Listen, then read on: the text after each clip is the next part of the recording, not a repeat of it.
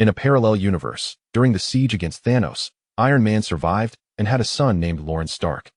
He followed in his father's footsteps, traversing the cosmos and gradually enhancing his abilities. Lauren, alongside the Avengers, vanquished formidable foes such as Thanos, the Devourer of Worlds, and Kong the Conqueror. You think after leaving your father, Iron Man, you can define yourself? A playboy, a wealthy heir, a superhero, among the strongest. Chapter 1. Doctor Strange signaled 1. On Blue Planet, billowing smoke engulfed the surroundings, rendering visibility nearly impossible. The Avengers, a coalition of numerous superheroes, witnessed Thanos assemble all the Infinity Stones within his gauntlet. His right hand radiated an uncanny, multicolored glow, as various cosmic energies intertwined, seemingly on the verge of exploding. With a heart full of malice, Thanos prepared to snap his fingers, threatening imminent annihilation. At that moment, Doctor Strange extended his right hand, raising a single finger to signal Tony Stark. Understanding the cue, Tony rapidly charged his mechanical right arm, blue and white light coalescing swiftly. In an instant, a powerful laser beam erupted from Tony's suit, piercing through Thanos' thumb and forefinger, blood erupting like a blossoming rose. With his digits obliterated, Thanos could no longer snap his fingers. In agony, he howled. Realizing the dire situation, he hastily extracted the Space Stone from the Infinity Gauntlet, activating its power to teleport into another realm, thus evading capture. This battle concluded with Thanos' retreat. From that moment forth, Iron Man emerged as a celebrated hero. As he traversed the streets, throngs of admirers clamored for his autograph. Even late at night, paparazzi trailed his every move. The market value of Stark Industries soared, earning the trust and admiration of the populace. Iron Man's posters adorned the streets of New York, and his promotional videos played incessantly on dazzling 3D screens. Years later, Tony and his wife welcomed a son. Tragically, during one of Tony's missions, his wife fell victim to an assassination orchestrated by Thanos, seeking retribution for their previous confrontation. Doctor Strange's one gesture transformed into a legendary tale. A swaggering young man ambled through the campus. At 19, he felt exceptionally handsome, striding with an air of self-importance. Wearing sleek black headphones that pulsed in rhythm with the music, he exuded an undeniable coolness. Suddenly, he spotted Spider-Man, Parker, crossing a narrow arched bridge over a stream. The bridge was so constricted that only one person could pass at a time. As Spider-Man prepared to step forward, Wolverine and his adopted daughter, Laura, approached from the opposite end. Protocol dictated that Spider-Man should cross first, followed by Wolverine and Laura. However, given Wolverine's notoriously short temper, patience was not an option. He boldly stepped onto the bridge, and Laura, displaying courtesy, tugged at his arm, urging him, "No, don't rush ahead. Watch closely," Wolverine declared proudly. "This is how we Wolverines behave." He brusquely advanced onto the bridge, his expression defiant as he glared at Spider-Man. With no other choice, Parker stepped back, allowing Wolverine and his daughter to pass. It felt as if an intelligent scholar had encountered a soldier reasoning had no place here. As Laura passed him, she offered a slight nod, expressing her apology, saying, "Sorry," seeking to ease her own conscience. Parker shook his head and smiled, replying, "It's all right." Did you scold her?" Wolverine, Logan, suddenly turned and approached Parker, glaring fiercely. "Hey man, don't." Parker felt helpless. He merely acknowledged Laura's apology, without coercing her into it. Wolverine waved his hand dismissively. "No need for explanations. Are you feeling annoyed?" "Well, a bit." "Annoyed? Then hit me, let's see who comes out on top." With that, Wolverine threw a punch, his solid fist striking Parker's face. Parker fell backward, landing on the ground. Wolverine shook his head, muttering, "What a useless bug." Parker, dazed from the blow, struggled to regain his composure. "Don't you dare walk away. Apologize." Wolverine couldn't help but laugh. "Wow? Apologize? Are you a little girl?" Humiliated by Wolverine's insolence, Spider-Man felt a wave of shame wash over him, rendered motionless on the ground. Wolverine advanced menacingly toward the helpless Parker. At that moment, accompanied by a roaring sound of steam, the previously brash young man descended from above, his shoes equipped with anti-gravity technology that allowed him to hover and stand midair. Wolverine, clearly unfamiliar with such advanced technology, cursed, "Damn, what a flashy display." The young man extended his right hand, positioning himself protectively in front of Parker, commanding Wolverine, "Don't move." Wolverine retorted, "So you're in cahoots with him, huh?" The young man raised his voice, insisting, "I said don't move." As he spoke, he hurled two bomb-shaped objects behind Wolverine. What were those? They appeared completely black. Wolverine furrowed his brow, scanning the two black devices, but his experience failed to identify their purpose. The two bomb-like objects lay motionless on the ground, resembling two glossy black eggs. Initially crouching to evade them, Wolverine soon realized they posed no threat and felt duped. Furious, he felt the veins in his forehead bulge, swiftly extending his claws and lunging at the hovering young man. Beep, beep, beep, beep, beep, beep. With the sound of a countdown initiating, Wolverine froze. What were those black objects behind him? Suddenly, the two devices detonated, releasing powerful electromagnets that stood side by side, generating a peculiar pulsing current. Before Wolverine could react, he was instantaneously drawn toward the magnets, as if shackled to a cross, utterly immobilized. At this moment, Parker dared to rise from the ground. "Hello, I'm Parker, Spider-Man," he introduced himself. The young man responded, "I am Lawrence Stark." "You haven't shared your alias yet?" Parker inquired. "What alias?" "Like how Spider-Man is a nickname." "Oh," Lauren realized, "my father is Iron Man." Chapter 2. The emergence of Polaris. Hey there, my friends. Wolverine remained ensnared by two powerful magnets. "Can we converse after you release me?" Laura gazed imploringly at Lawrence Stark. Lauren pursed her lips and replied, "All right." As she spoke, she pressed a button on her arm, causing the magnets to instantly lose their grip. Wolverine fell to the ground, landing on the grass. He scrutinized Lawrence Stark and remarked, "I came here as a recruit for the X-Men, never expecting to be schooled by a youngling who hasn't even shed his adolescence." Adopted daughter Laura noticed Lauren's apparent discomfort and said, "He is complimenting you. You can discern that, right?" Lauren replied, "Well, he'll take it as a compliment. The X-Men have been recruited? How was I unaware of this?" Wolverine grumbled, "The entire X-Men has been acquired by Marvel. We'll be living under someone else's roof from now on." Lauren nodded, saying, "I understand." He extended his hand toward Wolverine and stated, "I believe we shall become friends, shall we?" Wolverine opened Lauren's hand and stretched his limbs. Clearly, the magnetic confinement had left his adamantium body feeling tense, necessitating some movement. Wolverine remarked, "The superhero realm is always welcoming new talent. Not bad, kid, you possess some skills." Lauren, feeling bashful, scratched his head and replied, "My dad has good genes."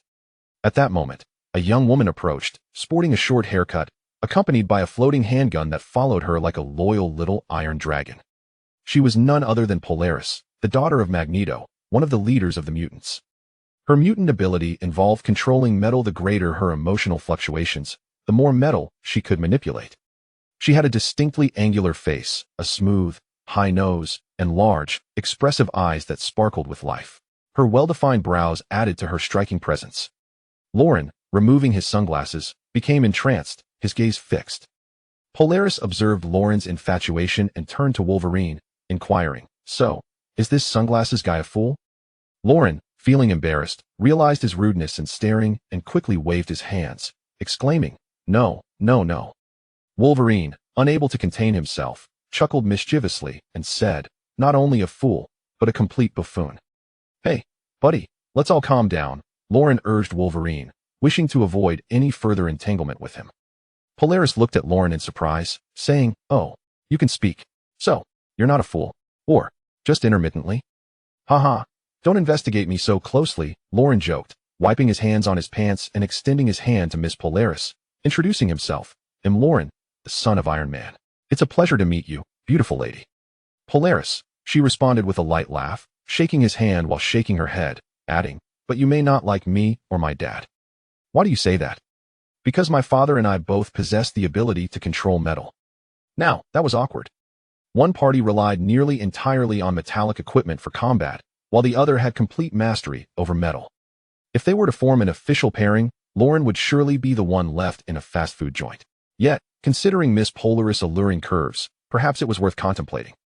Lauren continued to scrutinize her, his gaze captivated. Polaris pointed at Lauren, looking questioningly at Wolverine, as if to say, "Is he having another episode?" Wolverine nodded helplessly, saying, "The landlord's foolish son. You know how it is." Polaris rolled her eyes, shrugged in resignation, and waved her hand as she departed.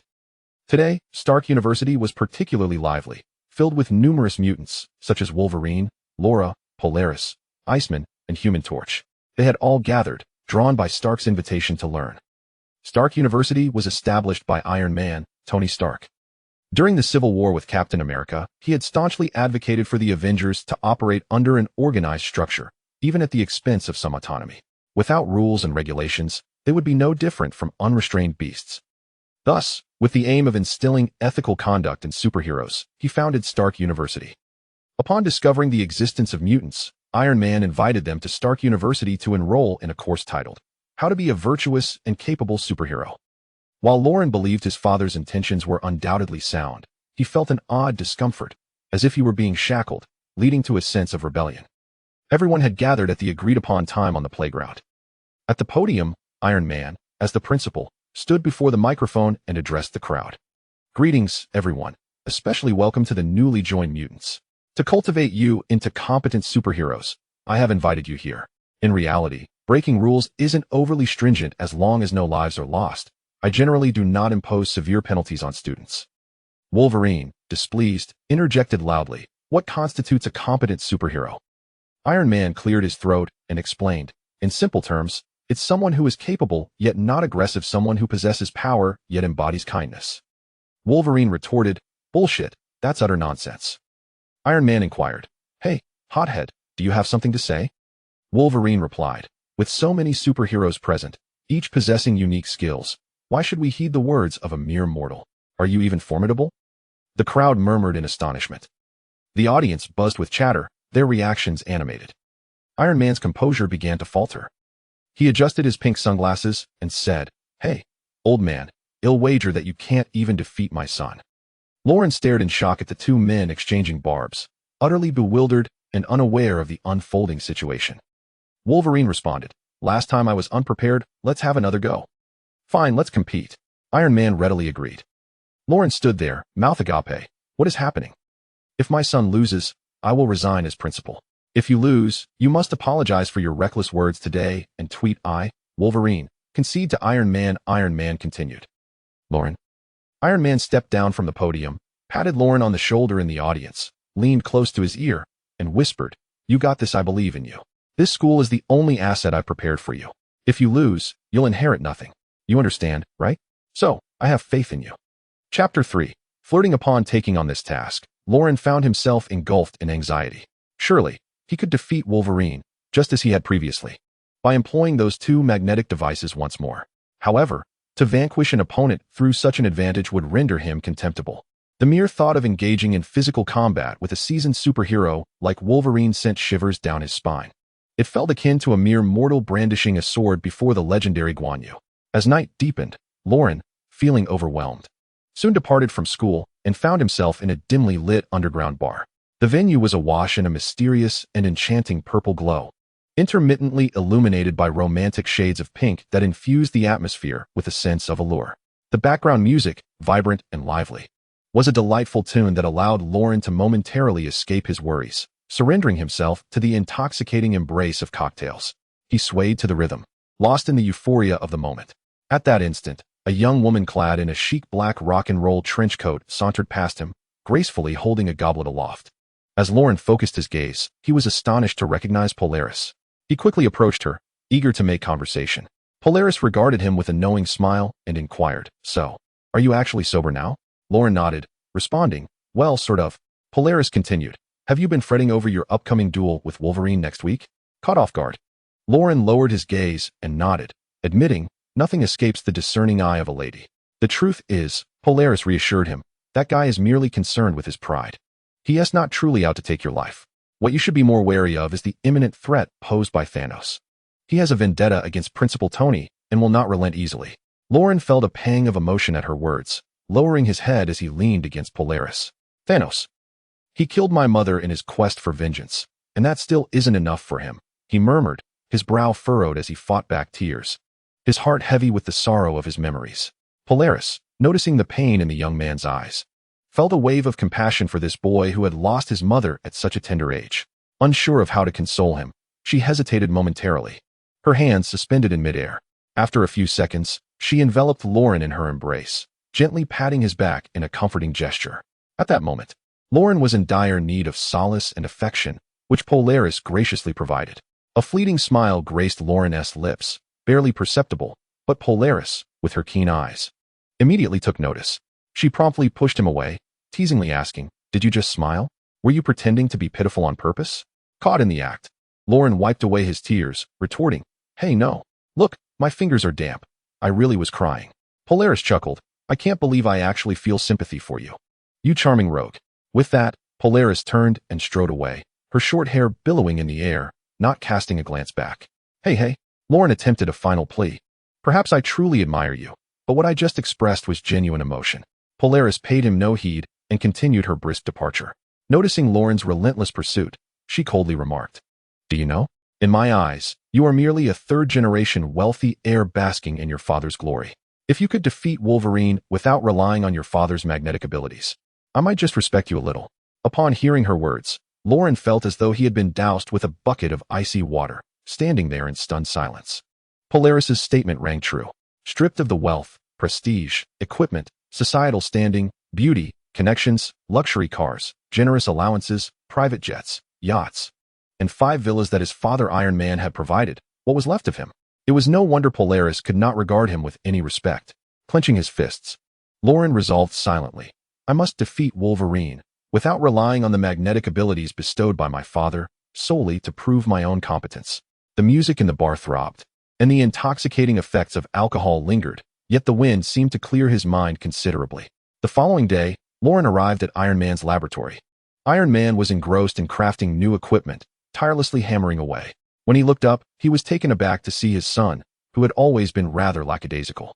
His surprise was akin to witnessing Thor, in his more sedentary days, suddenly embark on a fitness journey. "What brings you here, my son?" Tony inquired. "Could you arrange for someone to teach me martial arts?" Lauren asked. Tony replied, "Your uncle Captain America has commendable martial skills. However, I must caution you that choosing to compete with Wolverine in martial arts is a misguided path." Lauren sighed in resignation. "You always provide me with equipment. I no longer wish to depend on you." Tony set aside his work for the moment. He gazed sincerely at his son, who was reciprocating that honesty. It appeared that this child had finally matured somewhat. Stepping closer, Tony placed a reassuring hand on his shoulder, saying, "How about this? You forge your own equipment. Thus it wouldn't be considered as relying on my strength. If you truly find yourself struggling, just ask me." Lauren responded, "All right. I will first observe how you forge equipment, acting as an apprentice." Tony chuckled wryly. "I am currently crafting a makeshift version of the Infinity Gauntlet. The process is intricate. You shouldn't attempt to learn such a complex task right off the bat. It's beyond your current skill level." He looked at Lauren, whose eyes remained resolute, shining with unwavering determination. Tony set aside the half-finished replica of the Infinity Gauntlet and moved to the armor zone and laser zone, saying, "I look forward to seeing you create your own anti-Wolverine armor." "I refuse to use the magnetic abilities," Lauren asserted firmly. "Without utilizing the magnetism," Tony replied. "You must first ensure that your armor can protect you, so that when struck by claws, it does not cost you your life. Moreover, in the face of such close combat adversaries, one must learn to utilize jet propulsion devices to create distance before launching laser assaults against the opponent." Lauren gazed at Tony, eyes brimming with admiration, and remarked, "Father, you truly possess a wealth of knowledge." Tony replied, "I am the man who has defeated Thanos. Do not assume that your father is merely a useless individual who knows nothing beyond running a company." Lauren nodded affirmatively, declaring, "Very well, I shall commence my studies." Under the tutelage of Iron Man Tony, Lauren earnestly embarked on the journey of mastering the art of forging equipment, as well as swiftly donning and adapting to the gear. He learned to effectively utilize Iron Man's technology in real combat scenarios. For an entire week, Tony generously provided Lauren with personalized instruction, and under his guidance, the young man made rapid progress. Chapter 4. Stark Laboratory. The sun rose at 6 in the morning. Lauren, rising early, resolved to visit his father's Iron Man laboratory to forge equipment once more. Upon arriving at the laboratory entrance, he pressed his finger against the touchscreen fingerprint scanner. "Welcome, Lauren." As the fingerprint was confirmed, the doors opened, revealing that his father was already inside, diligently crafting equipment. Tony greeted him, "Good morning, my son." Lauren rubbed his eyes in disbelief. In his perception, his father Tony was a notorious night owl, never rising so early. "You are awake this early?" he asked. Tony chuckled. "I was up all night and haven't slept. I have created a prototype of the knockoff Infinity Gauntlet, but it still requires refinement. The purpose of this creation is to enable the wearer to snap their fingers without suffering the backlash of the gem's energy. In the next couple of days, I also aim to construct the anti-Thanos battle armor. At the mention of Thanos, Tony's expression hardened, his eyes gleaming with a fierce intensity. The vengeance for my wife must be exacted, he declared. Thanos. Lauren responded, I had thought he had already gone into hiding. If you had not mentioned him, I would have presumed he was dead. You are gravely mistaken about Thanos, Tony asserted. He is a man of singular purpose, an ambitious scoundrel. As long as he has not fulfilled his mission of reducing the population, he will remain active. Any silence is merely a temporary lull.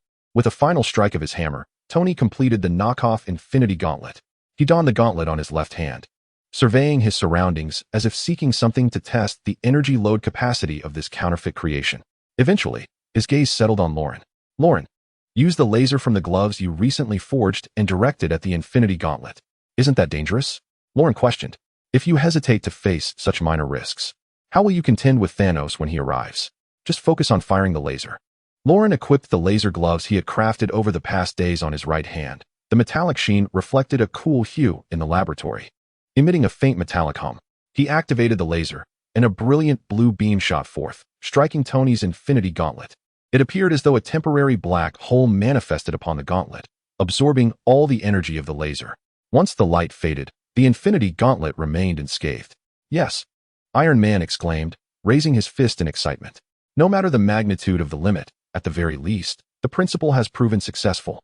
Energy cannot be annihilated, but it can be transferred, as long as the wearer is not subjected to the burden of that energy. Tony swiftly approached, wrapping his arm around Lauren's neck and shaking him several times in a gesture of exhilaration and celebration. It's getting late. You should take a nap, Lauren advised. Tony nodded, patting Lauren on the shoulder, saying, Keep it up, my boy. You will surpass your father. Lauren smiled knowingly and nodded, sunlight illuminating his face. After Tony departed, Lauren attempted to don the Infinity Gauntlet, muttering, How could one not consider the limits of energy transfer? If it merely shifts a small amount of energy, it won't be bearable. The gauntlet was designed to adapt to the wearer's hand shape, stretching and resizing for a perfect fit.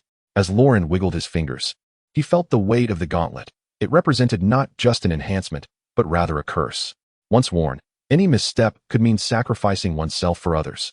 Confronted with this heavy reality, Lauren hesitated to dwell on his thoughts and resumed forging weapons. He recalled a proverb, the blacksmith strikes the material for the 101st time. This saying illustrates that there are no shortcuts in weapon forging. Some give up after just 2 strikes, others falter after 99. Yet, there are those who strike 100 times, only to abandon the effort before achieving their goal. To accomplish anything, one must possess the perseverance to strike that 101st blow. About an hour later, Lauren stretched his right arm, feeling the fatigue and soreness settling in. Nevertheless, he persisted, driven by a singular belief, to become as formidable as his father, Iron Man. Meanwhile, on the lawn, after a brief respite, Iron Man lay comfortably on the grass, savoring the tranquility. The sunlight cascaded down refreshingly, and the grass swayed gently, providing a sense of bliss. At that moment, a youthful voice called out, Mr. Stark. Iron Man removed his sunglasses to find Spider-Man, Parker, standing before him. Rising, he patted Spider-Man's shoulder and playfully pinched the back of his neck, greeting him warmly. Ah, it's you, little spider. Parker remarked, I met your son last time. Yes, just like you. Iron Man shook his head, responding, my son still has much to learn. Parker clarified, I meant his character, brave, fearless, willing to fight for others. Hearing this, Iron Man smiled knowingly, lowering his head, momentarily at a loss for words. You know, young Spider, he said earnestly, many people genuinely fight for others. It is merely a matter of their abilities. During the previous siege against Thanos, you exhibited remarkable bravery. Mr. Stark, with heartfelt sincerity, expressed that he had always regarded you as an idol. Upon uttering this, Parker lowered his gaze, reminiscent of a youthful secret, revealing a hint of shyness. Iron Man responded, saying, Both you and Lauren have my utmost confidence. The Avengers will not endure forever. We old-timers will eventually pass on. Therefore, I am contemplating the formation of a new generation of the Avengers. Oh, Parker replied, then perhaps the audience will vanish as well. Iron Man chuckled and shook his head, reclining once more upon the grassy expanse. Parker too lay down on the soft grass, beside Iron Man. A gentle breeze wafted through, and the two savored the beauty of life together. Suddenly, the sky darkened ominously. Is it about to storm? Parker gazed at the foreboding heavens, which had become shrouded in darkness, akin to a sudden blanket of ominous clouds. I must return to the rooftop of my dormitory to retrieve my blanket, he stated. Iron Man removed his sunglasses, rising to survey the surroundings. A tremendous wave of energy surged forth. The sky appeared not to be obscured by clouds, but rather as if a colossal spacecraft was descending. This scene mirrored the onset of the Avengers' encounter with Thanos during the opening of Avengers Endgame. On the ground, all the trees trembled unnaturally, and amidst the rolling black sky, a portion of a gigantic ship suddenly emerged. "This is bad," Iron Man shouted. "It's Thanos' warship. They have arrived." Chapter 5. I can do this all day. The colossal ship above Stark University unleashed a barrage of laser fire. Parker narrowly escaped being struck, but Tony leapt forward, tackling Parker to the ground, evading the lethal onslaught. The earth trembled and fractured, splitting into several segments, accompanied by a beam of blue light that pierced the ground. The generals of the Black Order, Corvus Glaive, Proxima Midnight, Ebony Maw, and Black Dwarf, were teleported down. In the distance, a swarm of Thanos' forces descended from the mountains. "Hey, what is happening?" Wolverine and others were utterly astonished. They had never witnessed such a grand display, especially from an enemy beyond Earth.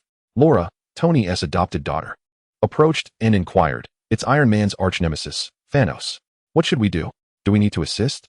Wolverine retorted, "You've disturbed my slumber.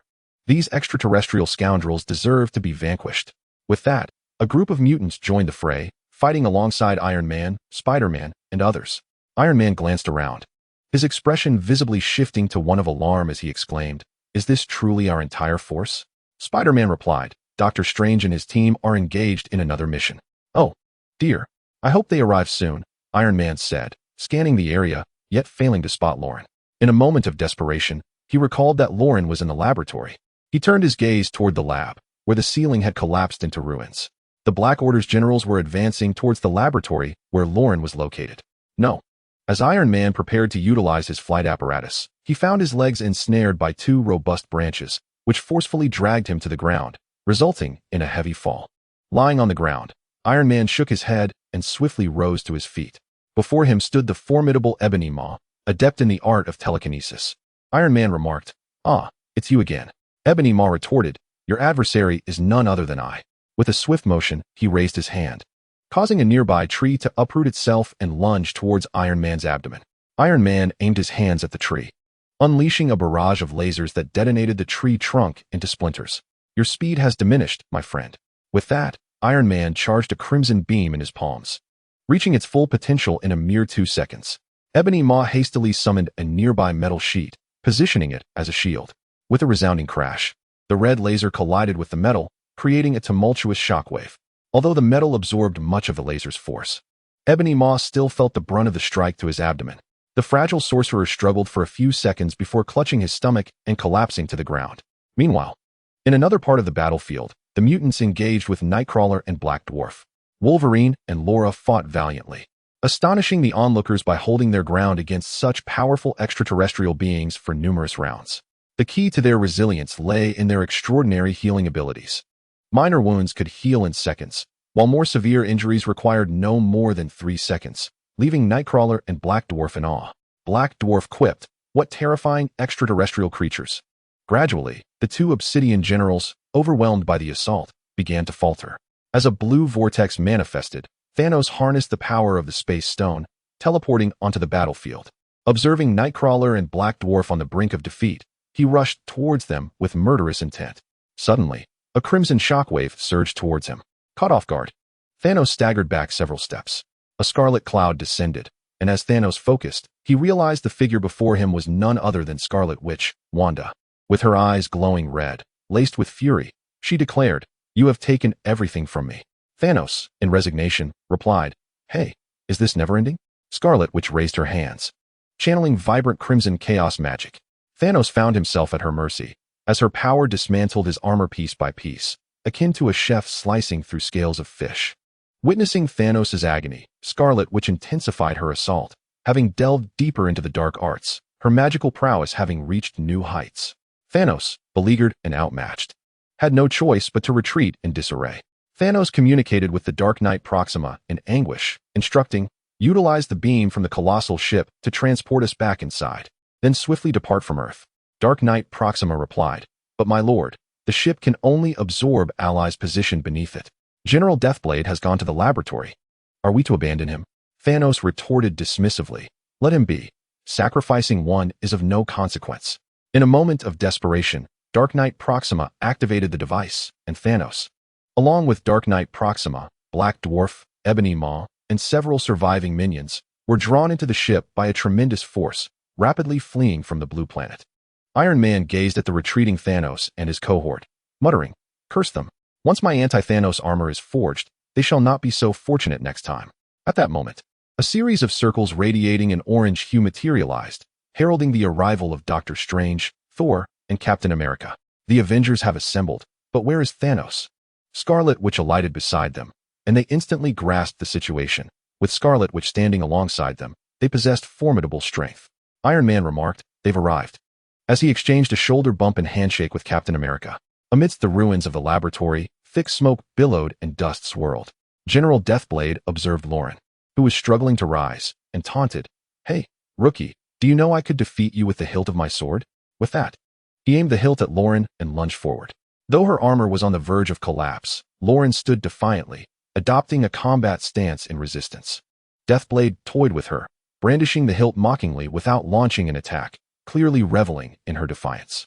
Lauren, bloodied at the corners of her mouth and her eyes vacant, swayed unsteadily, yet she fixed her gaze on Deathblade. Just as he grew complacent, Lauren suddenly surged forward, grasping the middle of the hilt and swinging its end forcefully against Deathblade's nose. "How?" Deathblade staggered backward, having taken a solid blow. Enraged, he bellowed, "You worthless wretch dare challenge me?" Lauren, facing this formidable adversary, maintained a look of disdain and perseverance, declaring, "I could endure like this all day." In response, Deathblade thrust the sharp tip of his blade toward her chest, advancing with a swift step. Just as the blade was a mere half-meter from her chest, a shockwave erupted, propelling Deathblade away. "Well said," Iron Man declared, striding forward with his head held high, accompanied by Captain America, Thor, Doctor Strange, and the others. "Now that is my good son." Chapter 6. The Fall of Deathblade. Deathblade glanced around, realizing he was surrounded by so many, and was instantly engulfed in a state of isolation and panic. Thor inquired, "Shall I eliminate him?" Iron Man declared, "No, we must capture him alive. I intend to extract from him the whereabouts of Thanos in the cosmos. Next time, I shall take the initiative." Deathblade, overhearing this, felt the weight of manipulation, perceiving himself as mere prey. In a fit of fury, he swiftly drew his blade and lunged at Captain America.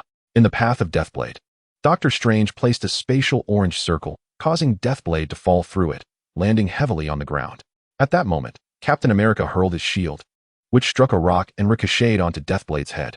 Thor then joined the fray, wielding his storm axe to summon a tempest of lightning that struck Deathblade instantaneously. Following a tremendous explosion, Deathblade lay on the ground, struggling to rise, his condition dire. He appeared battered and charred, as if roasted to perfection. The scene was marred by craters of varying sizes, smoke billowing, and embers dancing in the air. Amidst his agonizing cries, Deathblade proclaimed, "My Lord Thanos has treated me well. Even in defeat, I shall not betray him." With that, he seized a nearby weapon and thrust it into his throat. Blood gushed forth, and Deathblade fell lifelessly to the ground, officially defeated. Iron Man sighed, "Wow, this is tragically heart-wrenching." At that moment, Captain America approached Lauren, inspecting her injuries with concern. "Lauren, are you all right? Is your injury severe?" Lauren replied, "My gear absorbed the brunt of the damage. I'm fine." Iron Man surveyed the surroundings. Stark Academy had suffered significant damage in Thanos' attack, with many structures reduced to rubble. He placed a hand on his forehead, lamenting another substantial loss. "Repairing this will require a hefty sum from the company." Lauren looked at him incredulously, saying, "I nearly lost my life to Deathblade, and you're only concerned about your assets." Iron Man ignored her, turning to Doctor Strange and inquiring, "Doctor, can you pinpoint the location of Thanos' base in the universe?" Doctor Strange responded, "Don't tell me you intend to take the offensive." Iron Man replied, "My anti-Thanos armor will be forged in half a month, specifically designed to counter Thanos. I am confident of victory." "No need for anti-Thanos armor," Scarlet Witch interjected coldly. "I am here." Indeed, with Scarlet Witch present, confronting Thanos became a manageable task, rendering Iron Man's involvement unnecessary. Observing Scarlet Witch's unwavering confidence, Iron Man felt somewhat awkward and said nothing. Doctor Strange then stated, "Allow me to locate where Thanos has fled." He sat in meditation, and with a flicker of green luminescence, he activated the power of the Time Stone. He raised both hands to the heavens, his eyes tightly shut, awakening the third eye upon his forehead, swaying as if his consciousness were embarking on an interstellar journey. Within that eye, reflections danced. One moment it depicted a rainbow bridge, the next a desolate planet, and then the sun. It was evident that Doctor Strange's vision was persistently exploring the cosmos. As the celestial bodies within his sight multiplied, his body defied the laws of nature and began to levitate, ascending higher and higher, as if seated upon the very air itself.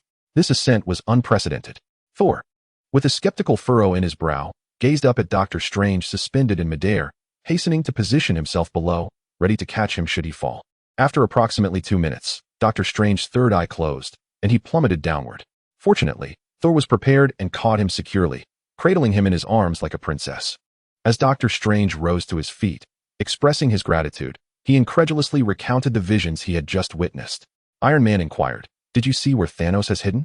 Doctor Strange replied, "I saw the planet Devourer gnawing at a celestial body, and I glimpsed Kong the Conqueror at the end of time. But I could not discern Thanos' location.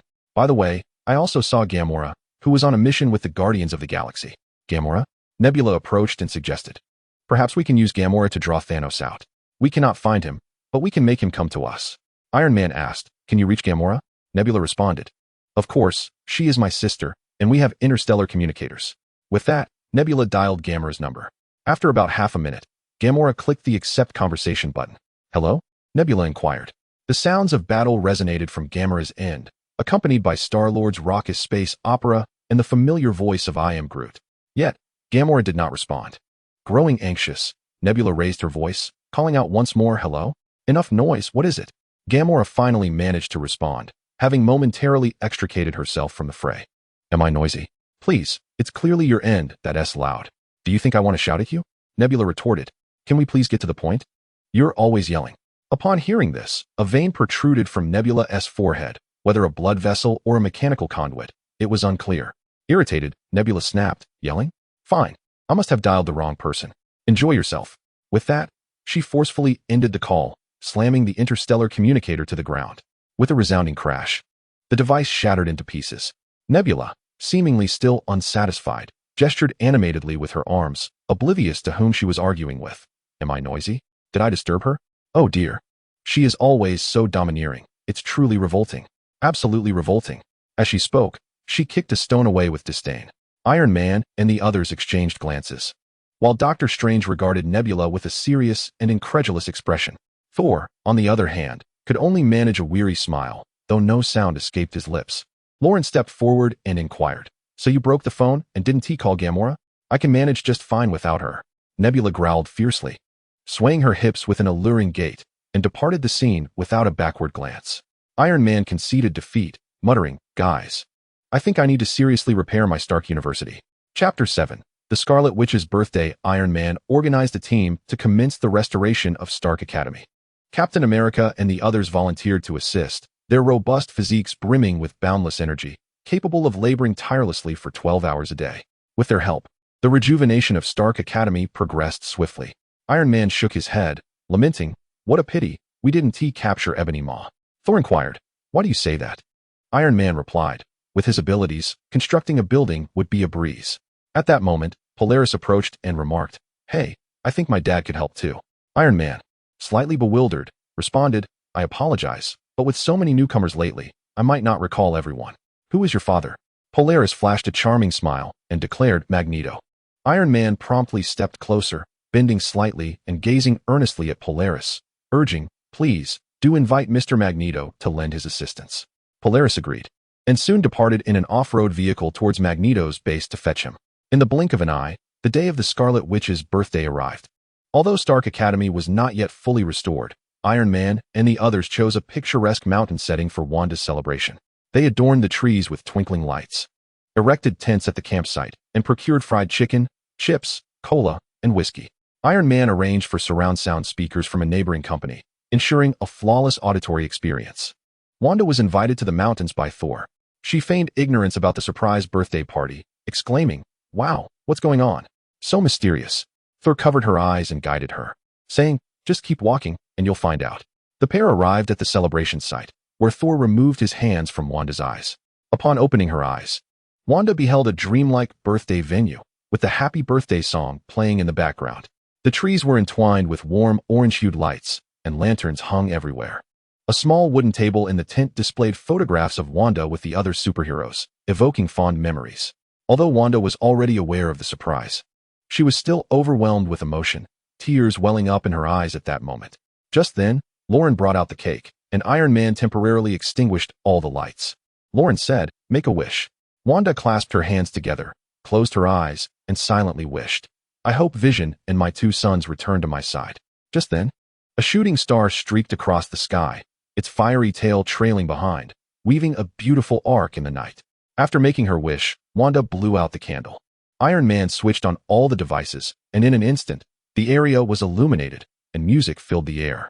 People began to clink their glasses, indulging in food and drink, engaging in lighthearted conversations in pairs and groups. The evening breeze carried a festive aroma, enveloping the atmosphere in joy. Laura, attempting to start a fire by friction, finally ignited the bonfire. Everyone gathered around it, singing and dancing. Warm sparks erupted, twinkling in the air like playful stars. The heat washed over each face, binding them in unity and delight. The bonfire sent plumes of smoke soaring into the sky, as if the earth were bestowing blessings upon the heavens. After the dancing subsided, the crowd grew weary and dispersed, some playing games, others chatting. At that moment, Wanda gazed into the flames, a hint of melancholy flickering in her eyes. Thor approached, inquiring, "What's wrong?" Wanda wiped away a tear from the corner of her eye and forced a smile, saying, "It's nothing. I just miss Quicksilver a bit. Today is his birthday. Yet he's forever gone." Thor, oblivious to the weight of his words, chuckled, "Oh really? I thought you were missing Vision." At this, Wanda felt a deeper pang in her heart. Realizing his thoughtless remark had struck a nerve, Thor quickly added, "I didn't mean that."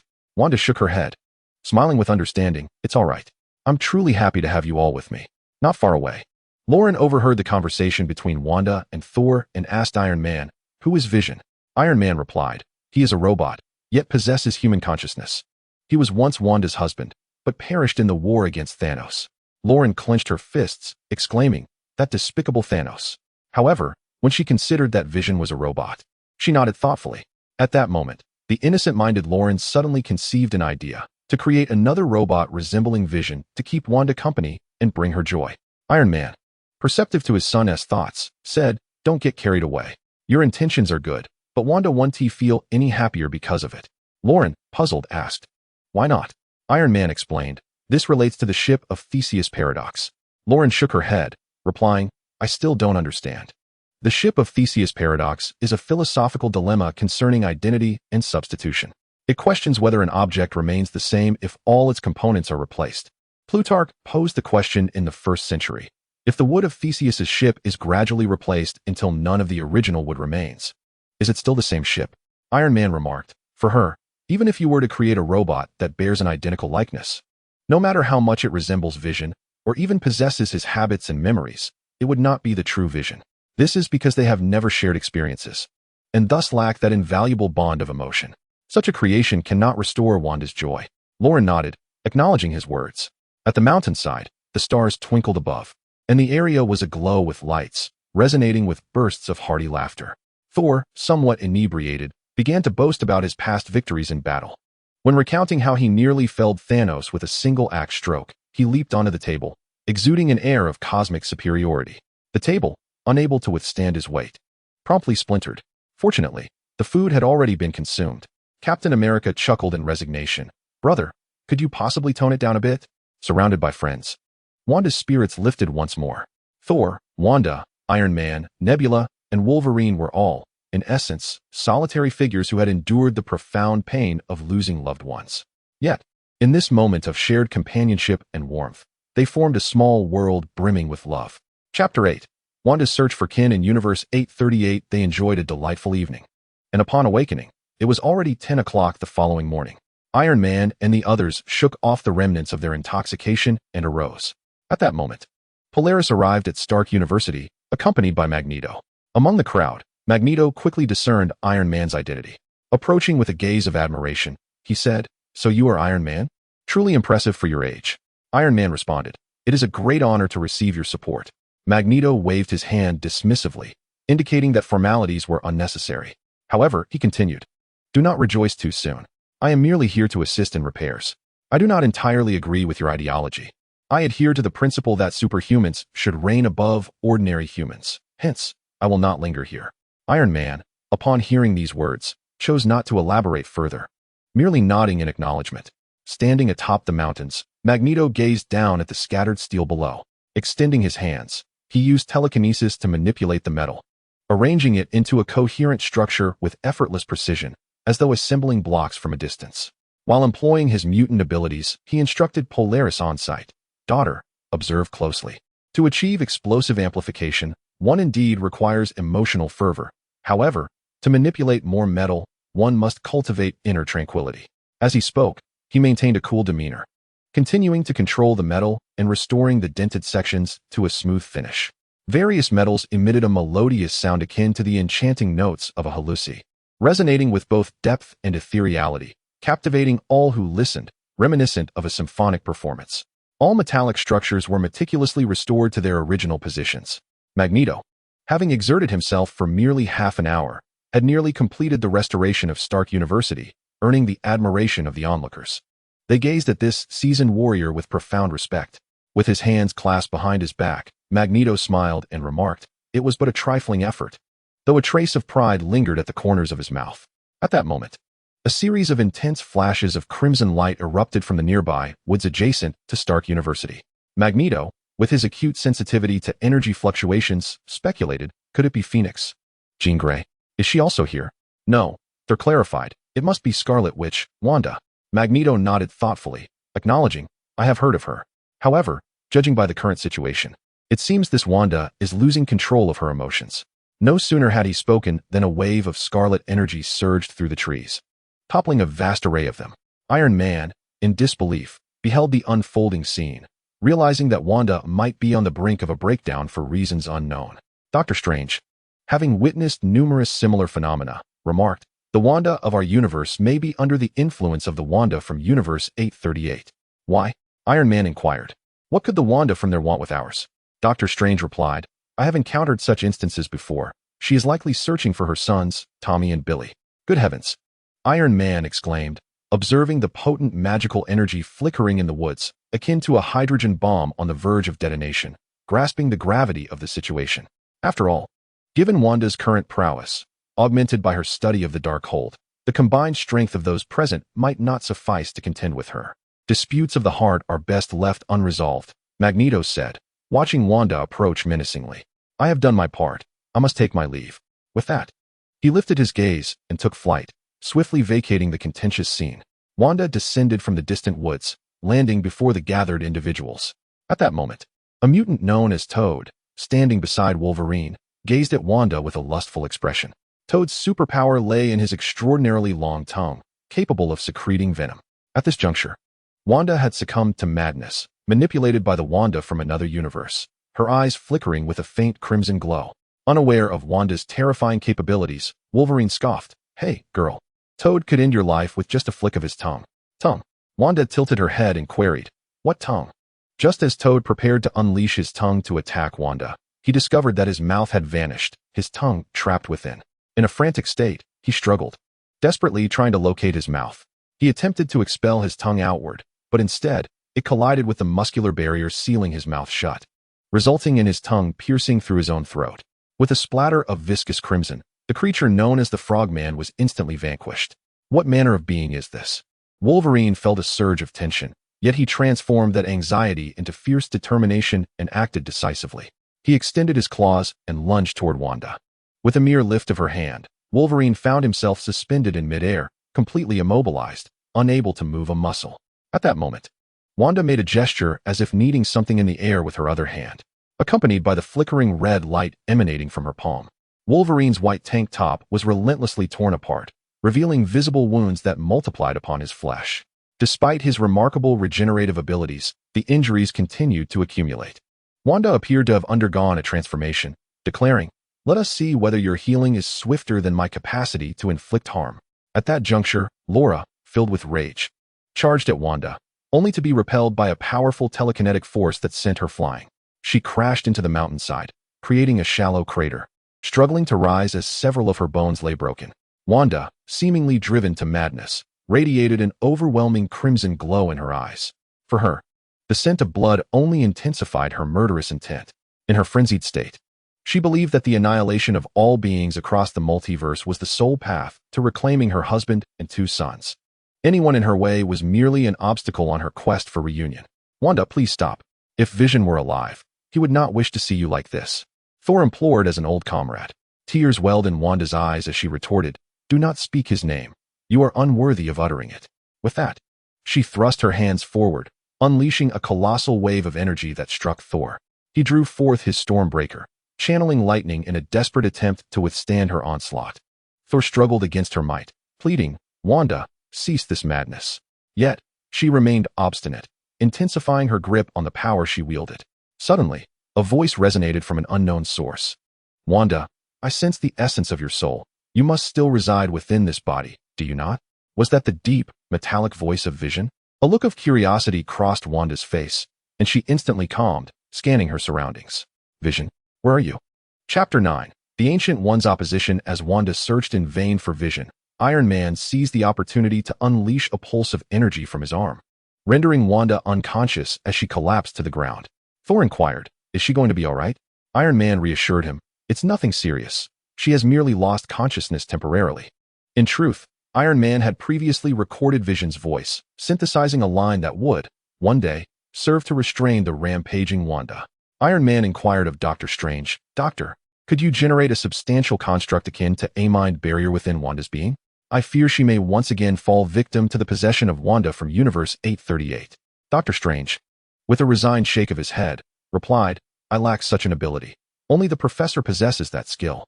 The sole course of action is to traverse the multiverse, locate the Wanda of Universe 838, and eliminate her. Iron Man responded, that's a commendable idea. So how do we traverse to Universe 838?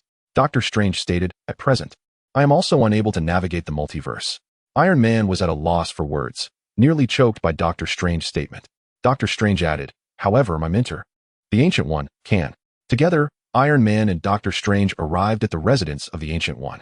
This universe differs from the cinematic universe. Thus the Ancient One is still alive. The Ancient One, with a glimmer of wisdom in her eyes, graciously welcomed the two into her abode. She remarked, did you know, Stephen, it has been quite some time since your last visit? Doctor Strange replied, the universe is vast. There are always matters that require my attention. The Ancient One asked, what brings you here this time? Doctor Strange responded, I seek the secret art of traversing the multiverse. What? A rare expression of disdain crossed the Ancient One's face as she continued. Traversing the multiverse creates chaos and invites disruption. It can lead to great turmoil. Doctor Strange refrained from rushing to elaborate, instead savoring a sip of mild tea, which bore a hint of sweetness amidst its bitterness. The Ancient One remarked, I suspect your desire for this journey stems from pressing circumstances. Doctor Strange affirmed, indeed, Wanda from Universe 838 has seized control of the consciousness of Wanda in this universe. Embarking on a rampage, we must eliminate the malevolent version of Wanda in Universe 838 before her next assault. The Ancient One quickly grasped the situation. However, she blinked and shook her head, indicating her disapproval of her beloved disciple's intentions. With a flick of her yellow-robed sleeves, the Ancient One conjured projections in the air using her magic. With one hand, she fashioned 4 or 5 purple orbs, representing distinct universes. Subsequently, with her other hand, she created a more sinister universe, from which a hand emerged, obliterating the other 4 or 5 purple orbs. This signified that a formidable entity within one universe could annihilate the life of others. Throughout her demonstration, the Ancient One spoke not a word. Upon completion, she gazed into the eyes of the two and inquired, do you understand? Iron Man replied, I comprehend this riddle. You imply that the Wanda of that universe is too malevolent, having eradicated others, thus necessitating our intervention to eliminate her. The Ancient One let out an exasperated huff, shaking her head in disapproval, indicating that it was not the correct interpretation. Doctor Strange, however, understood the nuance and explained to Iron Man, sometimes distinctions between good and evil blur, and only positions matter. Should we recklessly traverse to other universes and directly eliminate Wanda, it would fundamentally be no different from the interference of the malevolent which from Universe 838. Both act as disruptors and invaders. The Ancient One nodded and remarked, you know, Dr. Stephen, I have always advocated that the guardians of each universe should focus on their own realms. Once traversing the multiverse becomes commonplace, It will lead to great chaos and potentially result in the formation of conflict realms. As she spoke, the Ancient One conjured a green, curved line, symbolizing the lifeline of a singular universe, and subsequently drew 3 or 4 parallel green lines alongside it. These lines resembled branches, each adorned with small bifurcations. The Ancient One continued, but what if these small bifurcations were forcibly connected? Demonstrating the repercussions of such forced connections, she illustrated how they would intertwine, forming a web-like structure, ultimately descending into a tangled mess. Iron Man inquired, "Are you suggesting that if we forcefully breach the barriers between universes, it could trigger a chain reaction resulting in uncontrollable chaos?" The Ancient One nodded, affirming, "You possess great insight, Stark." Doctor Strange, gritting his teeth, with a grave expression, posed the question, "Should we simply stand by and do nothing?" The Ancient One replied, "Sometimes, there are many ways to address a problem. I do not recommend you take this risk." Doctor Strange nodded in understanding. After the two enjoyed their tea, the Ancient One escorted them to the door, where they bid her farewell. Doctor Strange asked, "What should our next step be?" Iron Man responded, "I believe we must seek out the Professor and construct a mental firewall for Wanda." Doctor Strange, surprised, asked, "So you know the Professor as well?" Iron Man replied, "That old man spoke to me previously. When I mentioned integrating mutants into Stark University, he was the first to support it, but his ideology was excessively extreme, insisting that every use of superpowers must receive organizational approval. Such severe restrictions on freedom are not what I advocate, and ultimately, I had to ask him to leave." Doctor Strange questioned, "Did it really reach such an impasse? Could you still invite him back?" Iron Man mischievously winked. He considered himself a good person, at least firmly believing in that notion. Chapter 10. Seek the Professor. Doctor Strange formed a circle that could transcend space, and the two leaped through it. They arrived at the entrance of the Professor's Mutant Academy. To their dismay, they found the door ajar, with weeds flourishing on the lawn and a thick layer of dust settled upon the ground. They realized this was a sign that the academy had long been devoid of students. A portion of the mutants had followed Magneto, while those willing to pursue the Professor had all been sent to Stark Academy for further studies, leaving only a few, such as Jean Grey, the Phoenix, unaccounted for. As Doctor Strange and Iron Man entered, they discovered the Professor in a desolate, dilapidated office, quietly sipping on a drink, the former brilliance now a distant memory. Iron Man observed the scene with a hint of sympathy and inquired, "Professor, are you all alone here? Is there no one left to care for you?" The Professor replied, "No, Hank is upstairs. What brings you here?" Iron Man continued, "Although we have previously had our disagreements, I believe they do not stem from any fundamental conflict. I would like to request your assistance at my Stark University. Would you oblige?" The Professor took another swig of his drink, his face marked by lonely tear streaks, and replied, "Perhaps it is best I refrain." Doctor Strange stepped forward, earnestly stating, "However, your students have expressed a deep longing for your presence." Upon hearing these words, the Professor's expression visibly softened, nearly bringing him to tears. He restrained his emotions and said, "Very well, what assistance do you require?" Doctor Strange explained, "The malevolent witch from Universe 838 frequently attempts to seize control of our Wanda. We hope you can help her establish a mental barrier to prevent such domination." The Professor, upon hearing this, resolutely declared, "I cannot accomplish that." Iron Man, puzzled, questioned, "How can that be? Isn't that your superpower?" The Professor clarified, "To be precise, I cannot guarantee success. The mental barrier is composed of my psychic energy, yet my psychic strength has its limits. Should the malevolent witch from 838 surpass my mental capacity, the barrier would be easily breached." Iron Man pondered for a moment, unsure how to persuade the Professor to undertake this endeavor. It was undoubtedly a perilous undertaking in the Professor's eyes, and a conservative figure like him would likely shy away from such risks. Iron Man said, "Ultimately, whether or not you create the mental barrier is your choice. However, Wanda is surrounded by your students, and if she were to spiral out of control, your students would undoubtedly be the first to suffer. Just last time, Wolverine nearly lost his life." At the mention of Logan, the Professor felt a profound stir within. Wolverine had been among the first to fight alongside him, and if these young ones were to suffer due to his cowardice today, his conscience would be forever troubled.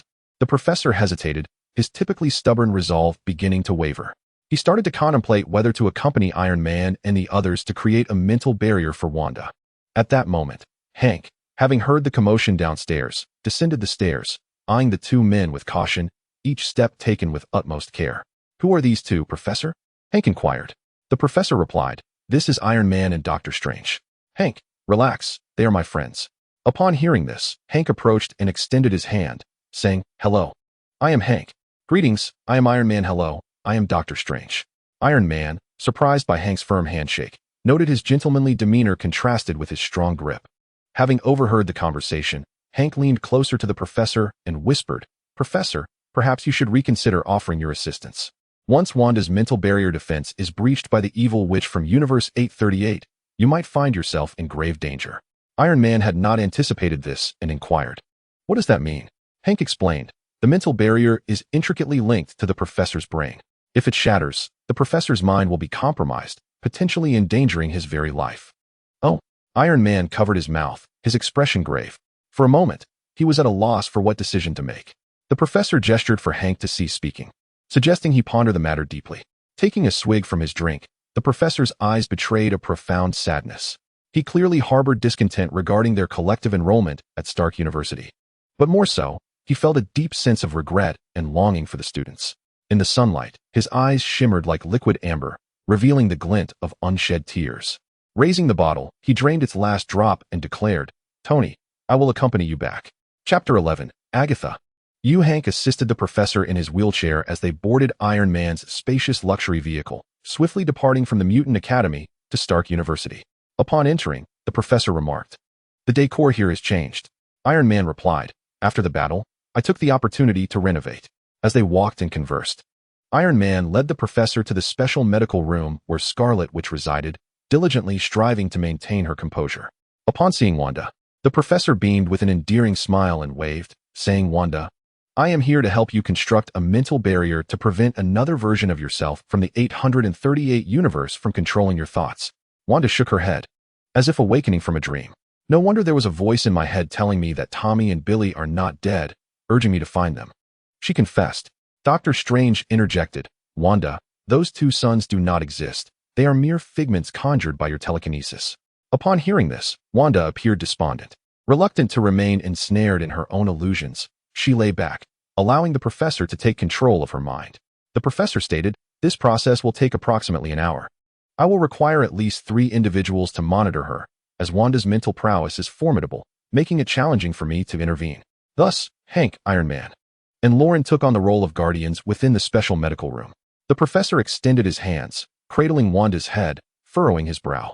He sighed deeply, filled with sympathy, lamenting, "What a wretched fate this girl endures." With that, he continued to exert his mutant abilities upon Wanda's head, attempting to forge the mental barrier. As his psychic energy probed and merged with her essence, he finally glimpsed the profound depths of Wanda's inner world. Despite her immeasurable magic, the ones she cherished most were but Vision, her 2 children, Quicksilver, and her comrades from the Avengers. She never aspired to dominate the world. Her sole desire was to cultivate a nurturing environment, a warm home. The professor continued to caress Wanda's head, intertwining his thoughts with hers. More accurately, he was substituting his own thoughts in order to construct a mental barrier.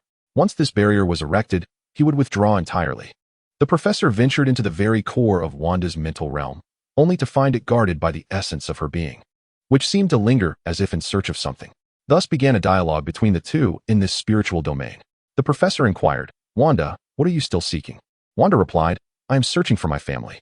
The professor reassured her, "You have family, Wanda, your friends are your family.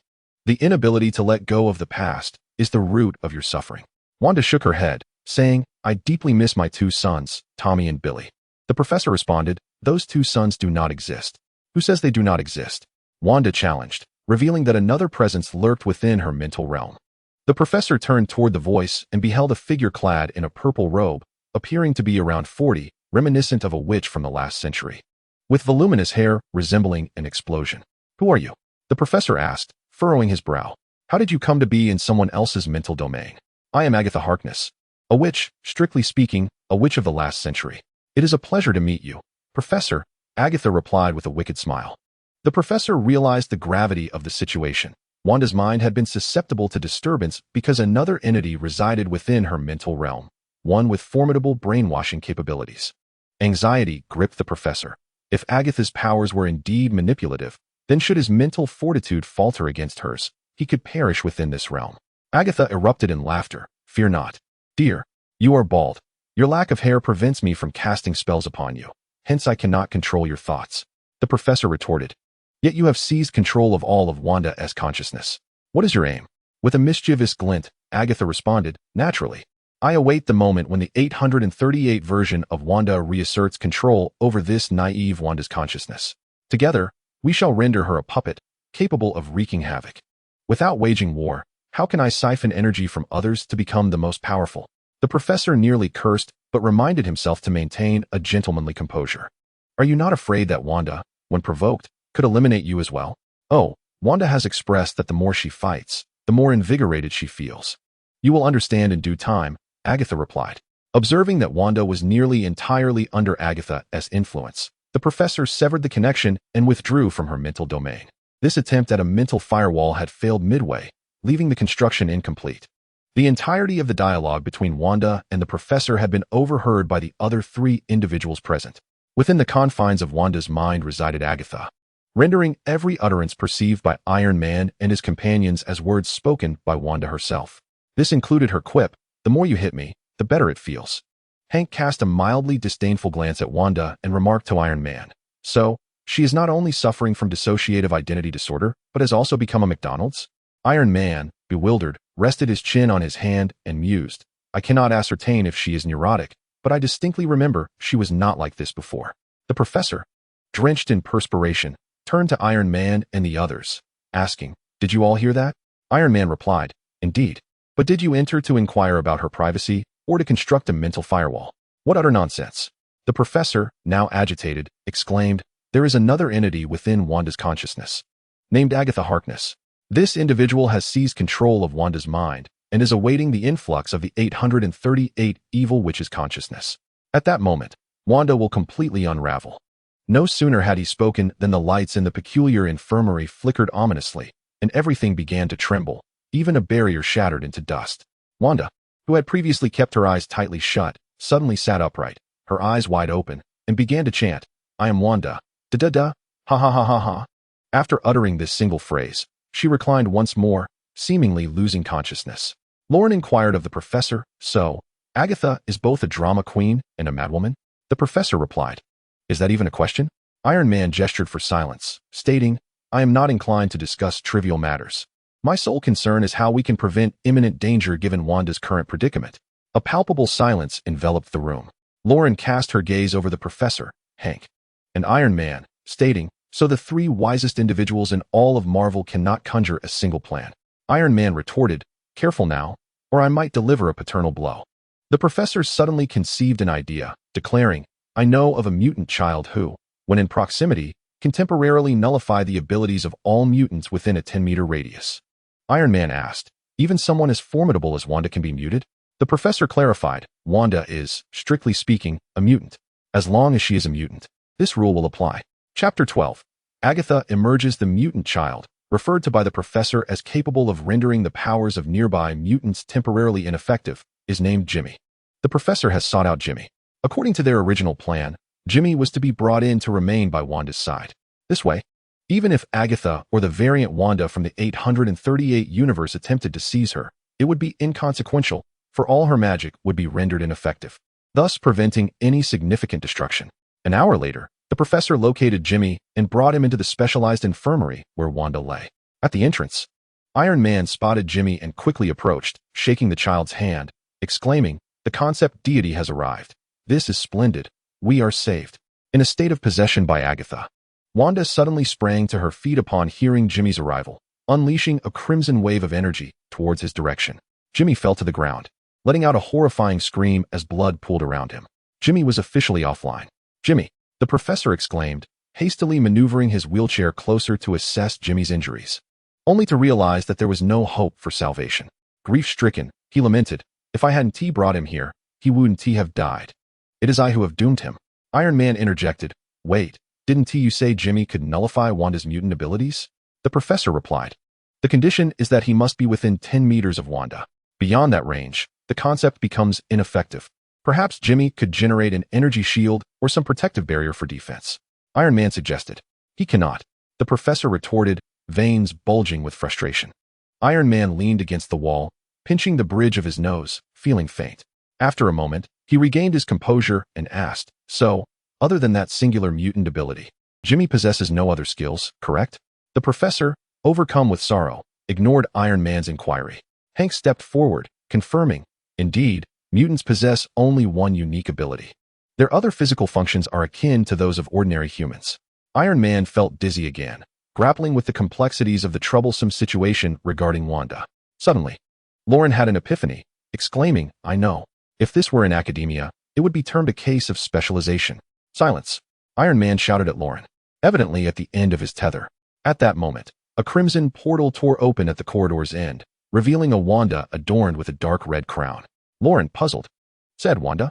Just then, the lab's Wanda, the Agatha-possessed version, emerged, declaring, she is Wanda, but who is that old hag? Iron Man and the others exchanged bewildered glances, utterly confounded. At this juncture, Dr. Strange rushed in, exclaiming, this is dire. The evil witch from Universe 838 has breached the dimensional barrier and is coming for us. Wanda from 838, crowned in dark red and her crimson hair billowing in the air, questioned, why can't I access the consciousness of your universe's Wanda? The Agatha version of Wanda replied, why you ask? This Wanda's consciousness is now under my control. Two tigers cannot coexist on the same mountain. The 838 Wanda exclaimed, oh, so it's you who caused me to break through the dimensional wall to confront you personally? As she spoke, she conjured a scarlet energy sphere, simultaneously. The Agatha Wanda produced her own red energy sphere. Lauren, observing the unfolding drama, inquired of Dr. Strange, Uncle, if these two Wandas engage in battle, which one is stronger? Dr. Strange responded, without a doubt, it is the Wanda from Universe 838. If they were to truly clash, our universe's Wanda would be doomed. Lauren asked, should we intervene? Dr. Strange replied, we must act according to the situation. In Universe 838, Wanda, having gathered her energy, raised her hand and unleashed a colossal sphere of destructive power towards the Wanda of the main universe. The blinding explosion compelled everyone to shut their eyes. Just as the onlookers anticipated that Wanda would be obliterated by her 838 counterpart, a purple figure swiftly materialized, shielding her from harm. The professor recognized this figure as Agatha, the old witch clothed in purple, residing in Wanda's mind. Agatha withstood the overwhelming force unleashed by the 838 Wanda, her form nearly unrecognizable in an instant. Yet, in a fleeting moment, an energy conduit established itself between them, allowing Agatha to continuously siphon the energy from Wanda of Universe 838. Her hair billowed, and her vitality surged. Conversely, the 838 Wanda appeared increasingly desiccated, her complexion darkening as she was gradually drained to a mere husk. Agatha's signature laughter echoed. What a delightful feast. As the last vestige of energy from the 838 Wanda was consumed, she collapsed, officially vanquished. Agatha, now imbued with terrifying strength, fluctuated between shades of red, indicating the overwhelming energy coursing through her. The Wanda of this universe finally regained her consciousness, her eyes widening in surprise and anger upon seeing Agatha. Ah, it's you, she exclaimed. Agatha replied, indeed, it is I, my dear friend. As Wanda prepared to cast a spell, Agatha interjected, wait. Surely, you wouldn't want to miss the opportunity to find Billy.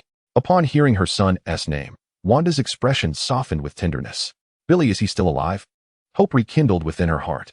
For Wanda, reuniting with her family meant everything. Agatha assured her, of course, Billy is on the communication road, showcasing his prowess on the witch's path. Dr. Strange regarded Agatha with suspicion, unable to discern the veracity of her claims. Wanda possessed the capability to transform fantasy into reality. Could it be that Billy was no longer a mere figment of imagination, but rather a tangible being? Agatha continued, if you trust me, I can lead you to Billy. And perhaps Tommy and Vision might cross paths once more. Wanda, brimming with excitement, rubbed her hands together and touched her face, scarcely believing it could be true. If this were indeed reality, her life would once again be infused with hope. After a moment of contemplation, Wanda declared, I have decided to accompany you in search of Tommy. Iron Man, you can handle Thanos on your own. Iron Man, somewhat exasperated, responded, wait a moment. But Wanda interrupted him with resolute determination. My decision is made. I must embark on this quest for my family immediately. Iron Man could only shake his head in resignation. Lauren gently tapped Iron Man's arm and remarked, now, your anti-Thanos armor has a chance to stand out. Iron Man affectionately retorted, that makes it the third time you've been cheeky today. Lauren rubbed her flushed cheeks, appearing more subdued. Dr. Strange and Iron Man approached Wanda, enveloping her in a gentle embrace, saying, regardless of the outcome, we will always welcome you back whenever you wish to see us. Wanda, her eyes brimming with tears, was deeply moved. She waved to the group and, hand in hand with Agatha, soared away from Stark University, embarking on a journey to find her family. Chapter 13. Journey to Wakanda. Iron Man watched Wanda's departing silhouette gradually fade into a small black dot and said, "Now we must rely on ourselves. Lauren, come with me as we create the anti-Thanos armor." Lauren followed Tony into the laboratory. Within those walls, Iron Man toiled day and night for 3 days and nights, while Lauren diligently observed and learned a great deal. Finally, the anti-Thanos armor was complete. Iron Man, exhaling a sigh of relief, declared, "At last, it's finished." He then connected his homemade Infinity Gauntlet to the anti-Thanos armor. Tony, lost in admiration, gazed at the armor and proclaimed, "It truly is a masterpiece, especially this Infinity Gauntlet. Once the snap is executed, it will generate micro-black holes, transferring immense energy shockwaves. The next time I snap my fingers while wearing it, even those with lesser physical prowess will not be adversely affected." Lauren replied, "In the last experiment, that indeed proved effective. But how can you ensure that the immense energy from the Infinity Stones will also function as intended?" Tony responded, "What? Based on the previous experiment. The principle has already been validated." Lauren, exasperated, placed her hand on her forehead and chuckled, "You are far too abstract, like someone cursed by knowledge." She shook her head and produced a rubber band, stretching it without breaking. As she demonstrated, she explained, "What does this rubber band stretching without snapping indicate?" Iron Man appeared puzzled, unsure of Lauren's point, and simply stated, "It means it stretches without breaking? What if I apply more force?" Lauren exerted greater strength, and the rubber band reached its limit, snapping instantly. Iron Man's eyes lit up with realization as he exclaimed, "Son, you are absolutely right. The energy level of the Infinity Stones is far too high. My ability to withstand your weak energy blasts does not imply I can endure the backlash from the Infinity Stones." Lauren nodded, saying, "This is why I have always despised those pseudoscientists who construct models in isolation and conduct small experiments, attempting to validate all of existence." Iron Man gazed thoughtfully at the homemade Infinity Gauntlet. After a moment of contemplation, he stated, "I must acquire vibranium from Wakanda to enhance the quality and density of the equipment to ensure it can withstand the energy of the Infinity Stones. Here's what we'll do. Lauren, you will travel to Wakanda." Lauren was taken aback, pointing to her own face, and said, "Me?" Tony affirmed, "Yes, you. You should simply say that your father is Iron Man, and they will grant you vibranium," Tony suggested. Lauren, feeling somewhat resigned, countered, "But what if they refuse?" Tony replied, "Then you must employ every means necessary to procure the vibranium. Just remember not to make things too contentious with the Black Panther, as I have to maintain a good relationship with them in the future." Lauren exclaimed, "Do I truly have the capability to confront them?" At that moment, Polaris entered with confidence, declaring to Iron Man, "Principal, I wish to accompany her." Tony remarked, "Your superpower is metal manipulation, correct? Then you shall go with Lauren." He gave Lauren an encouraging glance. "How many days do you need?" she inquired. "You have 7 days, and you must acquire at least 2 pieces of vibranium or—" Tony instructed. Lauren nodded in agreement. Turning to Polaris, she extended her right hand amicably, saying, "Here's to a successful collaboration." Polaris playfully slapped Lauren's hand and replied, "Wishing us a pleasant partnership." Filled with confidence, Lauren and Polaris embarked on their journey to Wakanda. They piloted the stealth aircraft provided by Tony, landing 5 kilometers from Wakanda's border, ready to acquire vibranium. Chapter 14. Wakanda. Day 1. From a distance, Polaris and Lauren gazed upon the remarkable land of Wakanda. Its rugged terrain and advanced technology created a truly unique landscape. The country was adorned with various aerial tracks and flying vehicles, a testament to its foundation upon vibranium. "Let's go. We'll enter directly," Lauren declared confidently. Polaris, even more assured, responded, "Shall we negotiate, or will we resort to combat?" Lauren asked, "Combat? Are you certain that the 2 of us can prevail?" Polaris laughed, "If it's against others, I may falter. However, the inhabitants here largely rely on vibranium weaponry, and I am quite confident in my abilities. Let us proceed with diplomacy before aggression," Lauren suggested. Thus, they arrived at the entrance of Wakanda, where 2 soldiers stood guard. Upon seeing Polaris and Lauren, they crossed their spears, blocking the entrance, and inquired, "What brings you here?" Lauren replied, "My father is Iron Man, and I am Lauren. I seek an audience with Black Panther Shuri." The soldier responded, "Please wait here. I shall report your arrival." The 2 waited at the entrance for 10 minutes before Shuri descended gracefully on a high-tech, glowing disc, landing before Lauren, accompanied by General Okoye. Lauren introduced herself. "Greetings. I am Lauren, the son of Iron Man." Okoye questioned, "Do you have any proof?" Lauren replied, My father often mentions how General Okoye vanquished the Proxima Midnight with remarkable swiftness during the battle against Thanos' army. It was truly impressive. Okoye beamed widely, saying, "Oh, it was nothing, really." Shuri then asked, "What brings you here?" Lauren stated, "I wish to borrow 2 pieces of vibranium." Upon hearing that the other party sought vibranium, Surue's expression abruptly soured, her countenance shifting to one of grave concern as she exchanged glances with Okoye, their demeanor growing notably serious. Lauren sensed the reluctance to part with the vibranium, and a sudden realization dawned upon her that the matter was becoming particularly complicated. Okoye, eyeing her with vigilant scrutiny, inquired, "Who is this?" Lauren replied, "This is Polaris, my friend who has accompanied me." Okoye seemed to detect an unsettling nuance, leaning closer to Polaris and inhaling deeply. As she did so, her brow furrowed in discomfort, her expression darkening. Then, as if she had discerned something alarming, she swiftly stepped back, alertly stating, "Why does she carry the scent of a mutant? I have encountered this aroma on Namor as well." "What? A mutant?"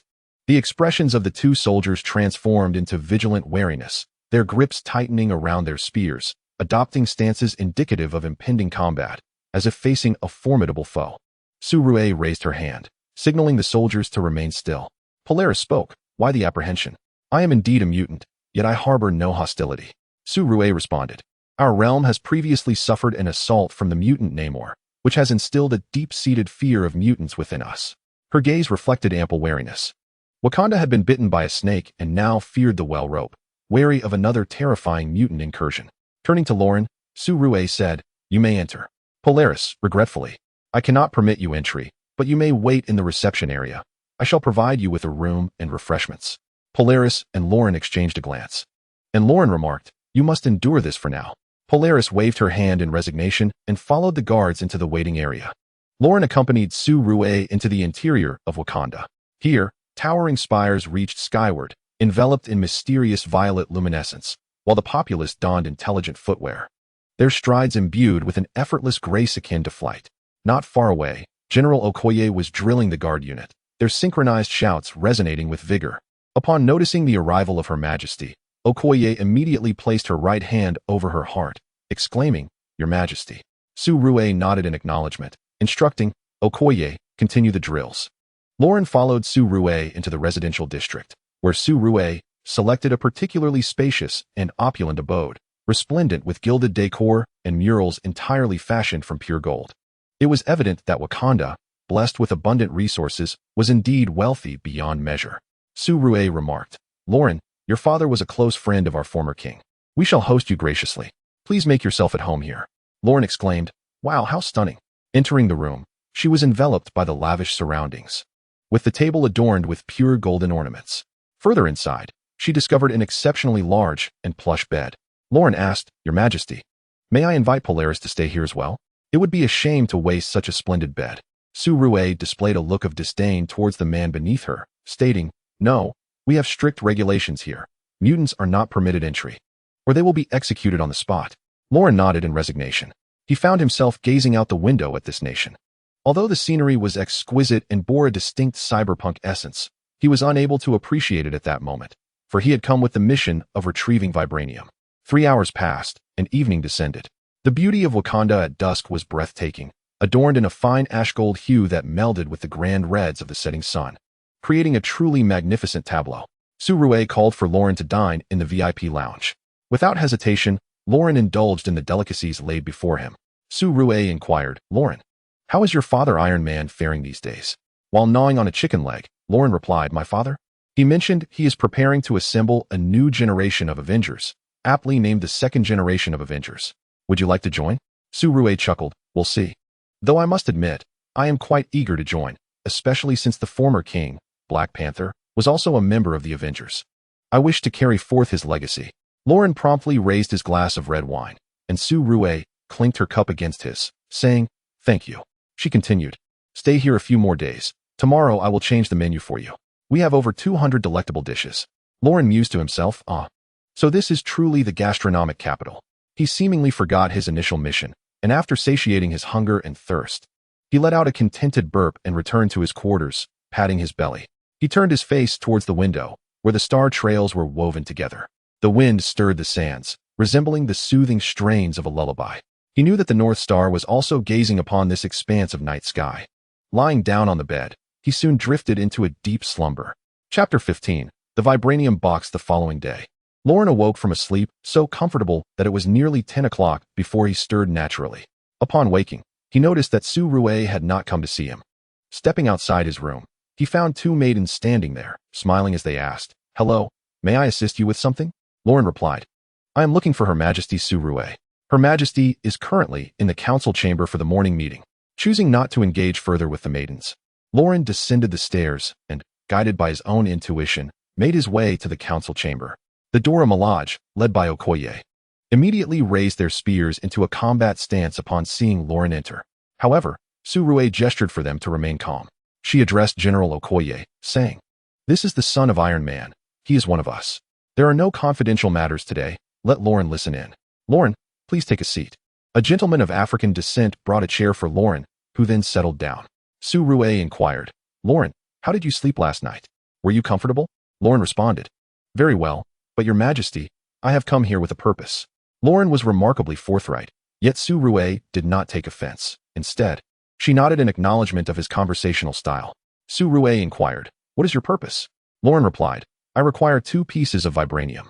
At this declaration, a palpable shock rippled through the assembly, and they regarded Lauren with a mixture of wariness and hostility. The atmosphere in the grand hall grew notably tense, as it was evident that Lauren's words had struck a nerve among this group.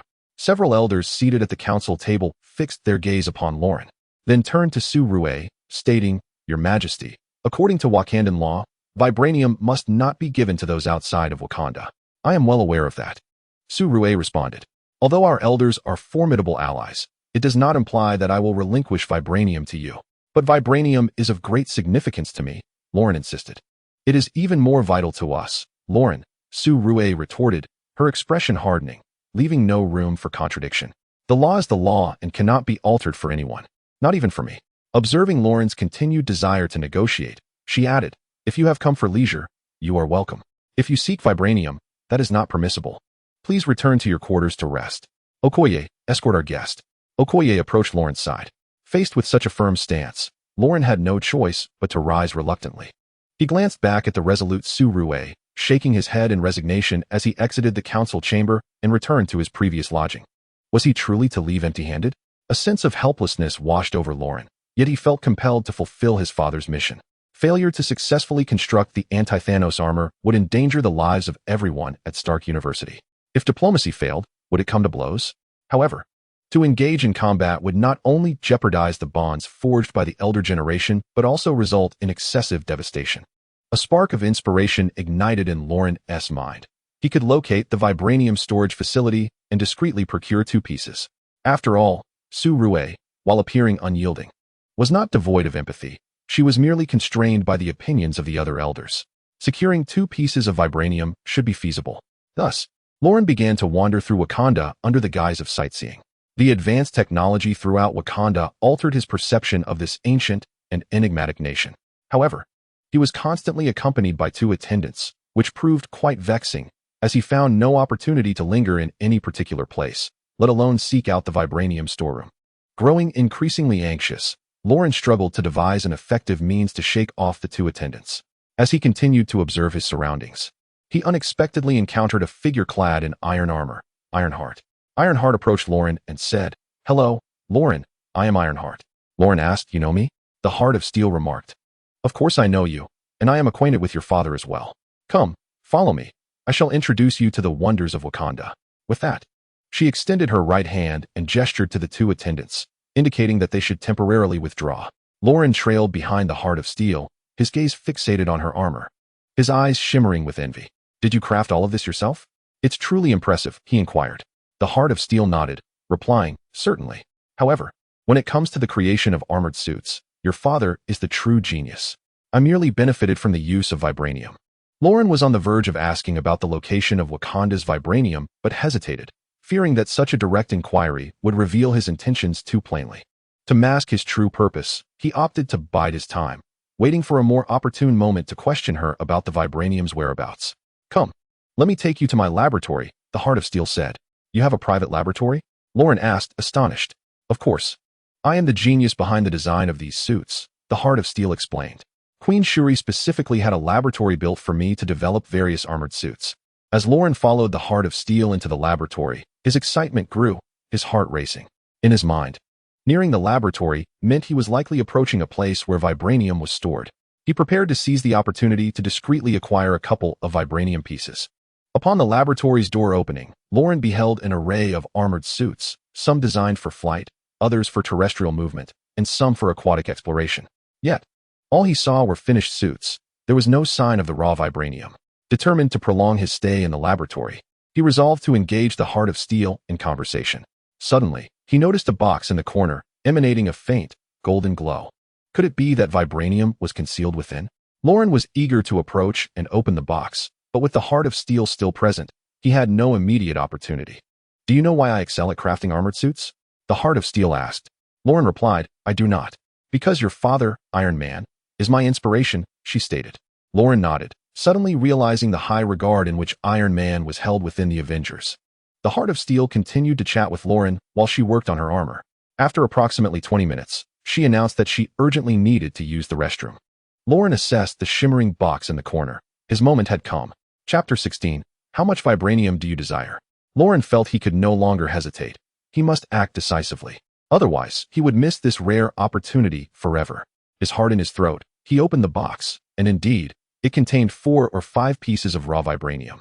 Lauren seized 2 pieces of vibranium and slipped them into her pocket, then hastily exited her laboratory while Ironheart was still absent. As she stepped out of the room, just feeling a sense of relief, she discovered that the 2 maidens who had accompanied her were now stationed outside, guarding the entrance. In unison, the maidens declared, You have emerged. Lauren replied, Yes, I have finished my conversation with Ironheart. I am now prepared to depart from Wakanda. One of the maidens responded, You intend to leave? Allow me to first inform Her Majesty, Queen Shuri. Preposterous. Lauren straightened her demeanor, adopting a stance of righteous indignation. I am a guest, not a prisoner. I intend to leave now. Must I seek your approval to do so? The 2 maidens exchanged glances, uncertain of how to proceed, reluctant to offend this esteemed guest in Shuri's eyes. Ignoring them, Lauren continued towards the waiting area at Wakanda's entrance. Polaris had long since grown impatient. Pacing at the door, upon seeing Wakanda gesturing towards her, she promptly approached, asking, Have you succeeded? Lauren nodded affirmatively, yes. With that, she disregarded the guards at the entrance and departed with Polaris. Their stealth craft was stationed 5 kilometers from Wakanda's entrance. Lauren and Polaris sprinted toward the location of their concealed aircraft, but their current slow pace was hardly effective. Lauren retrieved the 2 pairs of powered boots forged in Iron Man's laboratory and equipped both herself and Polaris. With this enhancement, their speed significantly increased. As they ran, Polaris inquired, How did you acquire the vibranium? Lauren candidly replied, I stole it. Polaris quipped, No wonder you're running so fast. The duo raced towards their stealth craft with remarkable speed. Just as they were 1 kilometer away from their destination, Okoye appeared, propelled by 2 high-tech flying shoe pads. Flanked by the formidable Dora Milaje, Okoye accused, You are truly shameless. Lauren stammered, Are you listening to my defense? Okoye, with unwavering resolve, proclaimed, In the name of Wakanda, I hereby arrest you. As she approached Lauren and Polaris, she brandished a pair of handcuffs.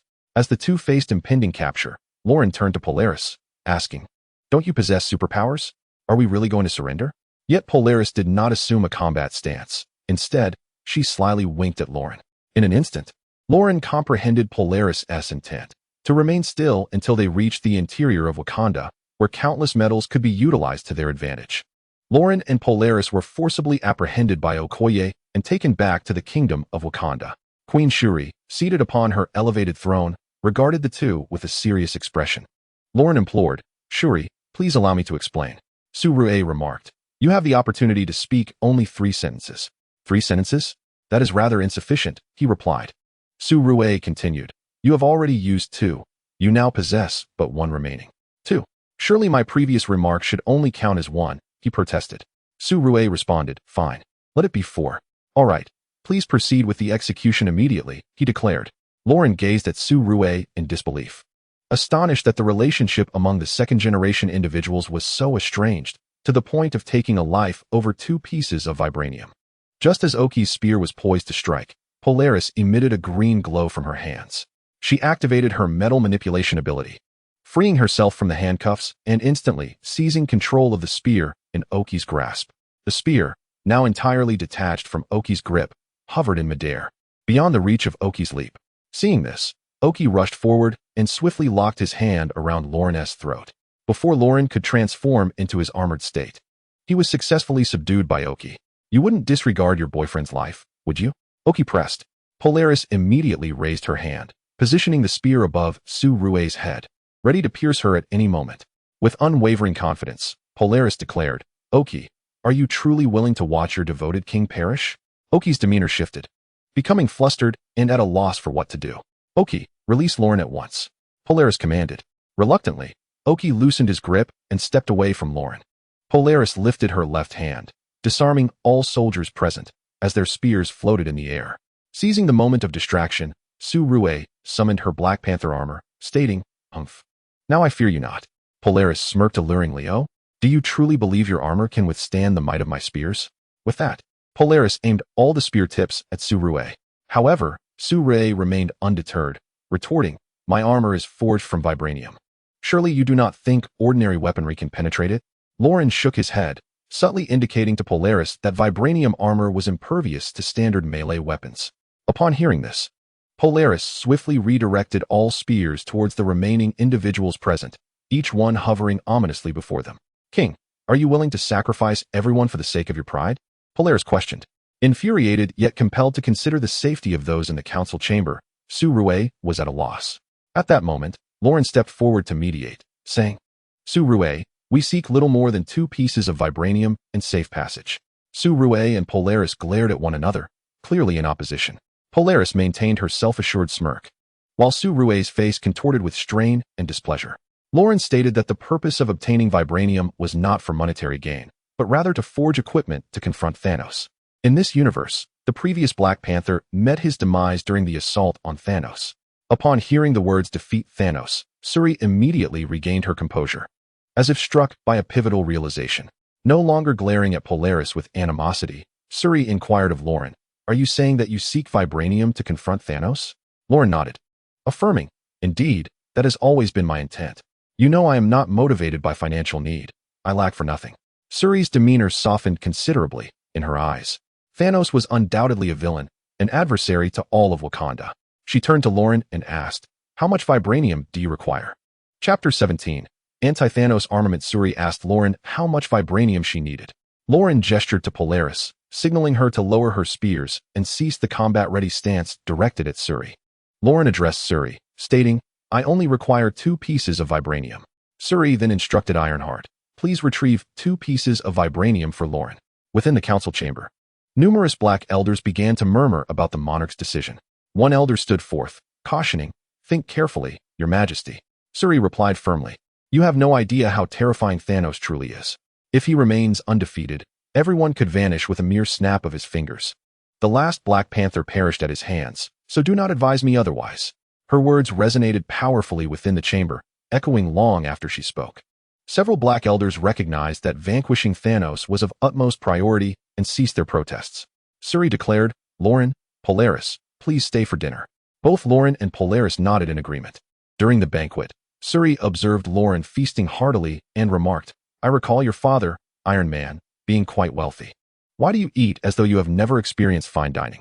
Lauren replied, you have no idea how dreadful those so-called upscale restaurants can be. Suri turned to Polaris and asked, you are a superhuman, are you not? Why do all metal weapons behave so obediently in your hands?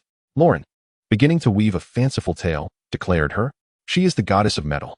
Suri, however, took this boastful claim at face value, having just witnessed Polaris's remarkable abilities, which were indeed hard to believe. In her eyes, Okoye was a formidable general, yet she had effortlessly disarmed her. Suri remarked, in that case, I shall rest easy knowing the vibranium is in her hands. Polaris stifled a laugh, her expression subtle as she cast a sidelong glance at Lauren and shook her head. After some contemplation, Lauren ultimately decided to invite Black Panther Suri to join the alliance of the second generation. Suri declined, stating, Wakanda cannot be leaderless. I must remain here to uphold our defenses. Suri then summoned the most powerful sorcerer in Wakanda to assist. The sorcerer's braided hair was adorned with numerous talisman-like paper strips, and his eyes, predominantly white, shimmered with a mysterious and sagacious glow. He instructed, "Please, sit cross-legged." Lauren and Polaris complied, settling down. The sorcerer pressed his fingers against their foreheads, gently massaging while reciting an incantation. After a moment, he opened his eyes with evident satisfaction, as if he had already discerned the answers within. Lauren inquired, "What will become of us?" Polaris echoed the question. The sorcerer replied, "You both shall face many battles ahead. And thus, I cannot predict the outcomes of victory or demise. The variables are too numerous. However, your bond will remain steadfast." Upon hearing this, a blush crept onto Lauren and Polaris's faces, indicating their shyness. Surya urged, "Take good care of the vibranium, and you must help me defeat Thanos." Lauren gazed resolutely into Surya's eyes, assuring, "Rest assured." With that, Lauren turned and, alongside Polaris, made their way to the aircraft. As a splendid blue flame erupted from the rear, the duo swiftly departed, returning to Stark University.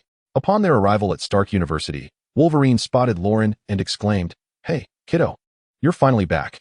Lauren retorted, "Why are you so eager for my return?" Wolverine replied, "Because now that you have the vibranium, we can finally engage in that long-awaited duel. Sometimes, I truly wonder which is more formidable, vibranium or adamantium. Is it you or I who is stronger?" At that moment, Iron Man and the others approached to welcome Lauren back. He brushed the yellow dust off Lauren's attire, saying, "You've had quite the ordeal." Lauren looked at Iron Man with a pout, saying, "Dad, this Wolverine is always eager for a duel. How could I possibly compete?" Iron Man replied, "You should practice more. It's beneficial. Logan, let my son spar with you 3 times, but don't go too hard on him.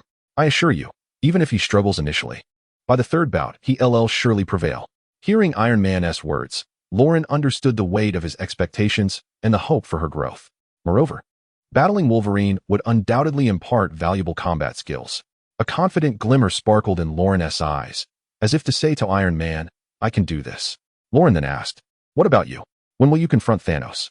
Iron Man replied, "These 2 pieces of vibranium are divided between us. Once I integrate the vibranium into my custom-made Infinity Gauntlet, I shall go and eliminate Thanos." Lauren questioned, "Will you go alone?" Iron Man clarified, "Of course not.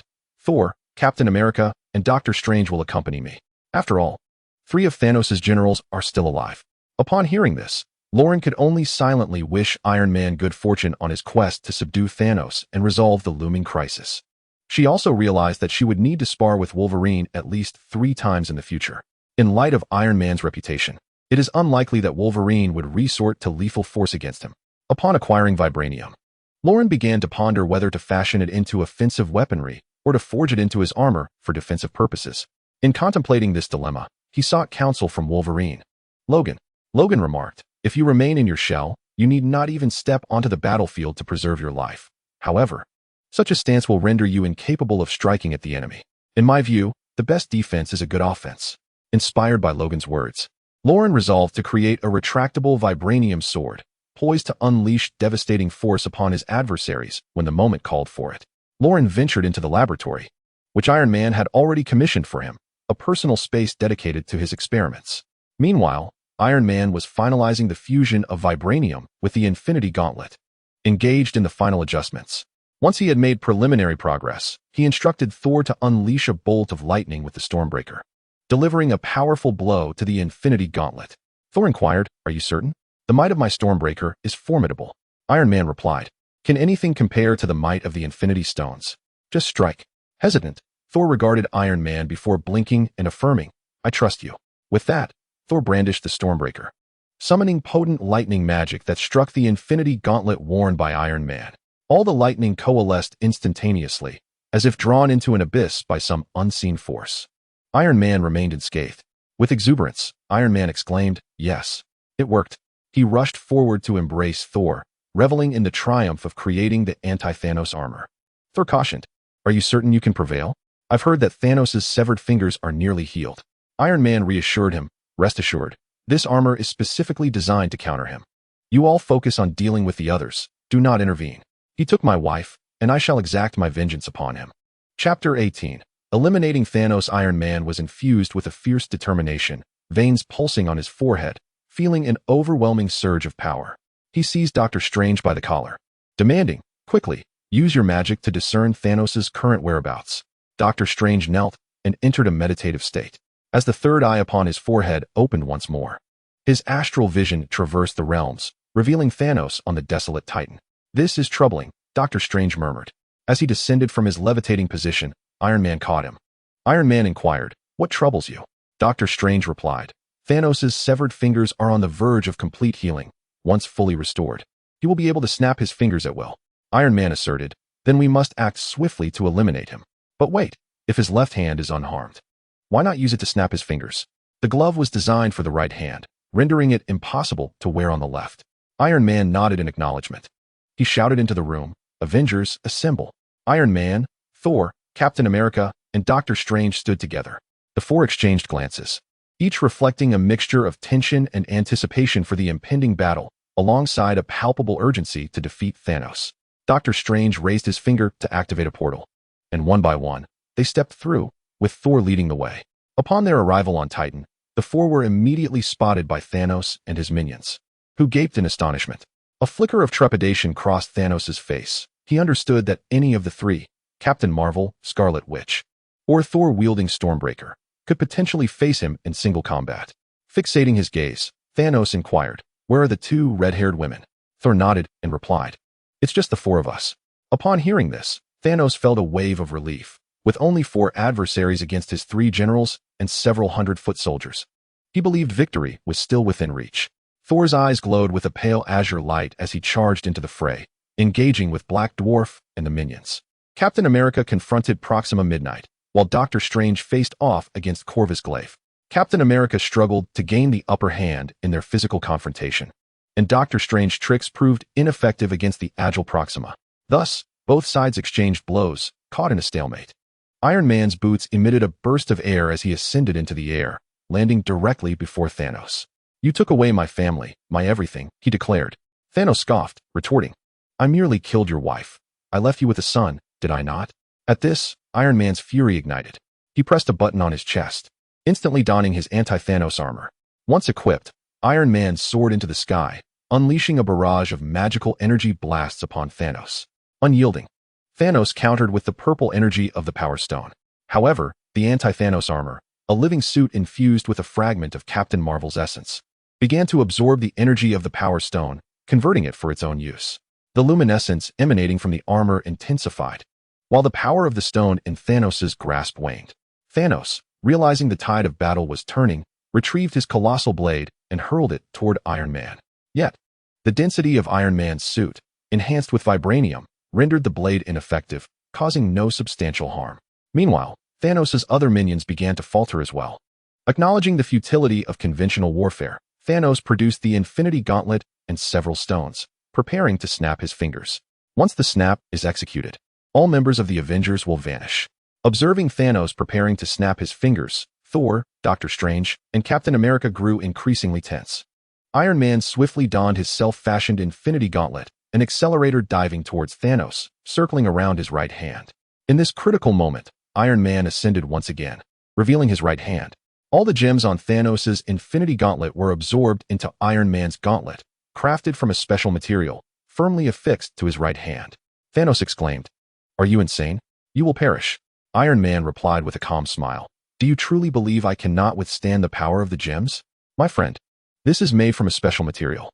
At that moment, Iron Man harbored the wish for Thanos and his minions to suffer and perish, and he snapped his fingers. With the snap, Thanos' fingers and toes disintegrated, followed by his arms, legs, and finally, his facial features, all turning to dust. Captain America and the others gazed at Iron Man in disbelief, yet they understood, for Thanos had once caused the death of his wife. Thor declared, "The mission is accomplished." "Brother." Iron Man looked up at the sky and said, "Indeed, the mission is finally complete." He felt an immense sense of relief. Utilizing Doctor Strange's portal, Iron Man and the others departed from Titan, returning to Stark University. Upon hearing that Thanos had been vanquished by Iron Man, the populace revered him as a true hero. During the victory celebration, people raised their glasses in honor of Iron Man. Even Logan, who had previously been skeptical, gave Iron Man a thumbs up.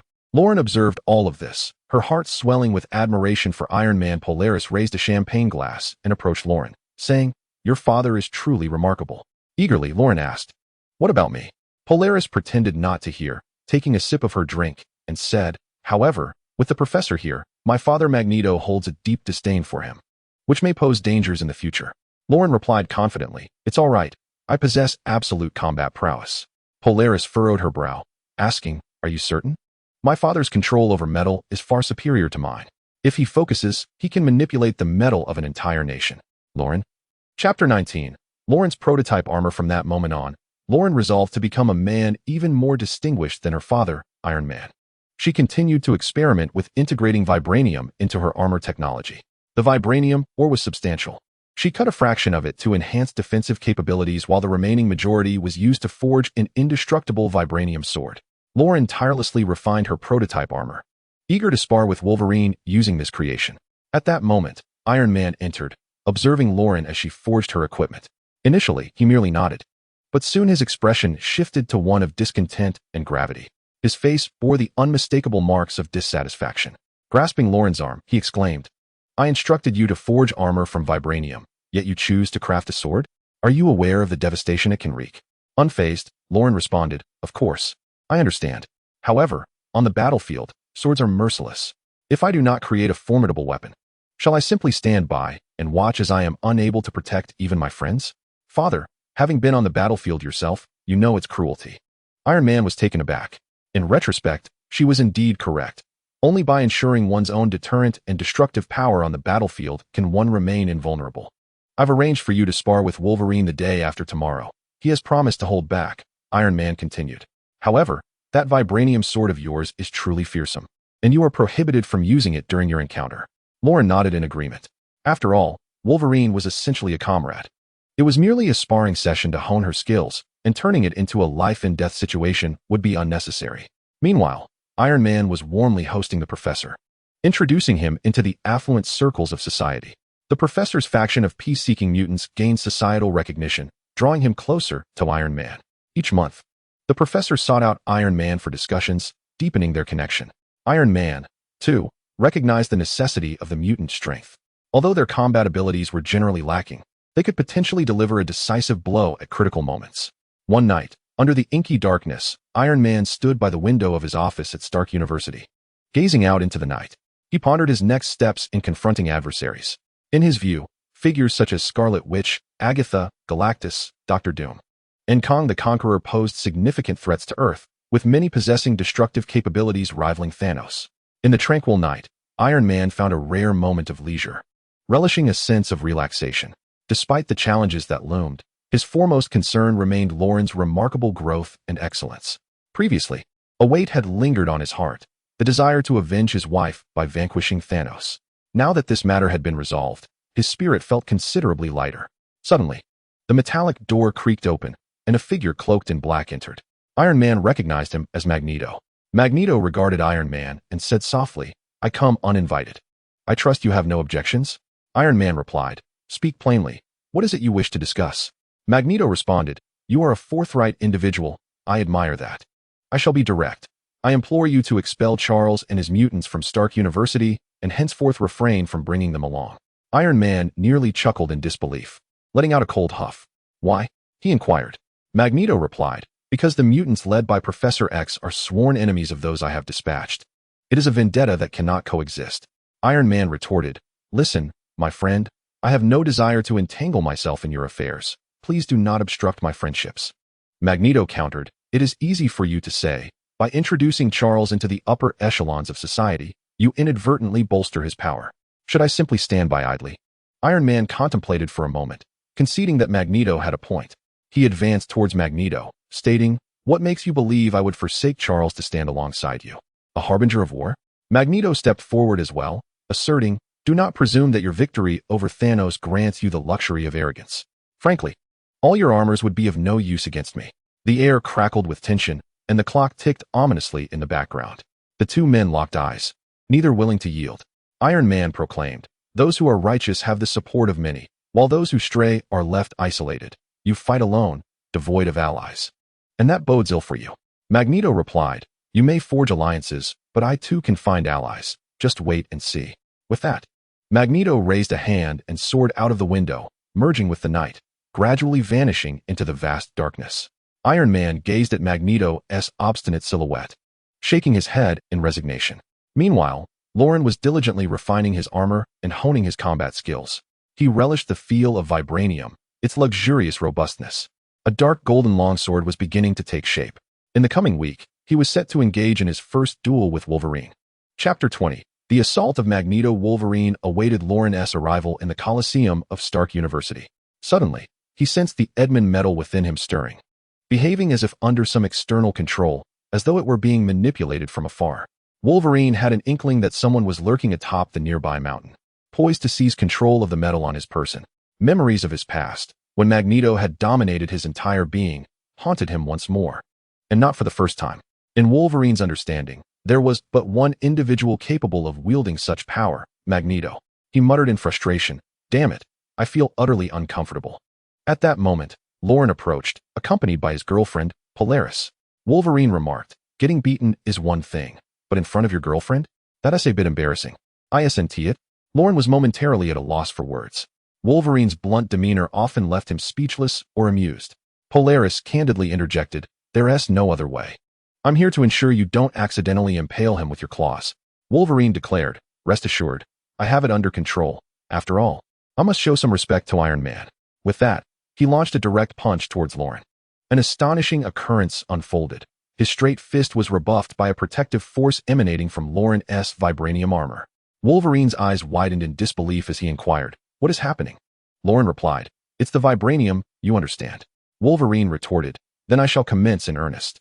As he extended his adamantium claws, a radiant blue light flared from Lauren's palm, releasing a shockwave that struck Wolverine squarely in the chest. He staggered back a few steps, feeling the impact, but swiftly lunged toward Lauren once more. Under Wolverine's relentless clawing, Lauren emitted a pained wail. Despite his attempts to evade and parry with flailing arms, he still bore the brunt of many strikes, each one excruciating. Wait. Weren't we supposed to hold back?" Lauren exclaimed. At that moment, Wolverine remained silent, solely focused on his assault. His expression contorted in agony. His body trembled uncontrollably as if struggling to reclaim dominion over itself. "Stay back!" Wolverine cried out, "My limbs are no longer under my command." In an instant, Polaris grasped the situation. A mutant capable of manipulating metal must be covertly controlling Wolverine. Undoubtedly, it was Magneto. She called out to Lauren on the ground. "What are you waiting for? Run."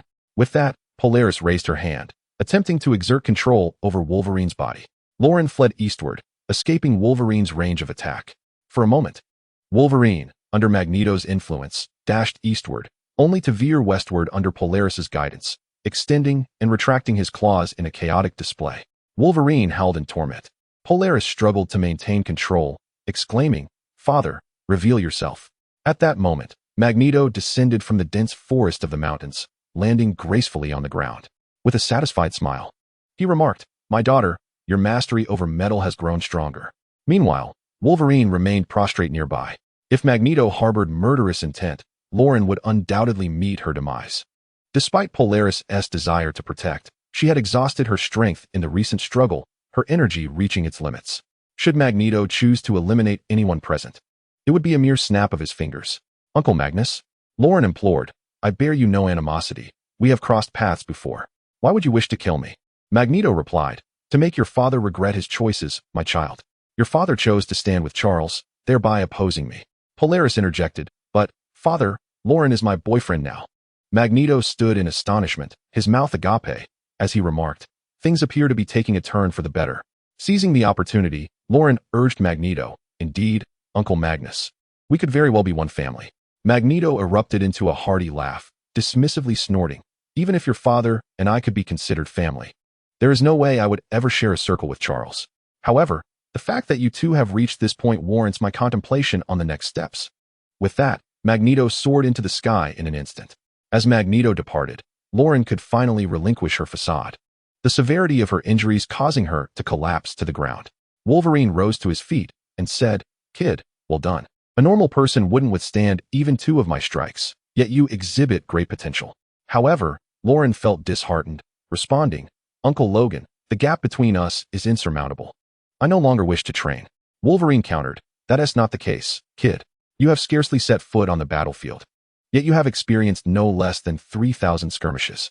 Therefore, you are indeed full of potential. Keep at it." Lauren continued to wallow in self-pity, exclaiming, "No, Uncle Logan. I am worthless. I refuse to fight any longer." At that moment, Northstar rolled his eyes, while Wolverine's initial admiration for Lauren transformed into disdain. Lauren lay on the ground, seemingly resigned to never rise again. Wolverine looked down at her and declared, "Hey, you little rascal. You know what? You're absolutely right. You are indeed a waste. To surrender after a single defeat is the hallmark of true ineptitude." Upon hearing this, a spark of defiance reignited in Lauren's eyes, and she sprang to her feet like a coiled spring. With indignation, she pushed Wolverine, asserting, "Who says I am worthless? I can do it." Wolverine immediately retaliated with a shove, retorting, "You cannot." Lauren insisted, "I can. If you have the capability, then train me. I promise that by our third duel, I will bring you down." Observing the determination in Lauren's gaze, Wolverine nodded in approval and said, "That's the spirit, child. If you give up after one failure, I would genuinely look down upon you." Lauren replied, "I am serious. I want to become incredibly strong." Wolverine encouraged her, "This time, I recognize that your abilities require improvement. But do not be too harsh on yourself, child. Once your physical prowess strengthens, paired with your vibranium sword, you will become a formidable superhero." The two embraced tightly. In the distance, Iron Man observed this exchange from his high-rise office through the glass window. He felt a sense of pride in Lauren's unwavering spirit. However, he was also troubled by the emerging issues. Magneto would undoubtedly return to wreak havoc. Moreover, through his connections in the political realm, Iron Man learned that Magneto had been frequently associating with the members of the Boys in Black, particularly that one individual from his hometown. It seemed they were conspiring to form an alliance. Iron Man found himself in a particularly precarious situation upon realizing the alliance between Magneto and Homelander. In the political realm, Vought Industries wielded significant influence. The Boys, operating under Vought, could enter Stark University for inspections without the need for a search warrant. Should Magneto and the Boys truly join forces, the complexities would be overwhelming, placing Iron Man in a decidedly disadvantageous position. While engaging with the Professor, Iron Man sensed a hint of hypocrisy in the other party, leading him to contemplate a mutual estrangement. Nevertheless, Magneto's brusque demeanor left Iron Man distinctly uncomfortable. Thus, even if only to engage in a verbal spar with Magneto, Iron Man resolved to persist along this contentious path. Chapter 21. The Boys emerge as Lauren remained ensconced in slumber. Wolverine playfully patted her rear, exclaiming, "Rise and shine, kiddo." Rubbing her eyes, Lauren, unfazed, threw off her covers and joined Wolverine for some martial arts practice. Suddenly, she noticed Laura, Wolverine's adoptive daughter, waiting in the woods. "Are you here to train too? Aren't you supposed to be forming the next generation of heroes?" Lauren inquired. Wolverine replied, "Laura is also a rookie. She needs to train as well." With that, Laura extended her claws, forged from adamantium, razor-sharp and glinting ominously. In response, Lauren unveiled her completed vibranium sword, which could be adjusted to approximately 50 centimeters in length. Its dark golden patterns shimmered with a fierce aura, exuding an imposing presence. Wolverine pointed to a distant tree and challenged, "You too? Who can fell that tree?" "Fell a tree? That one is rather tall. It might be a bit challenging," Lauren remarked. Approaching the tree, she struck its trunk several times with her fists. But the tree remained unmoved, as if mocking her feeble attempts. Wolverine sighed, shaking his head. "Are you truly Iron Man's daughter?" At that moment, Laura stepped forward to attempt the feat, extending her adamantium claws. She delivered rapid strikes to the base of the tree, slicing through it with precision. The tree, compromised, began to sway perilously before crashing down with a thunderous roar, sending dust and debris swirling. Wolverine gave Laura a thumbs up and turned to Lauren, saying, "What martial arts? It's all a fade. In this world, the only way to defeat an opponent is to stab them with 300 invisible holes." Upon hearing this, Lauren couldn't help but chuckle, yet she found wisdom in his words. Just then, a man clad in golden hair and wearing his underwear on the outside appeared, accompanied by a woman in a black trench coat. It was none other than Homelander, the most formidable member of the Boys, alongside his companion, Stormfront. They strode into Stark University with an air of nonchalance, their discontented gazes surveying the surroundings. Iron Man promptly approached, inquiring about their intentions. The leader of the Boys in Black swiftly presented the credentials of the captain of the Watt Company, declaring, "We are the Boys in Black. Here for an inspection, merely a formality. No one is permitted to obstruct us." As he spoke, he proudly lifted his chin before Iron Man. Standing behind him was none other than Magneto. In truth, Iron Man had suspected Magneto's involvement from the very beginning. After all, the personnel of Watt Company and Stark University had always maintained a policy of mutual non-interference. Their sudden appearance under the guise of an inspection was undoubtedly suspicious. At that moment, The professor emerged, pushing a wheelchair. Lauren approached him and inquired, "What can you tell me about this individual and Storm? How formidable are they?" The professor replied, "These two possess combat prowess that can at best be described as mediocre among the pantheon of superheroes. The leader is comparable to Cyclops, while Storm aligns with the likes of Storm. Their tenacity does not stem from their fighting ability, but rather from their political affiliations with the government forces. Stark University is under governmental jurisdiction. If tensions rise with what company, it could imply that Stark University is rife with rebels resistant to authority." At this juncture, it became abundantly clear that Magneto had sent individuals with ulterior motives. The leader exhibited particularly brash behavior, kicking over a flower pot beside a sculpture and deliberately squashing a few snails, which irked Iron Man. However, they understood that the leader's provocations were designed to exacerbate tensions between the two parties. As the leader entered the reception hall, Iron Man contemplated how to avoid a confrontation with what company, and thus commanded his servants to bring forth 3 cups of coffee, intending to extend a cordial welcome to the leader, Storm, and Magneto. Upon observing several photographs adorning the walls, each depicting renowned superheroes, yet conspicuously absent of any representation of the boys in black, the leader seized upon this inconsistency. "The president of Stark University?" he queried. Iron Man responded, "Yes. What seems to be the issue?" The leader retorted, "Do you perceive the boys in black as utterly worthless? If that were not your sentiment, why do you adorn your hall with so many photographs yet neglect to include one of me?" Iron Man, feeling exasperated, pinched the bridge of his nose and replied, "We are still unacquainted, my captain. Compared to you, I am far more familiar with Captain America." The leader detected the impatience in Iron Man's tone, sensing that the latter was losing his composure, yet he remained oblivious to the true capabilities of these genuine superheroes. His eyes flared crimson, shimmering with an impending surge of energy, ready to unleash a laser at any moment. Just then, the professor arrived on the scene and took control of the leader's mind. The leader, who was previously glaring at Iron Man, instantly shifted his gaze toward Magneto. Storm, noticing the abrupt change in the leader's stance, recognized that an external force had infiltrated his consciousness. She reached out, intending to rouse the leader from his stupor, but in the next moment, she too fell victim to the professor's mental control. In the eyes of the countryman, there was a blaze of laser light, while Storm conjured lightning in her hands, both targeting Magneto. Clearly flustered, Magneto displayed a demeanor of trepidation. The professor remarked, "Old man, we could have been allies. I implore you, refrain from such aggressive actions in the future, for I shall not show mercy again." Aware that a wise hero does not suffer immediate losses, Magneto could only retreat in disarray from Stark University, returning to the Waters Corporation. Upon removing his helmet, Magneto adorned the countryman and Storm with it for a while, attempting to cleanse their minds of the professor's lingering influence. Gradually, the two regained their clarity amidst confusion. The countryman queried Magneto, "What is the situation?" To which Magneto replied, "It is quite simple. You have been under the professor's mental control." The countryman retorted, "These so-called superheroes cannot defeat me, so they resort to intellectual dominance." Magneto contemptuously responded, "The latter part of your statement is entirely accurate, while the former is completely erroneous." Realizing the disdain directed towards him, the countryman readied his eyes to emit laser beams. However, Magneto remained unfazed by this display. He waved dismissively and said, "Clearly, Stark University does not regard your brotherhood with any seriousness." With that, Magneto soared through the window. The countryman, incensed by these words, found himself with no outlet for his fury and directed it towards Storm instead. Chapter 22. Strategic Maneuvers. Magneto felt a sense of helplessness. He yearned for the downfall of Stark University and the pacifist mutants led by the professor. Yet, from a standpoint of strength, he was no match for those allied with them. Even with the entire Brotherhood at his side, they would still be outmatched. Emotionally, he could disregard his ties to the professor and pay no mind to that infatuated Lauren, but Polaris was his heart's desire. Now resolutely aligned with Stark University, he could not bear to inflict harm upon her. His thoughts were a tumultuous knot, with no clear path forward. Soon, however, he devised a plan. Above all else, he must bring his daughter Polaris back to his side.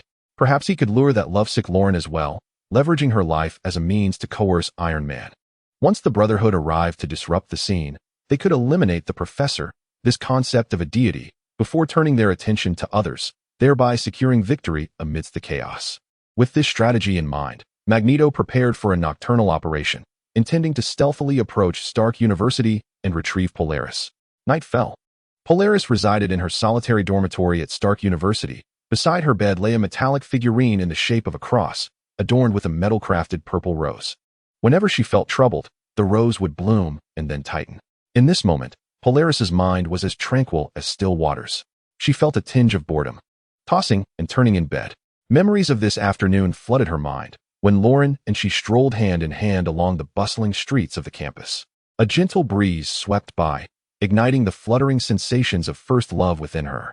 Though the North Star was captivating, she had never experienced such profound emotions for any boy. It was the sweet essence of romance. At that very moment, Lauren lay in bed, resembling a sprawling figure, her thoughts consumed by cherished moments spent with the North Star. Suddenly, the cross beside the North Star emitted a crisp sound, akin to a metallic resonance.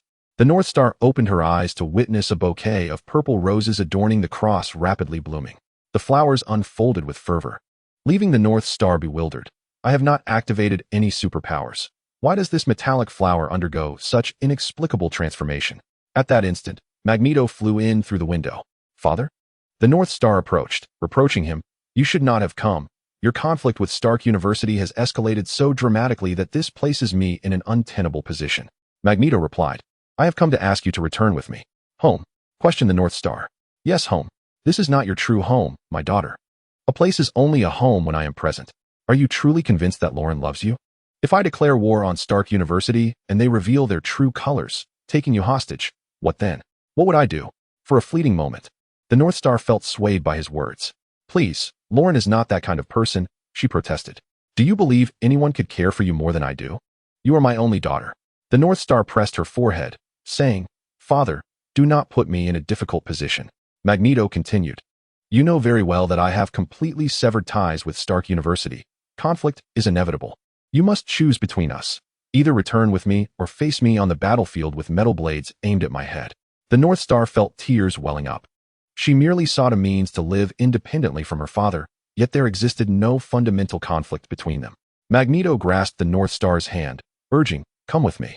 This is not a place for you to cling to. The North Star furrowed her brow but, in resignation, nodded and said, Very well, I will go with you. Holding her hand, Magneto and the North Star flew away from Stark University. Meanwhile, the locals remained dissatisfied with the arrogance of Stark University's president, Iron Man. However, the water company, being a private entity, held little sway against the government forces and could not persuade them to relinquish their investments and support for Stark University. In desperation, the locals gathered all members of the Black Cloak Patrol, deciding to launch a devastating strike against Stark University next month. In the stillness of the night, the local compatriot found himself unable to sleep and summoned the other 6 team members, Storm, Maeve, Starlight, Schwanza, the Invisible Man, and Deep Sea, into his chamber. They resolved to embark on an operation without the sanction of the Vortex Corporation. After all, the resolute nature of the local compatriot was such that even the upper echelons of Vortex could not deter him from his steadfast intentions. Meanwhile, at Stark University, a man adorned with a bushy beard knocked on the grand entrance. The guard inquired, What brings you here? The bearded man replied, I am a hero, seeking to join Stark University. The guard chuckled and retorted, Do not jest, my good sir. We are in search of youthful candidates, not unemployed, middle-aged bachelors. The bearded man leaned closer to the guard, whispering, I am aware that your principal has caught the attention of the Black Cloak. We are adversaries of the Black Cloak and can offer our assistance. Realizing the gravity of the situation, the guard promptly called Principal Iron Man. After a discreet exchange, he turned to the hero and said, Our principal invites you to his office for a discussion. Allow me to guide you. The guard escorted the hero and another man, who bore a similar beard, to Iron Man's office. Welcome, esteemed guests, Iron Man greeted. Esteemed guests? How so? The hero inquired. Iron Man smiled. In the realm of heroes, the enemy of my enemy is my friend. The hero nodded. Though I relish opposing the Black Cloak, I am but an ordinary mortal, not a match for them. However, this man beside me is. Iron Man asked, Oh, and who might he be? The bearded man introduced himself. I am Soldier Boy. Iron Man queried, Are you skilled in combat? Soldier Boy replied, Would you like me to demonstrate? Iron Man lit a cigar and said, Very well, please proceed. Yet the hero interjected urgently, No demonstrations here. The destructive potential is too great. Observing the earnestness in the hero's expression, Iron Man discerned the truth. This was indeed a formidable individual on the battlefield. He nodded and extended his hand to Soldier Boy, saying, We welcome your joining. Soldier Boy requested, May I have a cigar as well? Thus, the two factions forged a strong friendship, and Iron Man gained a powerful ally. Thus, the stage was set for an impending confrontation between the forces of Stark University, led by Professor Soldier Boy, and the formidable adversaries of Magneto and the Black Cloak Enforcers. It would not be long before the two sides officially clashed. Chapter 23. The Gathering. The leader of the Black Cloak, the local compatriot, was convening a secret meeting, fervently addressing those gathered before him. His message was clear. They must not await approval from Vortex Corporation or heed their opinions before taking action. At this moment, Newman, a high-ranking official from Vortex, unexpectedly entered the room. The villager was suddenly engulfed by a sense of panic. However, amidst the awkwardness, he quickly regained his composure and addressed Newman, stating, "I warn you. Do not attempt to impede our special operation on behalf of Newman Enterprises." Newman replied, "I have not come to thwart you. Rather, I am here to inform you that Waters Corporation also wishes for you to take action. We have detected that the hero and Soldier Boy have entered Stark University." The villager felt a surge of dread and inquired, "What do you mean by Soldier Boy?" Newman reassured him, "Rest assured, the company stands firmly behind you, supporting your cause. Cannons and machine guns will be at your disposal." The villager responded, "That is more like it." After the meeting concluded, the villager dialed Magneto's number. Despite his disdain for Magneto's arrogant demeanor, he recognized the necessity of enlisting his formidable power.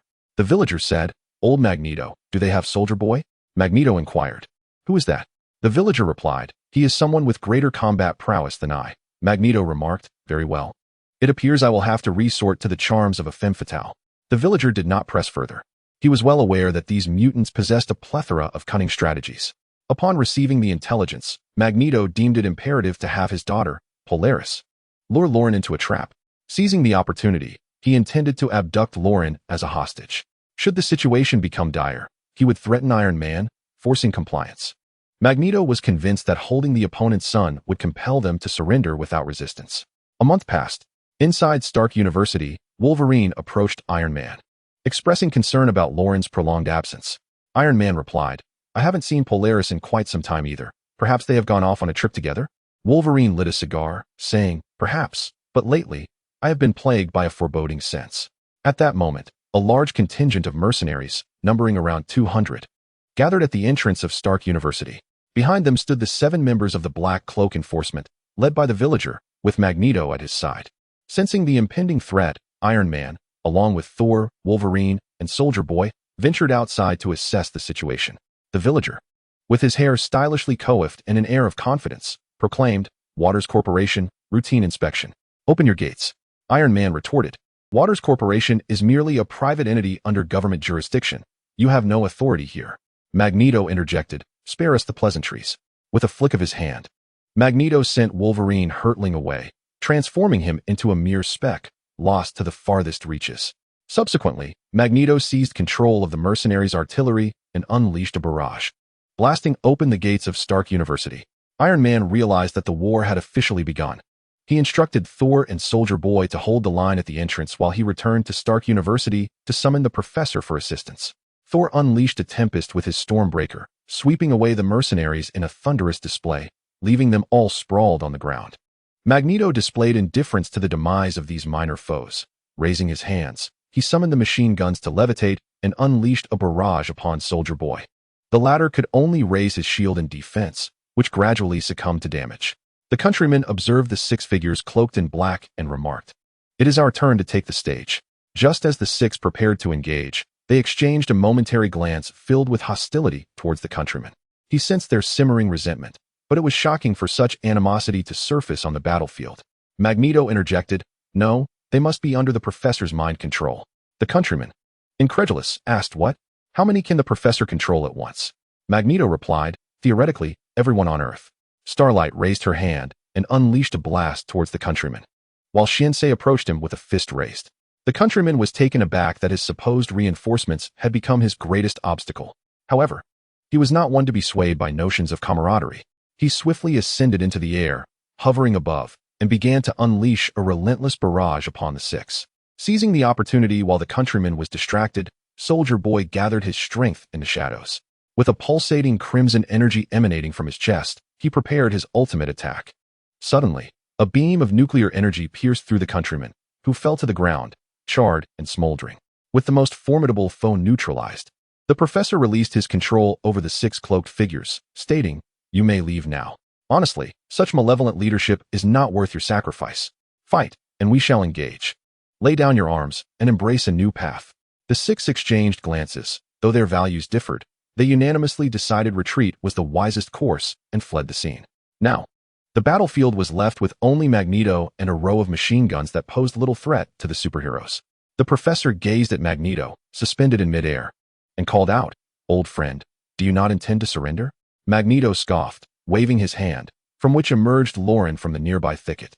Lauren bore minor battle scars, her armor intact, but rendered ineffective in Magneto's grasp.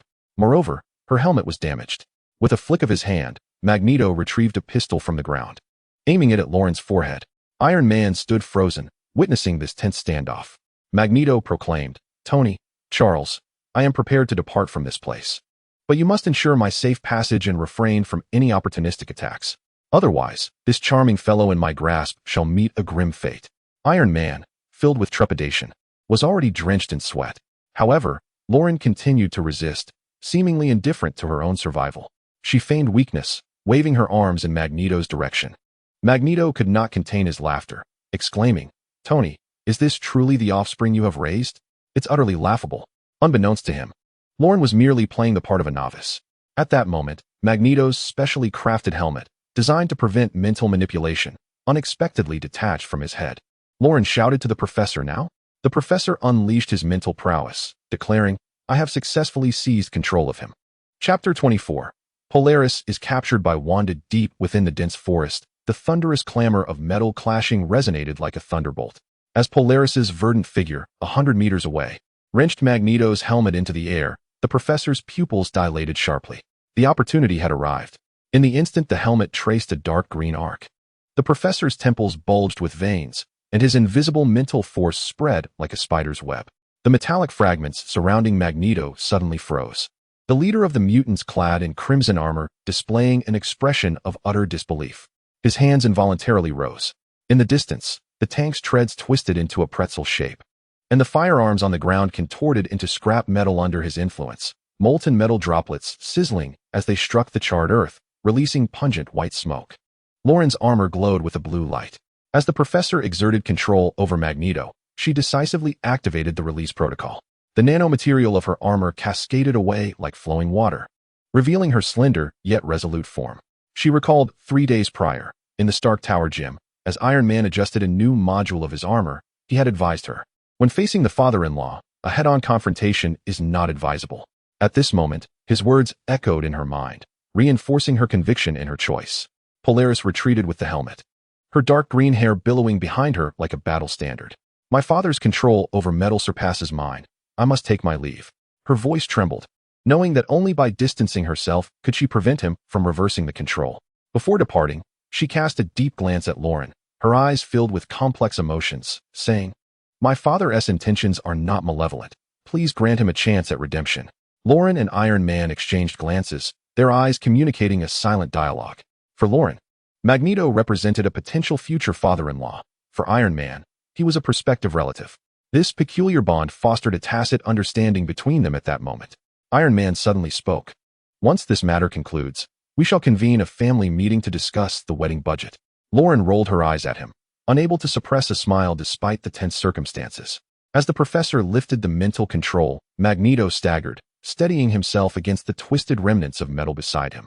He reached up to his empty crown, a bitter smile curling at the corners of his mouth. "Old friend, are you truly convinced that this action will safeguard the rights of our kind?" The professor straightened his posture, his wheelchair gliding forward with resolute determination. "It will." Iron Man, arms crossed, emitted a faint hum from his armor. "Rest assured. Look, have we not consistently upheld our rights effectively? Do you intend to eradicate every ordinary person on this planet?" His tone bore a hint of mockery, yet his gaze remained earnest. Magneto threw his head back in laughter, the sound echoing with profound desolation and acceptance. It dawned on him that the path he had steadfastly followed in the struggle for the future of mutants had been fundamentally flawed. With a flick of his wrist, his pitch-black cloak billowed in the wind. "I shall no longer impede your endeavors. I will appear when you require my assistance. Where are you going?" The professor's voice carried an almost imperceptible tinge of reluctance. They had known each other for decades. Despite their ideological differences, their bond had never wavered. Without looking back, Magneto's figure gradually ascended, I am off to train. Even villains must hone their skills, do they not? His voice faded into the distance, ultimately vanishing into the horizon. Thinking of Polaris's current predicament, Lauren's heart tightened in an instant. She hastily retrieved her phone and dialed Polaris's number. However, the response from the receiver, "The number you have dialed is not in service," landed like a heavy blow upon her heart. In mere minutes, where could Polaris have gone? Anxiously, she turned to the professor. "Is there any way you could use your abilities to locate Polaris?" The professor furrowed his brow, resting his index finger against his right temple. His mental energy surged outward like a tide. Yet, moments later, his expression shifted to one of gravity. "Strange, I cannot detect her presence." He recalled that just last week, Polaris had been helping to plant flowers in the Academy's garden, promising Lauren a surprise, and now she had inexplicably vanished. Lauren's heartbeat quickened, an ominous premonition washing over her. "Is there any method to enhance your powers?" "There is a brainwave amplifier within my mutant academy. I shall retrieve that device to search for her," the professor responded, turning his wheelchair to depart. The bumpy path reminded him of days spent adventuring in the woods with Magneto during their youth. "Very well, I shall accompany you," Lauren declared without hesitation. The corridors of the Mutant Academy were eerily silent, save for the echo of the wheelchair rolling through the vast space. As the professor donned the brainwave amplifier, countless specks of light flickered in his mind. Humanity across the globe appeared as pieces on a chessboard in his consciousness. Yet, despite scouring every nook and cranny, there was no sign of Polaris. She was not on Earth. The professor removed the instrument, his complexion pale, as if he had been taken beyond the confines of Earth or to some enigmatic place that could obscure my abilities. He recalled having seen references to hidden realms in an ancient tome of magic, and a wave of dread washed over him. Lauren bit her lip, her gaze resolute. "We must find her." At that moment, the professor suddenly trembled, shock evident upon his face. He activated the brainwave enhancer once more, his mental energy piercing toward a remote corner of the Earth. "We found it." Anger laced his voice. It was Wanda and Dr. Doom, who had abducted Polaris to a clandestine laboratory on Earth. Vivid images of the laboratory flooded his mind, a place steeped in dark sorcery and nefarious technology. Where Polaris was ensnared in a specially designed apparatus, terror etched in her eyes. Lauren, upon hearing this, felt disbelief wash over her. Polaris had been gone for merely a few minutes before being kidnapped? Who, then, was Dr. Doom? Surely, one need not ponder long to deduce that he was no good. Lauren recalled that Wanda had left Stark University with Agatha. Yet now, Wanda found herself entangled with the villain Dr. Doom, leaving Lauren utterly speechless. Moreover, where had Agatha vanished to? This duo of close friends had vowed to assist Wanda in locating her husband and 2 sons, yet somehow, they had ended up alongside the nefarious Dr. Doom. All these questions swirled in Lauren's mind. Concern for Polaris's safety consumed her, prompting her to rush back to Stark University. Determined to clarify the situation to her father, Iron Man Chapter 25, Journey to Dr. Doom's lair outside the glass curtain wall of Stark Tower's top floor.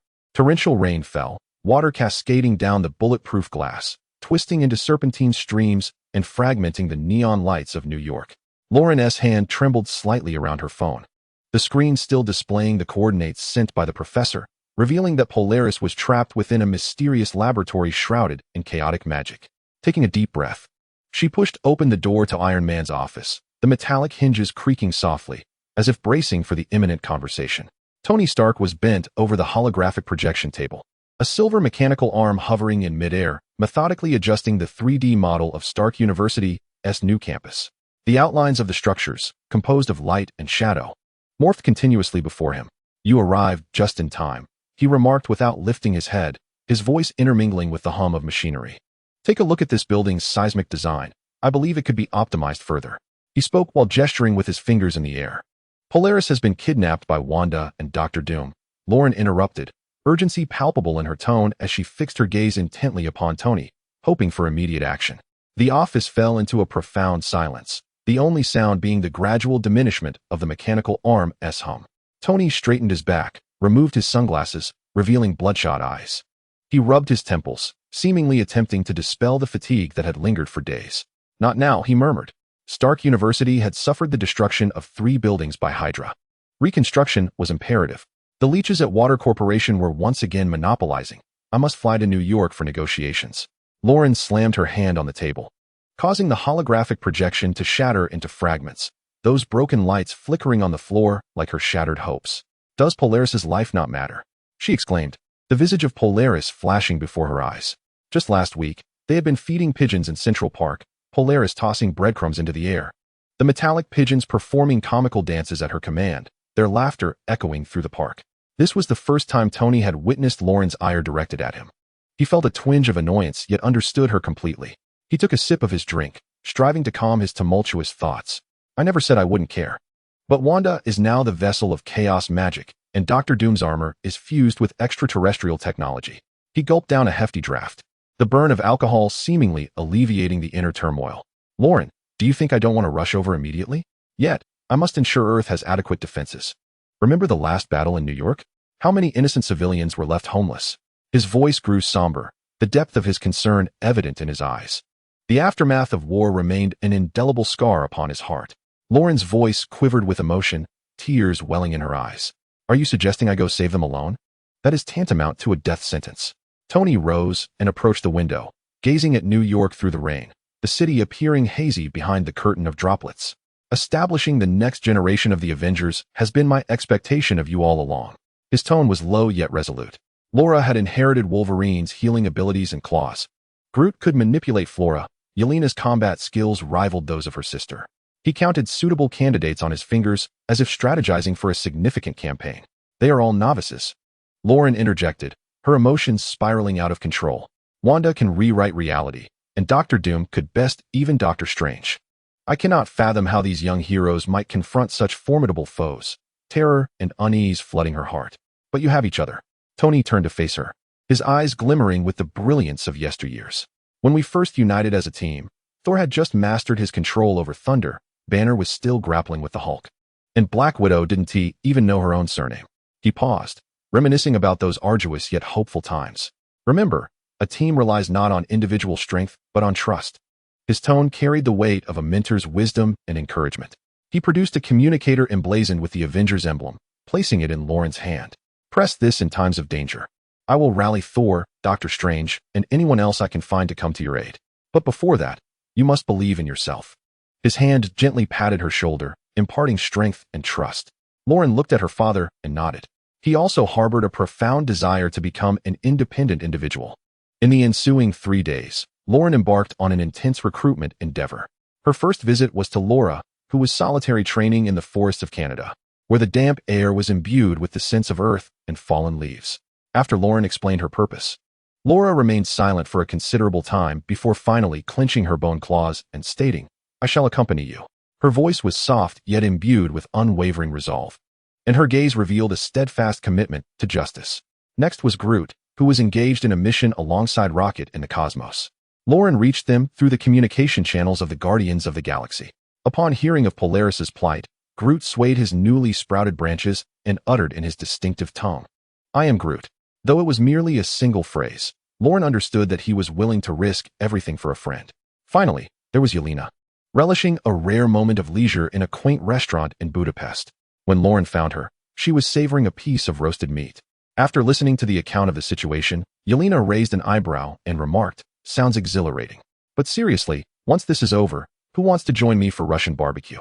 I know an authentic place in Queens. Her tone was lighthearted, yet her eyes sparkled with a fervor for battle. 3 days later, the hatch of the Quinjet slowly opened, the cold metallic texture glinting in the sunlight. Lauren stood at the forefront, flanked by her steadfast comrades. Laura toyed with her bone claws, the sharp metallic clinks resonating crisply and coldly, each sound seemingly counting down to the impending conflict. Groot swayed his newly sprouted branches, murmuring in a language only Rocket could comprehend, his leaves gently rustling in the breeze as if attuned to the surrounding atmosphere. Yelena donned a widow's bite, her waist adorned with an improved version of the Red Room dagger, her gaze brimming with confidence and fearlessness. Their target was an abandoned factory to the southwest. Lauren activated the tactical tablet, which displayed coordinates being consumed by a crimson magic, the eerie red patterns pulsating on the screen as if alive. The professor had indicated that a spatial portal was located there, where Wanda and Dr. Doom were holding Polaris captive, intent on seizing her extraordinary powers. As they prepared to descend, Lauren's voice resonated through the communications device, firm and resolute. As the jet breached the magical barrier, a battle was on the cusp of unfolding.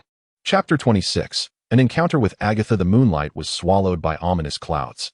and the silhouettes of Lauren and her companions flickered in the shadows as they stealthily approached the lair of Dr. Doom and Wanda. The surrounding silence was unnervingly profound, pierced only by the occasional whisper of the wind, akin to the murmurs of some unknown creature lurking in the darkness. When they finally neared the area, the sight before them elicited gasps of astonishment. A colossal barrier enveloped a radius of 100 meters, woven from dark purple energy that twisted and churned, resembling a monstrous entity pulsating with life. Amid the energy fluctuations, arcs of electricity flickered, accompanied by a disconcerting sizzling sound. While the air was thick with the acrid scent of charred matter, the surface of the barrier occasionally manifested distorted human faces, wailing in agony. Their cries pierced the eardrums, striking deep into the heart. Lauren felt a chill ascend from his feet to the crown of his head, every hair on his body standing on end. He fought to suppress his inner terror and clenched his fists. "This barrier is exceedingly bizarre," Laura murmured, her gaze brimming with vigilance as her claws subtly extended, ever ready to confront any sudden developments, with every fluctuation of energy exuding an aura of death. Yelena nodded slightly, her widow's bite poised and ready. "If we recklessly intrude, we may be torn apart by this energy in an instant." Groot swayed his body, emitting a faint sound. "I am Groot." Translation: "This is perilous." Lauren inhaled deeply, striving to compose himself. "We cannot act rashly before understanding our adversary, Dr. Doom. We must first evacuate to a secure location, ascertain his background, and discern his intentions with Wanda." The group retreated cautiously, making every effort to remain silent, fearful of disturbing the presence within the barrier. When they finally distanced themselves from the perilous zone and reached a nearby street, their taut nerves began to relax slightly. The street lay in disarray, with most streetlights shattered and shards of glass strewn across the ground. The walls of the buildings bore the harrowing scars of battle, with bullet holes, claw marks, and burn marks vividly apparent. Occasionally, they glimpsed residents cowering behind doors and windows, their eyes filled with fear and anxiety. Lauren and his companions found a relatively safe corner within an abandoned building and commenced their investigation. Lauren activated the nano terminal on his wrist, swiftly connecting to the satellite network in an attempt to unearth information about Dr. Doom from the vast sea of data. Yelena utilized her connections, discreetly inquiring about information through encrypted communications with various intelligence brokers. Laura and Groot stood guard, vigilant against any sudden enemy assault. As the investigation deepened, the origins of Dr. Doom gradually became clearer. His real name was Victor von Doom, born in a remote village in Latvia. His mother, a sorceress, was murdered by a malevolent demon in her efforts to protect him during his childhood. From that moment, the seed of vengeance took root in his heart. With extraordinary talent and an obsessive pursuit of magic and technology, he crafted formidable armor, evolving into a terrifying entity that blended both magical and technological prowess. He ruled Latvia, ostensibly to strengthen the nation, but in truth, to satiate his own ambitions and thirst for power. His motives for enlisting Wanda are chilling. Wanda wields chaos magic, her power so immense it can alter reality itself. Dr. Doom seeks to exploit Wanda's abilities to shatter the boundaries between realities and summon even greater evils, thereby dominating the entire universe. He promised Wanda that if she aided him, she would once again see her beloved Vision and live in a world devoid of war and suffering. After Wanda lost Vision, her heart was engulfed in anguish and solitude.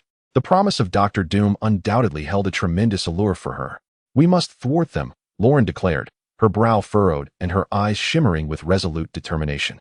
"If Dr. Doom's scheme succeeds, the entire universe shall descend into an abyss of irretrievable despair." "But what shall we do?" Yelena inquired. "The barrier is far too formidable. We cannot approach it at all." After a moment of contemplation, Laura suggested, "Perhaps we could exploit the barrier's weaknesses.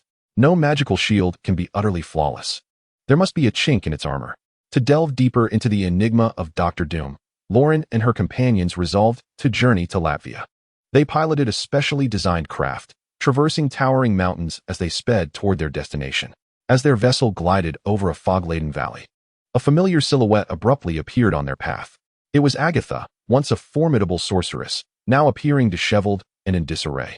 Her robes were tattered, her hair disheveled, and a faint aura of magic lingered around her. The craft made an urgent descent, and Lauren's group warily closed in, with Yelena's widow's bite trained on Agatha. "Do not act rashly. My magical energy has completely dissipated." Agatha raised her hands, her expression weary and resigned. "I am no longer a threat. What brings you here?" Lauren asked coldly, her eyes brimming with suspicion. Agatha offered a wry smile and slowly confessed, I admit, I once deceived Wanda. Initially, Dr. Doom and I conspired to seize her magic. But that treacherous fiend utilized a specialized device to strip me of all my powers and ensnared Wanda to join his ranks. Now, I am but a shadow of my former self. Laura's claws quivered slightly. Someone like you is not deserving of sympathy. Perhaps, Agatha shrugged nonchalantly, but you, the Avengers' second generation, will soon find that you require my assistance. Dr. Doom's machinations extend far beyond what you comprehend. There are darker forces at play that are beyond your current capabilities. Lauren scoffed. We have no need to collaborate with a deceiver. Think as you will. Agatha seated herself upon the ground. But when you find yourselves ensnared in Latvia, realizing that your strength alone cannot combat Dr. Doom, you will recall my words today. Do not forget, my understanding of magic surpasses that of all of you combined. Yelena regarded Agatha with a gaze full of skepticism. Why divulge this to us? Because I am unwilling to accept defeat. Agatha's eyes gleamed with a hatred-laden light. I wish to witness Dr. Doom pay for his transgressions. Moreover, she paused, scanning the group. In this world on the brink of being consumed by darkness, we may have no choice but to band together. After a moment of silence, Lauren turned and walked toward the craft. We are leaving. Do not concern yourselves with her. Laura and Yelena followed closely behind, with Groot swaying along as well. Agatha gazed at their receding figures, a profound smile curling at the corners of her lips. Soon, we shall meet again. The aircraft ascended once more, heading towards Latvia. Unbeknownst to Lauren and her companions, a myriad of trials and tribulations awaited them ahead. Furthermore, Agatha's presence would undoubtedly introduce unforeseen variables into their adventure. Chapter 27. The Origins of Dr. Doom. The off-road vehicle jolted along the gravel-strewn dirt path, stirring up clouds of yellow dust. Lauren gripped the steering wheel tightly, her brow furrowed as she peered through the windshield at the distant, elusive village. Laura sat in the passenger seat, her claws absent-mindedly tracing the upholstery, producing faint sounds. Yelena was in the back, inspecting weapons while occasionally glancing out at the desolate landscape. Groot huddled quietly in the corner of the rear seat, his small frame swaying with the motion of the vehicle. This is the place, Yelena declared, pointing towards a cluster of dilapidated wooden houses in the distance. Lauren pressed the brake, and the vehicle came to a gradual halt. The four of them opened the doors, and a gust of wind carrying the scent of damp earth and decaying wood rushed in. The village lay in eerie silence, devoid of any human presence, save for a few emaciated wild dogs wandering amidst the ruins, emitting the occasional whimper. They approached the village cautiously, the wooden planks beneath their feet creaking as if narrating the tales of this forsaken place. Suddenly, a cough echoed from within a half-collapsed wooden house. Instantly alert, Lauren and her companions tensed. Yelena swiftly drew her widow's bite. Laura fully extended her claws, and Groot expanded instantly, shielding the group behind him. Please, do not harm me. A frail voice emanated from within the dwelling. Lauren signaled for everyone to remain calm and slowly stepped inside the wooden structure. In the dim light, they beheld an elderly woman, her hair a cascade of white and her face etched with wrinkles, huddled in a corner, her murky eyes brimming with fear. We mean you no harm. Lauren crouched down, striving to soften her tone. We merely wish to inquire about certain matters. The old woman scrutinized them for a long moment, seemingly convinced of their benign intentions before she slowly responded. What is it that you wish to know? There is nothing left here worth your concern. It pertains to Dr. Doom, Victor Von Doom, Yelena interjected. We heard he was born here. The old woman trembled slightly, a flicker of fear and sorrow crossing her features. Ah, so you seek him. Indeed, he was born in this village. Once he was but a pitiable child, struggling to sit upright. The woman began to recount the long-buried tale. Doom's mother, Cynthia, was a gypsy witch. She possessed long, lustrous black hair and eyes that sparkled like stars. In our little corner of the world, her magic healed the villagers' ailments, bringing hope to us all. A glimmer of nostalgia flickered in her gaze. But her powers came at a grave cost. She had made a pact with the demon Mephisto, exchanging her soul for strength. And then, Laura softly inquired. As time passed, her magic grew ever more potent, yet increasingly perilous. The old woman sighed. As Mephisto's power relentlessly corroded her from within, her gaze gradually lost its former luster, becoming chilling and terrifying. One fateful day, she vanished, leaving behind the young Doom and his father, Warner. Warner, the chieftain of the tribe and a shaman, cherished his wife and child deeply. The old woman continued. Cynthia's departure plunged him into profound anguish, yet he endeavored to raise Doom with unwavering dedication.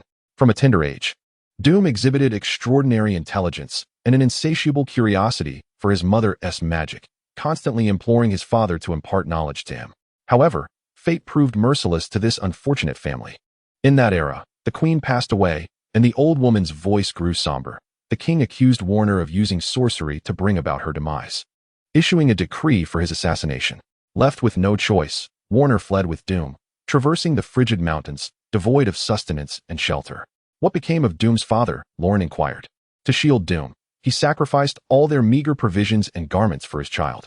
Tears welled in the old woman's eyes, as ultimately, on a bitterly cold night, Warner succumbed to the frost on a mountainside, leaving Doom alone in a merciless world. Upon hearing this, Yelena furrowed her brow. How did Doom transform into the being he is today? The old woman recounted. He returned to the village, his eyes filled with hatred and despair. He began to delve into the magic his mother bequeathed him, while also acquiring various scientific knowledge.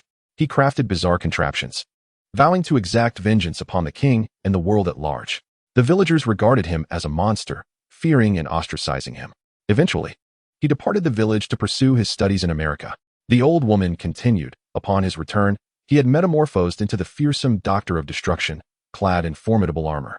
Driven by insatiable ambition, he ruled over Latvia, casting an ominous shadow across the entire realm. Lauren clenched his fists. Having endured such trials, he is indeed a pitiable soul. Yet that does not justify his threat to the world. Indeed, the wretched often harbor their own faults, the old woman lamented, shaking her head. He believed that power could alter everything, unaware that he had lost his way, becoming a more terrifying entity than those he despised. At that moment, an uproar erupted outside. A pack of wild dogs barked fervently as they raced away into the distance. Lauren and the others immediately became alert, and Yelena swiftly approached the door to investigate. Something's amiss. We must exercise caution, she declared. The old woman grasped Lauren's arm anxiously. You must leave at once. It is far too dangerous here. The eyes of Dr. Destruction are omnipresent. Should they discover you probing into his past, your lives would be forfeit. Lauren nodded, extracting some coins from his pocket and placing them beside the old woman. Thank you for sharing this with us. Please take care of yourself. The four exited the wooden cabin, vigilantly surveying their surroundings. The dying light of the setting sun bathed the dilapidated village in a sanguine glow. They are aware that a fierce battle with Dr. Destruction awaits them ahead. However, at this moment, their hearts are imbued with a deeper understanding of their foe, as well as a resolute determination to overcome him. Let us proceed, Lauren declared, his gaze unwavering. Having learned of his past, we are now more assured of uncovering his weaknesses and thwarting his sinister plot. Laura nodded slightly, her claws glinting with a chilling sheen in the setting sun. His suffering should not serve as an excuse to inflict harm upon others. This time, we shall ensure he pays for his transgressions. Yelena secured the widow's bite, a cold smirk gracing her lips. No matter how formidable he may be, we shall not waver. Groot brandished a branch, his voice resolute. I am Groot. Translation, we fight together. On this land, once a witness to Dr. Destruction's tragic childhood, Lauren and his companions embarked on a new journey. Their silhouettes gradually faded into the twilight, yet it seemed they had left a glimmer of hope upon this land, standing in defiance against the shadows that loomed, awaiting the dawn's arrival. As they returned to the barrier where Dr. Destruction and Wanda resided, Agatha awaited them, a mysterious smile playing upon her lips. Chapter 28. Agatha's unsuccessful provocation. The relentless sun scorched the desolate earth, and the swirling sands, illuminated by the headlights of the off-road vehicle, resembled a golden mist. Lauren gripped the steering wheel, his nanotech armor subtly visible beneath his skin, while Laura sat in the passenger seat, her claws instinctively extending and retracting. Yelena inspected the widow's bite in the back seat, and Groot quietly nestled in the corner, occasionally shifting his form. They hurtled towards the enigmatic barrier where Dr. Destruction and Wanda awaited, the air thick with tension and foreboding. Suddenly, a figure materialized without warning in the middle of the road. The off-road vehicle screeched to a halt, the harsh sound of friction echoing across the barren desert. Agatha, clad in a tattered yet enigmatic robe, stood with her wild hair dancing in the wind, a provocative smile gracing her face, her eyes sparkling with mischief. Little ones, are you in such a hurry to meet your demise? Agatha's voice was sharp and laced with mockery, reverberating through the desolation. In an instant, Laura flung open the car door, leaping out with the agility of a cheetah, her claws aimed at Agatha's throat. Old crone, do not obstruct our path. Her eyes burned with murderous intent, radiating an aura of fierce resolve.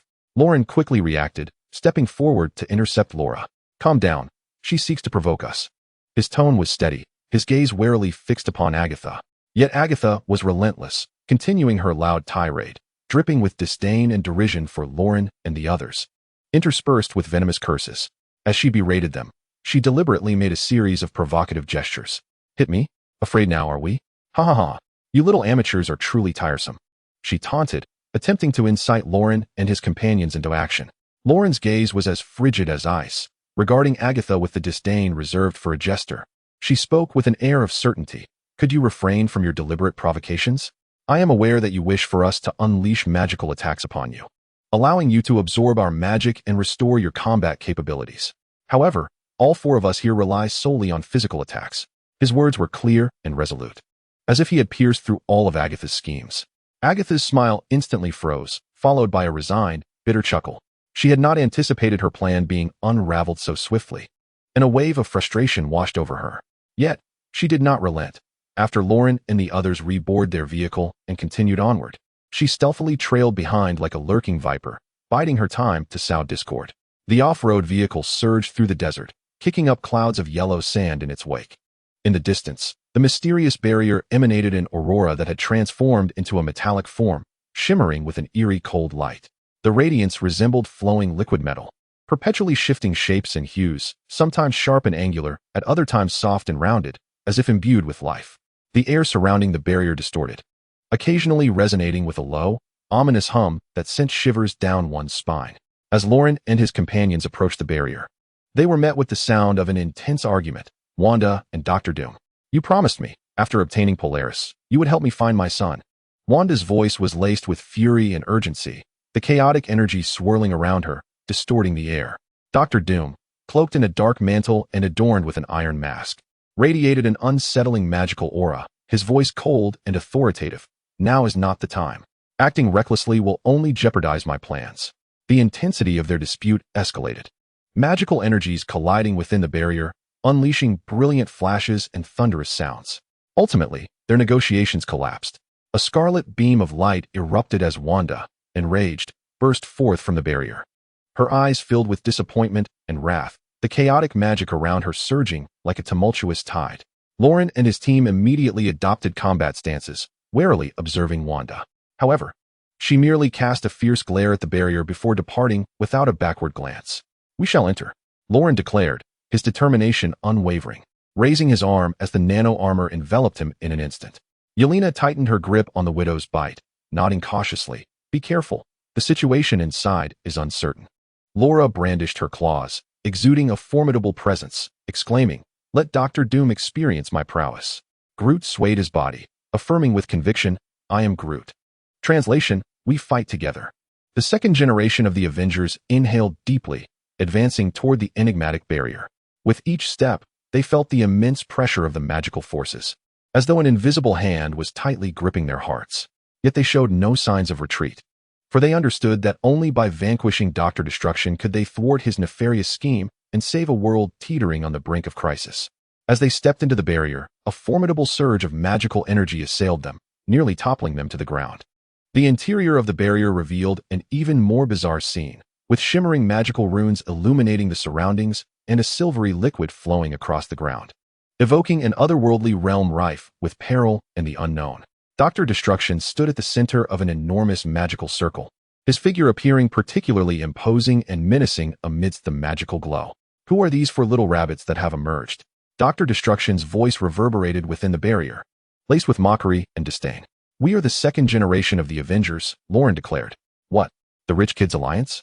Dr. Destruction laughed derisively, his tone dripping with contempt. One might mistake you for the Avengers, had I not known better. Chapter 29. The four are defeated. Dr. Destruction continued his scornful tirade. Just 4 children. Yet you dare to call yourselves the second generation of the Avengers? One might think you were merely here to play with us. Doctor, we care not for your plans. But could you return my girlfriend, Polaris? Lauren implored. Ha ha ha, how utterly absurd. Dr. Destruction guffawed. After going to such lengths to capture her, do you truly expect me to release her?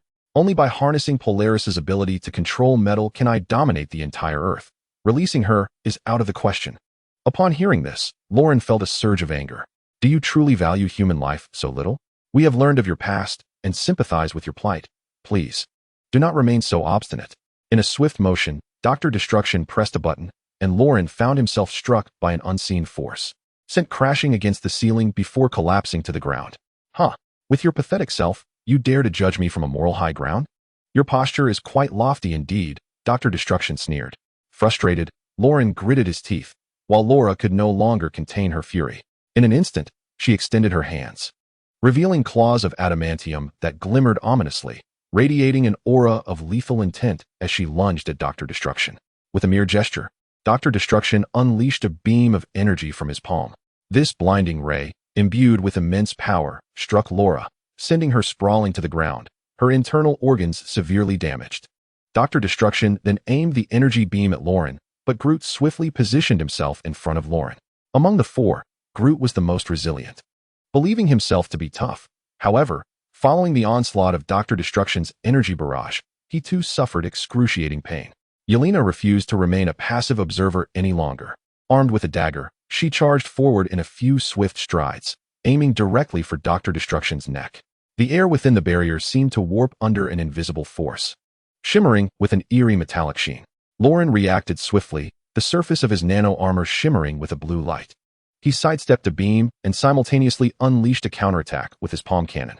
The battle intensified as the forces of magic and technology clashed violently within the barrier, the thunderous roars echoing loudly. Lauren keenly observed Dr. Destruction's movements during the fray, noticing a brief energy fluctuation in the armor over his left chest whenever he cast a spell. Now is the moment, Lauren thought to himself.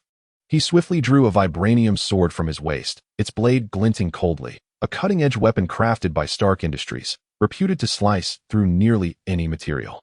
With all his strength focused, aided by the acceleration device of his nano-armor, he surged forward like a cannonball towards Dr. Destruction. Before the doctor could react, the vibranium sword pierced the energy fluctuation in his left chest with force. Dr. Destruction emitted a pained roar as a torrent of energy erupted from the wound, his body trembling violently, the brilliance of his magic dimming slightly. Success! Lauren shouted with exhilaration. However, just as everyone believed victory was within their grasp, an eerie occurrence transpired. The entire laboratory barrier began to distort, as if time itself were reversing. The wound on Dr. Destruction's body healed at a visible pace, his magical radiance becoming increasingly resplendent, his power continuously augmenting. This is impossible, Laura gasped in disbelief. He must possess some secret weapon we are unaware of. Yelena gripped her dagger tightly, warily observing the regaining strength of Dr. Destruction. The rejuvenated doctor erupted into maniacal laughter. Foolish mortals, do you think this is enough to defeat me? This barrier is a nexus connecting time and space. I have long since merged with it. With that, he raised his hands high, gathering immense magical power into a colossal energy sphere, hurling it towards Lauren and the others. They found themselves embroiled in a desperate struggle once more, exerting every ounce of strength to withstand Dr. Destruction's assaults. However, as his power surged, each attack became increasingly arduous to counter. Laura's claws developed cracks from their clashes with the magical energy. Yelena's widow's bite began to smoke under excessive strain, and Groot's branches were progressively corroded, his form shrinking. Meanwhile, despite the nano-armor's continuous repairs, Lauren's energy reserves dwindled rapidly. Nonetheless, they did not yield. With indomitable will and seamless cooperation, they engaged in a life-or-death confrontation with Dr. Destruction. After a fierce struggle, they finally discerned another flaw in the doctor's defenses. Seizing the opportunity, Lauren struck again with the vibranium sword, this time piercing directly through Dr. Destruction's heart. The Doctor's body slowly collapsed, and a collective sigh of relief escaped the group. Yet, before they could celebrate, Dr. Destruction's fingers twitched, pressing a button on his arm. Instantly, time began to reverse once more, and this time, Dr. Destruction's power was even greater than before. The surface of his armor was adorned with intricate magical runes, interspersed with arcs of black lightning. Each bolt that struck the ground left behind a massive crater. No, Lauren cried out in despair. Yet, they had no alternative but to raise their weapons once more and engage in combat with Dr. Doom. This time, his assaults were more ferocious, more lethal. His magic not only targeted their physical forms but also invaded their minds, conjuring vivid hallucinations. Under such circumstances, Lauren and his companions found themselves overwhelmed, gradually succumbing to defeat. Seizing the opportunity, Dr. Doom ensnared them with his formidable magic, binding them to the enchanted pillars within the barrier. The pillars, adorned with crimson runes, slithered like animated serpents, creeping up Lauren's ankles. His nano armor trembled violently, corroding with blackened holes as if subjected to sulfuric acid. A searing sensation exploded from the nerve endings beneath his skin. He clenched his teeth, blood trickling from the corners of his mouth, as the spectral image of his father, Iron Man, flickered before him. This was an illusion wrought by Dr. Doom's sorcery, with Tony Stark being consumed by darkness, his eyes filled with disappointment and resentment. Laura's claws had long since dulled, now ensnared by ethereal blue chains. The energy emanating from the magical pillar seeped into her marrow, each passing second feeling as if countless steel needles were stirring within her. Her body convulsed uncontrollably, visions of the cold operating table in the weapons lab resurfacing, scalpels gliding over her skin, intertwining pain and terror causing even this resolute warrior to emit muffled sobs. Yelena's widow's bite fell to the ground, its flickering red light dimming. Suspended from the magical pillar, her hair cascaded like a waterfall, obscuring half of her pale face. In Dr. Doom's fabricated illusion, Natasha's figure dissipated before her, that familiar smile transforming into a blade, stabbing relentlessly at her heart.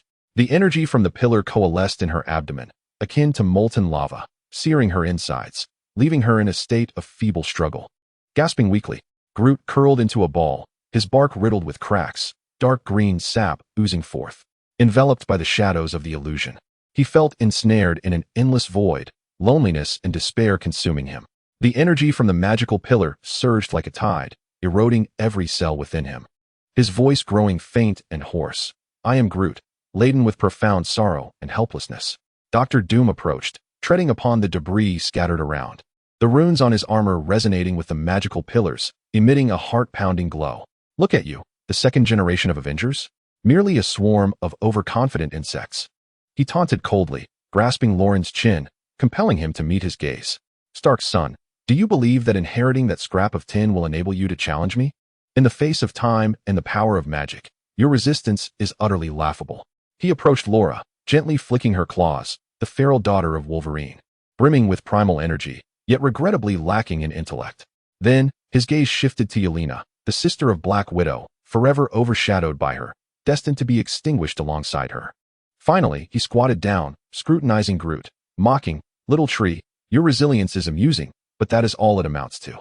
Dr. Doom erupted into a boisterous laugh, reverberating within the confines of the barrier, laden with disdain and triumph, as if heralding his absolute victory.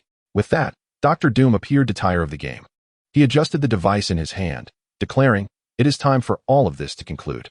Chapter 30. A temporary reprieve. Polaris found herself bound to a pillar on the opposite side. Observing Lauren and the others being tormented, her eyes blazed with fury and determination. Possessing the superhuman ability to manipulate metal, she extended her arms, causing the metallic objects around her to writhe in chaotic motion. She first directed the metallic apparatus surrounding the barrier to collide violently, resulting in a series of explosive blasts. Subsequently, she set her sights on the barrier itself, the metallic energies that constituted it contorting and reshaping under her command. "Break for me," Polaris shouted, unleashing a torrent of power that caused the entire laboratory barrier to collapse amidst the sound of rending metal. Following that, she telekinetically activated the distress signal on Lauren's wrist, pressing the button. The SOS beacon pierced through layers of obstruction like a ray of hope, transmitting into the distance.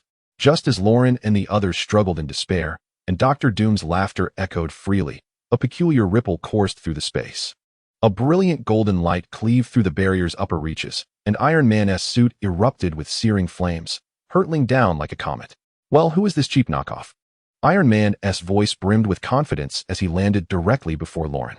Dr. Doom's expression shifted. He had not anticipated Iron Man's swift arrival. Almost simultaneously, a silver figure darted through like lightning. Wolverine's adamantium claws glimmered in the darkness as he roared and lunged at Dr. Doom. "How dare you harm my daughter?" Wolverine's voice was deep and filled with lethal intent, his claws slicing through the air with a resounding rush. Dr. Doom extended his mechanical arms to block. His demeanor no longer relaxed. Immediately following, Dr. Strange's magical sigils unfurled in the void, his hands forming intricate symbols as he chanted incantations. Countless streams of magical energy surging forth from the sigils. "Evil shall ultimately be punished." Dr. Strange's voice resonated with conviction and authority, the magical energies surging toward Dr. Doom. Iron Man unleashed energy waves toward the four pillars, causing them to crumble instantaneously. However, the four young individuals had completely lost their fighting spirit. Laura's adoptive father, Wolverine, and Lauren's father, Iron Man, had both arrived on the scene.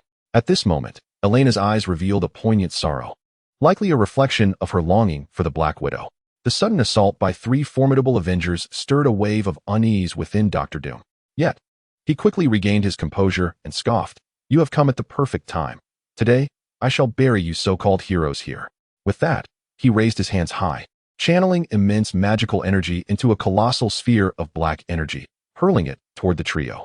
Iron Man swiftly adjusted his suit's posture, the arc reactor on his chest glowing brilliantly as energy beams erupted from various parts of his armor, colliding with the black energy sphere. A deafening explosion ensued, sending powerful shockwaves rippling through the vicinity. Seizing the cover of smoke generated by the blast, Wolverine darted toward Dr. Doom, his claws aimed menacingly at his armor. Dr. Doom hastily conjured a magical shield, deflecting Wolverine's assault, though the sheer force compelled him to stagger back. Doctor Strange continuously altered his hand gestures, expanding magical circles around Dr. Doom, forming an immense magical cage. "Reflect upon your actions while trapped in my mirror dimension," Doctor Strange declared. However, Dr. Doom erupted into laughter. "With such feeble abilities, do you truly believe you can confine me?" With a sweep of his arms, a wave of green light surged forth, shattering the magical cage with overwhelming power. The battle intensified, with the forces of both sides clashing violently within the confines of the barrier. Iron Man unleashed a torrent of advanced weaponry. Wolverine employed his agility and razor-sharp claws to mount relentless attacks, while Doctor Strange wielded formidable spells in a fierce contest against Dr. Doom. Lauren and the others watched their father and the other Avengers come to their aid, a surge of hope blooming within them. Under the relentless onslaught of the three Avengers, Dr. Doom found himself increasingly on the defensive. His magical shield began to fracture under continuous attacks, while Wolverine's claws left deep gouges in his armor. "Impossible. How could I possibly be defeated by you?" Dr. Doom bellowed, his eyes glinting with madness. Suddenly, he clenched his fists, unleashing a surge of magical energy that erupted around him, attempting to repel the trio. Yet Iron Man, Wolverine, and Doctor Strange did not falter. Iron Man activated the suit's ultimate form, engaging all weapon systems. Wolverine's muscles tensed, his adamantium claws shimmering with a dazzling cold light. Doctor Strange formed the final hand sign, enveloped in a radiant aura of magic. Together, Iron Man shouted. In unison, the three launched their final assault. Iron Man's energy beams, Wolverine's claw strikes, and Doctor Strange's magical might converged into an unstoppable torrent, surging toward Dr. Doom. Feeling the weight of this formidable force, terror gripped Dr. Doom's heart. He realized that defeating these three today was beyond his reach, and a look of fierce determination crossed his face. "You shall wait for my return. I will exact my vengeance. Next time, I shall ensure that you pay a far more excruciating price." With that declaration, he conjured a magical portal, unhesitatingly diving into it, fleeing the battlefield. As they witnessed the escape of Dr. Doom, Iron Man and the others exhaled a sigh of relief. They hurried to the side of Lauren and the other children, assessing their injuries. Lauren gazed at her father, her eyes brimming with emotion and guilt. "Father, I am so sorry. We have failed." Iron Man gently embraced his son, reassuring him, "It is all right, my child. You have done remarkably well. Together, we shall vanquish Dr. Doom." Wolverine approached Laura, tenderly stroking her hair. "Do not fear, my dear. Father is here," leaning against her father's embrace. Laura could no longer hold back her tears.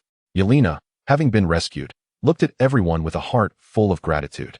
Groot, weak and swaying, uttered in a faint voice, "I am Groot." Translation, "Thank you." Though this battle had temporarily repelled Dr. Doom, all understood that he would not rest. A greater crisis loomed on the horizon, for he would inevitably return. At that moment, the laboratory lay in complete ruin following Dr. Doom's departure. Outside, a sudden burst of alternating blue and red light erupted, as if two sorceresses were engaged in a fierce magical duel. Iron Man inquired, "What is happening?" Lauren replied, "It is likely Wanda, facing off against Agatha, who lurks in the shadows." Chapter 31. Agatha Provokes Again. The twilight was as dark as ink, thickly enveloping the ruins of the laboratory, where crumbling walls moaned in the cold wind, and twisted rebar resembled the broken bones of a colossal beast, narrating tales of past horrors. Shattered glass shards on the ground glimmered faintly, like scattered stars, yet devoid of warmth. Above the debris, plumes of thick smoke rose, imparting an apocalyptic atmosphere. Tony Stark, clad in his armor that shimmered with a cold metallic sheen under the moonlight, treaded heavily, followed closely by Lauren, Yelena, and others, their expressions grave. Tony felt immense satisfaction with Lauren's performance this time. Although they had not truly defeated Dr. Doom, engaging such a formidable adversary in a formidable exchange was commendable. In the distance, Agatha Harkness, draped in a billowing black cloak, stood at the center of the ruins, a sinister smile curling at the corners of her lips. Her eyes filled with mockery and provocation. Agatha taunted Wanda Maximoff with abandon. "Wanda, you are but a pitiable singleton, brimming with power yet incapable of mastering yourself, let alone safeguarding anything. It is utterly laughable." Wanda's body trembled slightly, crimson magic flickering at her fingertips, her fury akin to a volcano on the verge of eruption. Building within her, she bit her lip, her gaze filled with humiliation and defiance, yet she restrained herself from exploding immediately. Tony, observing the scene before him, felt his rage ignite instantaneously. He has always been straightforward and outspoken, yet he remains oblivious to Agatha's sinister plot to absorb magic. He perceives Agatha's words as utterly excessive, and that Wanda should not have to endure such humiliation. Tony clenched his fists in anger, feeling indignant on Wanda's behalf for having to face such verbal abuse. After all, these two had once fought side by side. "Don't hold back, Wanda. I can't bear it either. Take Agatha down," he shouted, his armor resonating with a low hum, seemingly echoing his fury. However, Lauren's expression shifted dramatically. He was acutely aware of the terrifying implications of Agatha's magic absorption technique. Should Wanda act impulsively, the repercussions would be dire. He rushed to Wanda's side, imploring her urgently, "Wanda, you must remain rational. Do not act on impulse. Agatha is trying to provoke you. She has a scheme." Yet, Agatha appeared to disregard Lauren's words, continuing her relentless taunts with increasing venom. "What is the matter? Afraid to strike? You truly are a coward. Your power is nothing more than childish play in my eyes." Each word felt like a sharp blade, piercing Wanda's heart deeply. Seeing Wanda still hesitating, Tony urged her once more, "Wanda, don't listen to her. Strike now and show her your strength." His voice brimmed with impatience and ire, as energy began to coalesce in the palms of his armor, ready to support Wanda at a moment's notice.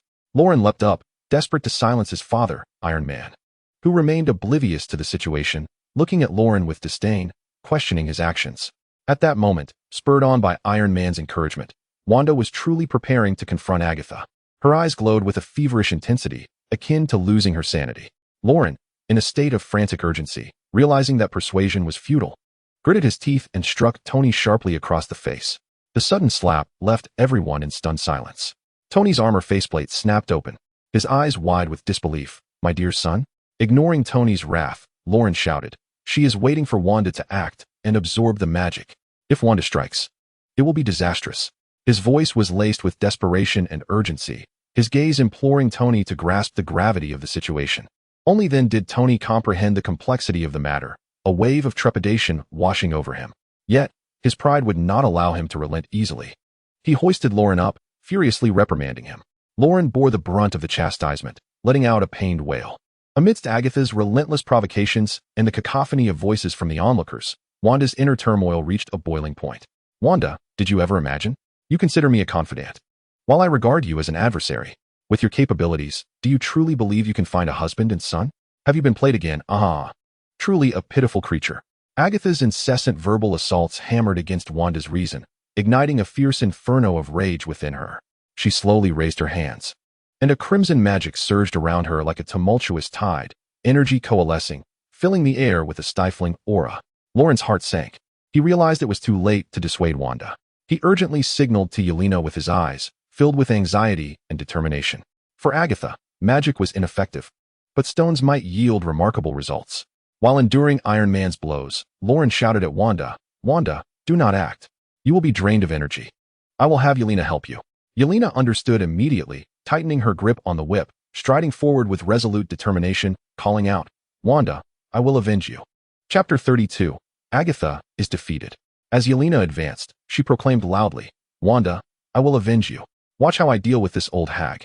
Her voice was firm and powerful, clearly intending to stand up for Wanda. Agatha, hearing Yelena's words, wore a sneer of disdain. To her, Yelena was merely a foolish minor character, hardly a threat. She paid Yelena no mind, keeping her focus on Wanda, preparing to counter the impending attack and to unleash her energy-draining spell. However, At that moment of distraction, Yelena suddenly accelerated, dashing towards Agatha like a bolt of black lightning.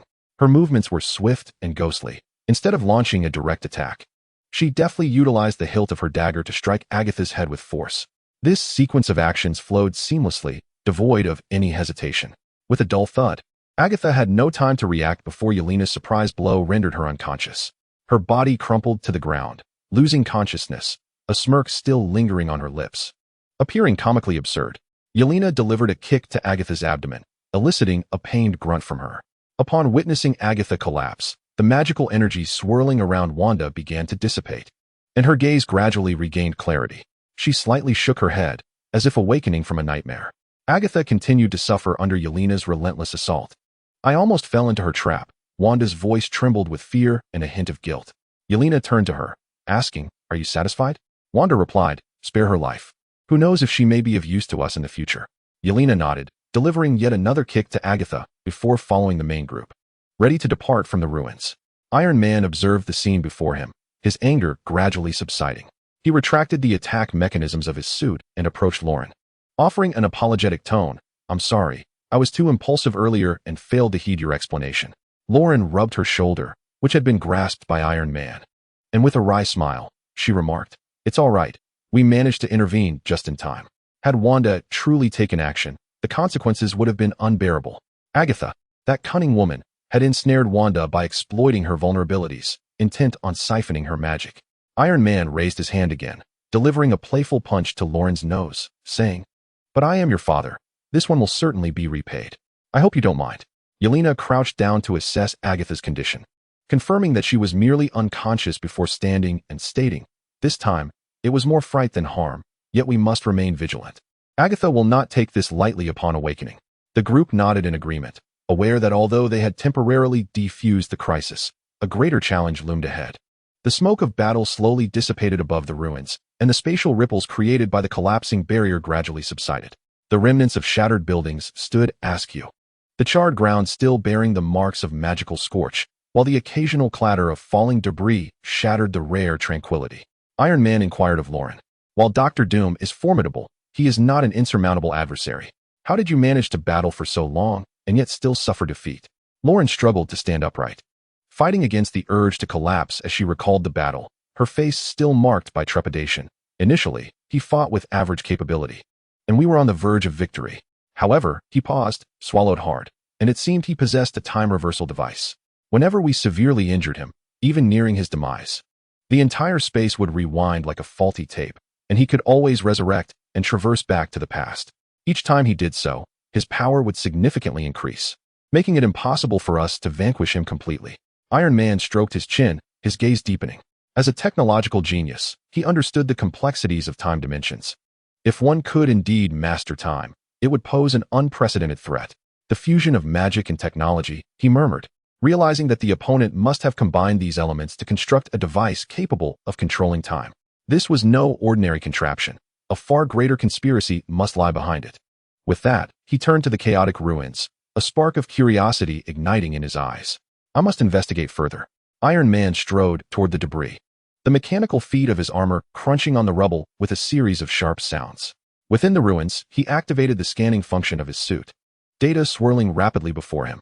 He bent down to pick up a metal fragment, scrutinizing it intently, his brow furrowing deeper with each moment. These shards appeared indistinguishable from typical metal debris, lacking any notable magical resonance or technological markings, which perplexed Iron Man immensely. He attempted to analyze the fragments with his suit's spectral analyzer, yet yielded no results, as if these remnants were merely ordinary battlefield detritus. After a moment of contemplation, Iron Man returned to the group and addressed Wanda, Lauren, and the others. "You should return for now. I will continue my exploration here. If I can discover a means to control time, we shall no longer be at a disadvantage on the battlefield." Although the others were concerned for Iron Man's safety, they understood that staying would not aid the situation, and reluctantly nodded in agreement. Weary and drained, they slowly departed from the nightmarish battlefield. Polaris made her way back to Stark University alone, the campus serene as ever, with streetlights casting a gentle glow. However, upon entering the dormitory area, she found a familiar figure waiting patiently for her. Magneto stood beneath the moonlight, his black cloak billowing softly in the breeze, exuding an aura of formidable presence. Hearing her footsteps, he turned slowly, concern etched across his features, as though he had foreseen the harrowing battle his daughter had endured. Chapter 33. Enlisting Wakanda. Upon seeing Magneto's familiar silhouette beneath the moonlight, the strength she had been mustering crumbled in an instant. Tears filled her eyes, and she staggered, nearly collapsing into Magneto's embrace. The metallic bracelets clinked against his armor, and she clung tightly to her father, her body trembling uncontrollably. "Why didn't you come to save me?" Her voice quivered, a torrent of suppressed grievances and fears bursting forth. "When I was bound to that magical pillar, those energies tormented me incessantly. I felt as if every inch of my skin was being scorched. I thought I was going to die." Her nails dug into Magneto's back, as if seeking a shred of safety. Magneto stiffened slightly, then gently raised his hand, his palm, lined with creases, resting softly atop his daughter's head. His gaze drifted past Polaris's shoulder, looking towards the distant, twinkling city lights. His magnetic voice enveloped her in an elusive emotion. "I have been observing Lauren." Noticing Polaris stiffen at this revelation, he continued, his tone laced with subtle reassurance. "I wanted to see if that young man would be willing to brave fire and water for you." Even when he pierced Dr. Doom with the vibranium sword, he did not falter, despite time rewinding thrice. Each time he faced formidable foes, he hesitated not, his eyes only reflecting the resolve to rescue you. "It seems he is worthy of your trust." Polaris abruptly broke free from her father's embrace, her hair shimmering with a faint blue glow from her agitated emotions. The gravel beneath her feet began to float uncontrollably. "So you wagered my life?" Her voice was filled with fury and disappointment, tears welling in her eyes. "Do you have any idea what I went through? That despair, that feeling of being abandoned by the entire world." Magneto remained silent, simply gazing at his daughter, his eyes swirling with complex emotions, pain, guilt, and a hint of pride. He raised his hand once more, yearning to touch her, but faltered, letting it drop helplessly in midair. The father and daughter stood in a tense standoff, the atmosphere thick with unspoken tension.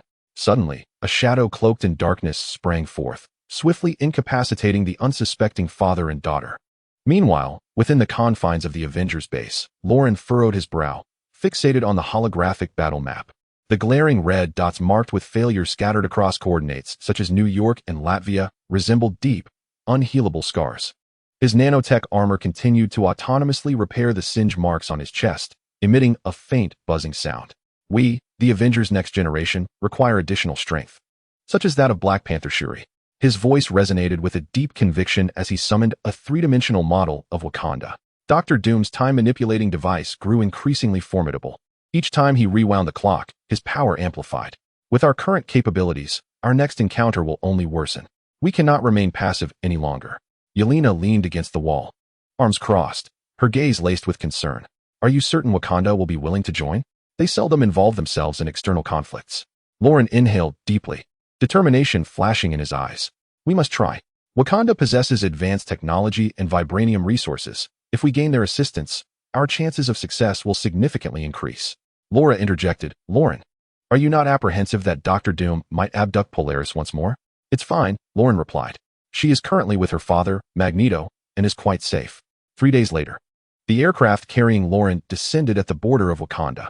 The energy gate, forged from vibranium, slowly opened, revealing Princess Shuri adorned in a sleek vibranium battle suit, her energy collar pulsating with mysterious runes. Behind her, a squad of formidable Dora Milaje warriors, brandishing spears, followed in a commanding presence.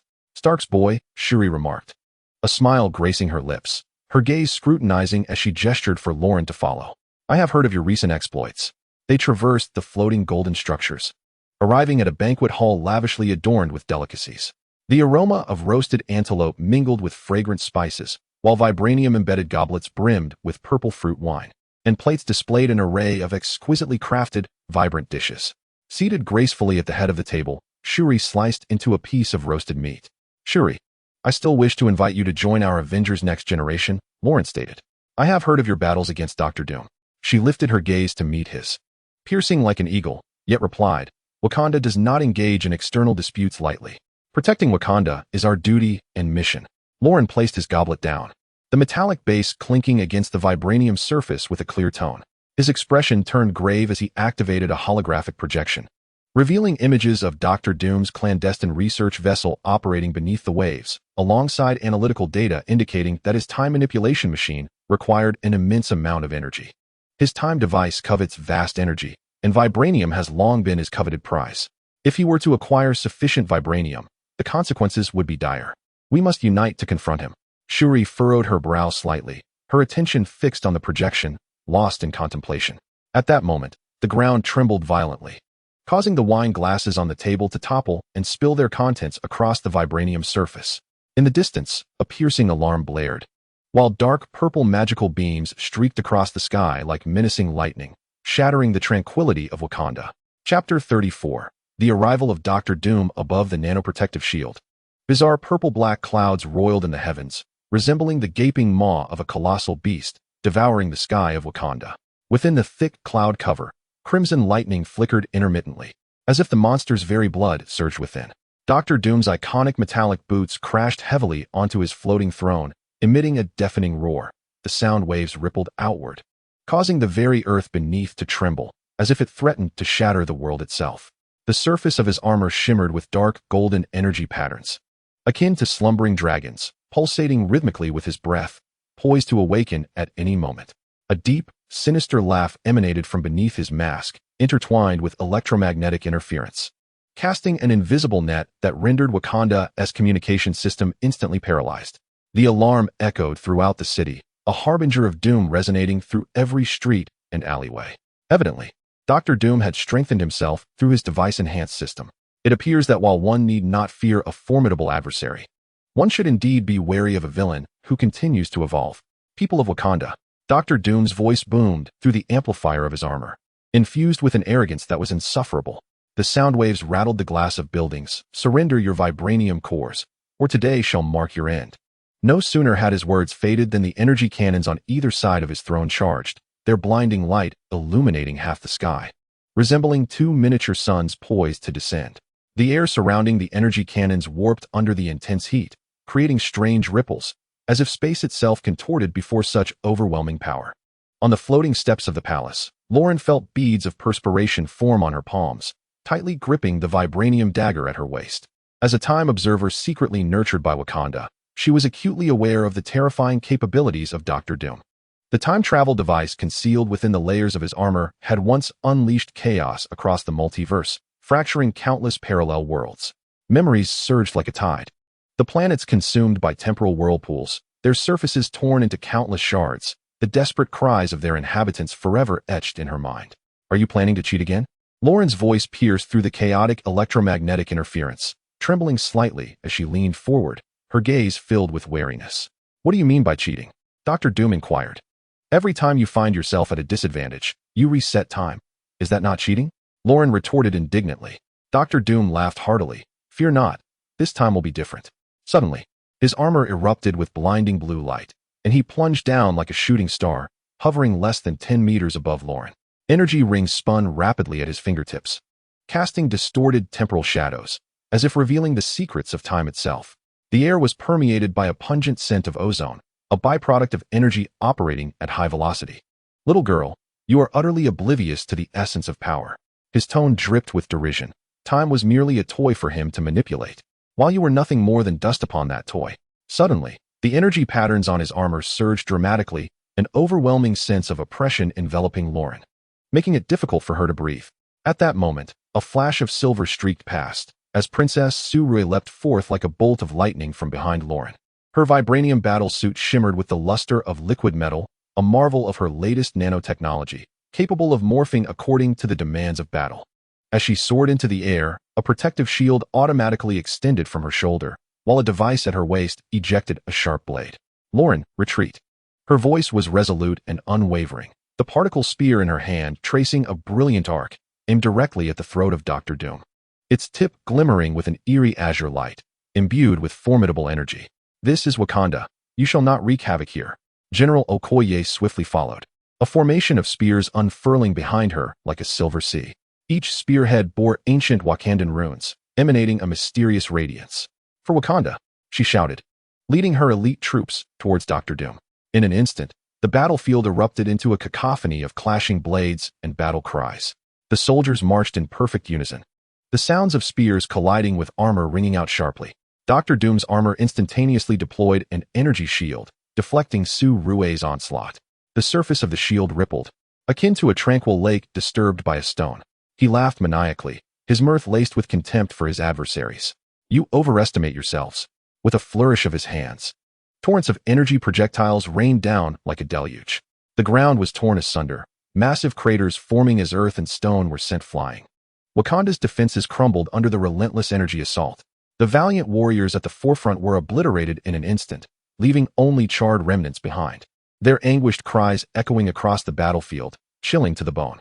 Su-Rue and Okoye moved in perfect harmony, skillfully utilizing the terrain to evade Dr. Doom's relentless barrage. They darted through the ruins, nimbly avoiding the onslaught of energy blasts. Su-Rue's particle spear struck with precision at the crevices of Dr. Doom's armor, each thrust packed with tremendous force, seeking to breach his defenses. Meanwhile, Okoye formed a tight defensive net with her spears, repelling the energy projectiles, creating a silver barrier in the air that shielded most of the attacks. However, Dr. Doom maintained the upper hand with his advantage in flight. His waves of energy intensified, reducing everything in their path to ashes. As nearly half of Wakanda's soldiers fell to this terrifying onslaught, the once orderly ranks now disarrayed. Su-Rue was consumed by urgency as she watched her comrades fall one by one. Her heart raced with desperation, yet she felt utterly powerless. Observing this from the sidelines, Lauren resolved that he could no longer remain a passive spectator. He resolved to find an opportune moment to confront Dr. Doom and assist Wakanda. In doing so, Su-Rue would undoubtedly cultivate a deeper fondness for Lauren. Just as he prepared to charge onto the battlefield, a violet magical circle slowly unfurled in the air. The edges of the circle shimmered with enigmatic runes, and a dense aura of magic enveloped the surroundings, sending a chill down one's spine.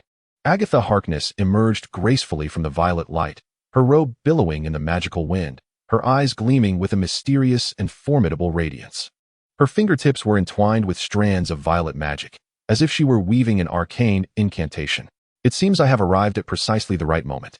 A knowing smile graced Agatha's lips as she began to gather energy. Chapter 35.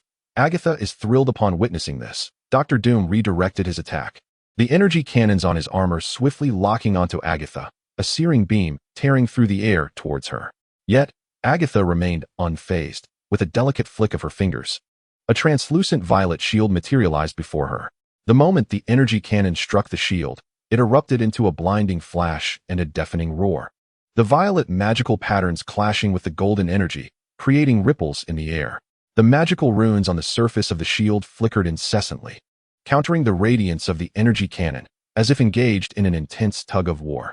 Dr. Doom bellowed in fury, the energy patterns on his armor radiating a dazzling brilliance as he attempted to break free from the magical chains binding him.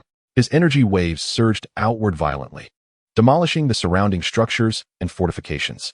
A cacophony of explosions ensued, buildings crumbling and sending clouds of dust into the air. Undaunted, Agatha's gaze grew even more piercing. With a forceful tug of her hands, the magical chains tightened instantaneously, voraciously siphoning Dr. Doom's magical energy.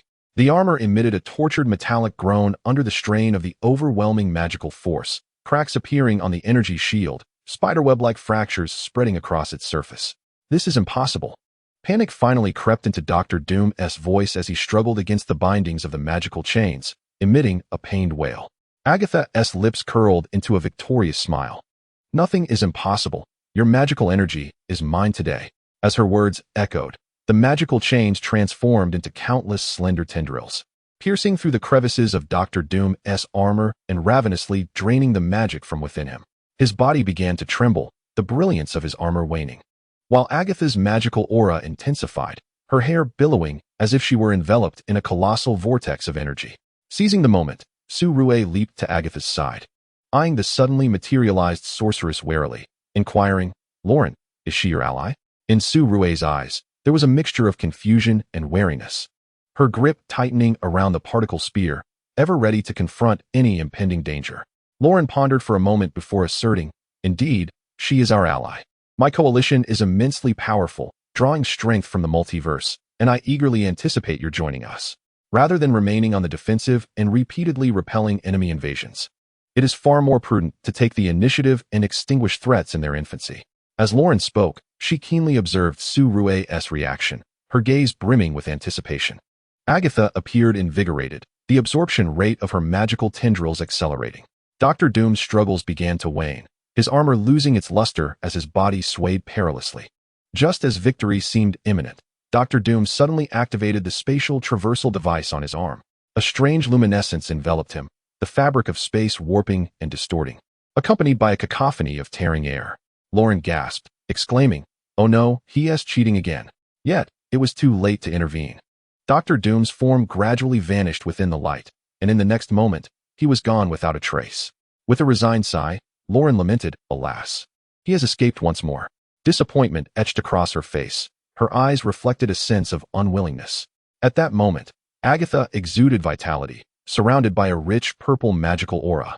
As if she were rejuvenated, she gently waved her hand, dissipating the magical glow, a confident smile gracing her features. Lauren approached her, praising, "Well done. Next time we encounter villains, let us deal with them in this manner." Her tone was imbued with admiration and gratitude. Su-Rue stood to the side, observing Agatha and Lauren, lost in thought. She recalled the formidable magical prowess Agatha had displayed during the recent battle, as well as the alliance Lauren had mentioned. Though Wakanda was powerful, facing an adversary like Dr. Doom, who posed multiversal threats, seemed a daunting task to tackle alone. Memories of the brave Wakandan warriors who had sacrificed their lives surged within her, igniting a resolute conviction in her heart. After much contemplation, Su-Rue finally resolved to step forward and declare, "I am willing to join the Avengers 2 alliance, to contribute Wakanda's strength in safeguarding this world." Her gaze was unwavering, her tone resonant and steadfast. Lauren beamed with relief, extending her hand, which Su-Rue reciprocated, their palms clasping together. This moment symbolized the union of Wakanda with external forces, heralding the dawn of a new alliance and a fresh journey. Agatha watched them with a twinkle of joy in her eyes, sensing that a new adventure was about to unfold. Her voice was laced with anticipation and excitement. Su-Rue, still unfamiliar with Agatha, stepped forward to grasp her hand and inquired, "What is your motto?" "What?" Agatha asked, bemused. Su-Rue replied, "You are so powerful, surely you must have a motto." After a moment of reflection, Agatha stated, "What does not kill me will only make me stronger." Chapter 36. Wanda's Rampage and the altered map. Black Panther Shuri and Okoye conferred on various matters with Lauren before arriving at Stark University. She brought along 5 vibranium stones as gifts, marking her entry into the team with substantial resources. Shuri followed closely behind Lauren, her vibranium boots making subtle sounds against the polished marble floor. This stronghold, crafted by Iron Man, now exuded a suffocating atmosphere. Months had passed since the formation of Lauren's second generation of Avengers, comprising the agile Yelena, the regenerative Groot, the wise and courageous Black Panther Shuri, the magnetically adept Polaris, and himself. However, as he observed the bustling researchers traversing the corridors, Lauren felt an increasing weight upon his heart. He was acutely aware that the collective strength of these 5 was woefully inadequate in the face of a multiversal threat. Leaning against the laboratory door, Yelena toyed with a dagger, the blade reflecting a cold light that revealed her vigilant demeanor. "Lauren, did you find new leads during your return to Stark University?" Her voice carried a note of fatigue, the continuous battles having left everyone on edge. Before Lauren could respond, a youthful voice rang out from the laboratory, "I am Groot." The little tree-like creature was perched before a holographic projection table, his branch-like fingers poking at the flickering blue light, where mysterious symbols and star maps continuously shifted. Shuri stepped forward, her fingertips tracing the air to retrieve relevant data. The energy fluctuations indicated that after Dr. Doom's last escape, he was likely regrouping in some unknown star realm. Just as the group engaged in discussion, the entire building suddenly trembled violently. Polaris, arms crossed, her green hair seemingly defying gravity, effortlessly controlled the flying metal shards. "What now?" she inquired, raising an eyebrow. A sense of urgency gripped Lauren's heart as he rushed toward the astronomical observatory on the top floor. He pushed through the heavy alloy door, and a blinding blue light enveloped him. On the massive circular screen, streams of data surged chaotically, with Iron Man standing at the central console, his nanotech armor gleaming ominously. His gaze was fixated on the dynamic image in the lower right corner. It was Dr. Doom. At that moment, he found himself in a mysterious realm filled with purple crystals, his shattered armor visibly repairing at an alarming rate. The dark golden energy patterns glowed more brilliantly than before, signaling his burgeoning power. He was absorbing some unknown energy. Iron Man's voice was low and grave. At this rate, when he next appeared, his combat abilities would increase by at least threefold. Clenching his fists, Lauren felt powerless. The phrase "it's not the strength of the villain that instills fear, but the potential for their enhancement," echoed relentlessly in his mind. Meanwhile, in a secluded area on the other side of the university, Wanda's room was enveloped in an eerie red glow. Crimson energy surged like a tide from the cracks of the door, distorting into anguished faces upon the corridor walls. The entire wall became uncontrollable, adorned with a series of scarlet patterns. Trees abruptly swayed, their branches pointing in various directions as if they had been reborn. This phenomenon was evidently a consequence of Wanda's unleashed energy. What was happening? Had Wanda lost control again? As Thor pushed open the door, his voice resonated with urgency and anger, causing the chandelier above to tremble slightly. Iron Man shook his head in resignation, pulling up the surveillance footage from Wanda's room. "I don't know," he remarked. "These energy fluctuations do not resemble her usual chaotic magic. Rather, they seem indicative of some external force eroding her consciousness." Lauren gazed at the screen, where Wanda was thrashing about in turmoil, a surge of unease swelling within her. The loss of control exhibited by someone of such energy levels could spell disaster for the entire planet. Agatha observed the unfolding scene and remarked, "This is eerily reminiscent of the time Wanda arrived in Westview and brainwashed the entire town." Iron Man inquired, "What does that mean?" Agatha explained, "Once Wanda utilizes her reality-altering abilities, she can transform everything nearby into her ideal vision, including the individuals whose thoughts would be manipulated by her, often unaware of their own brainwashing. At times, she even conjures fictitious characters out of thin air." As the crimson energy within Wanda's room continued to erupt and collapse, the chaotic energy engulfed Stark University and its surroundings. Thor, Doctor Strange, Iron Man, and all others had fallen under Wanda's mental control. Everything nearby morphed into old-world European architecture influenced by a retro aesthetic. Statues of Wanda's former allies, the superheroes, were scattered throughout. Stark University had transformed into Wanda's private villa. On the walls, photographs of Vision and Wanda, along with their son Billy, materialized. In this altered reality, the only individual who remained lucid was Agatha, well-versed in ancient magic. Agatha stared in disbelief at the spectacle, lamenting, "It seems the Westview incident is about to unfold once more." Chapter 37. The game of pretend. Agatha turned her head, surveying her surroundings. Everyone present, including Iron Man and Doctor Strange, had adopted vacant, automaton-like expressions. It was evident that they had all fallen under Wanda's mental influence, much like the residents of Westview had before. Agatha, therefore, had to feign compliance, pretending to be brainwashed by Wanda. Otherwise, if Wanda discerned that Agatha was unaffected, her safety would be at risk. Once again, Agatha found herself as Wanda's neighbor. She dared not approach Wanda's window to spy on her activities, so she opted to knock on Wanda's door under the pretense of delivering flowers. Wanda opened the door, clad in a wedding gown. "Oh, Agatha, you've come," Wanda said. "Yes, dear, I am here," Agatha replied. Wanda welcomed Agatha inside. In the living room, Agatha observed Vision and Billy engrossed in a television show. She pondered to herself, are these individuals conjured by Wanda's telekinesis, or do they indeed exist? If they are real, does that mean Vision is alive? And why is Billy here? Moreover, as Agatha scrutinized Vision and Billy's expressions, she sensed an underlying mystery in their gazes, markedly different from those under Wanda's mental control, resembling her own pretense of ignorance. The crimson sunset streamed through Wanda's glass windows, casting dappled shadows upon the living room carpet. Agatha languidly reclined on the sofa, watching Wanda hum a tune as she entered the kitchen. The sounds of cabinet doors opening and closing, coupled with the gentle sprinkle of flour, filled the air with the sweet aroma of pastries. Out of the corner of her eye, Agatha noticed Billy nestled in a corner on a single armchair, his fingers absent-mindedly picking at the edge of the sofa, his gaze occasionally darting towards Vision, who was seated across from him, watching television. A wave of curiosity washed over her. Agatha gracefully rose, her steps light as she approached Billy and seated herself beside him, a knowing smile gracing her lips. "My dear boy, might you enlighten me on how you came to be here?" Her voice was soft yet imbued with an undeniable pressure that brooked no refusal.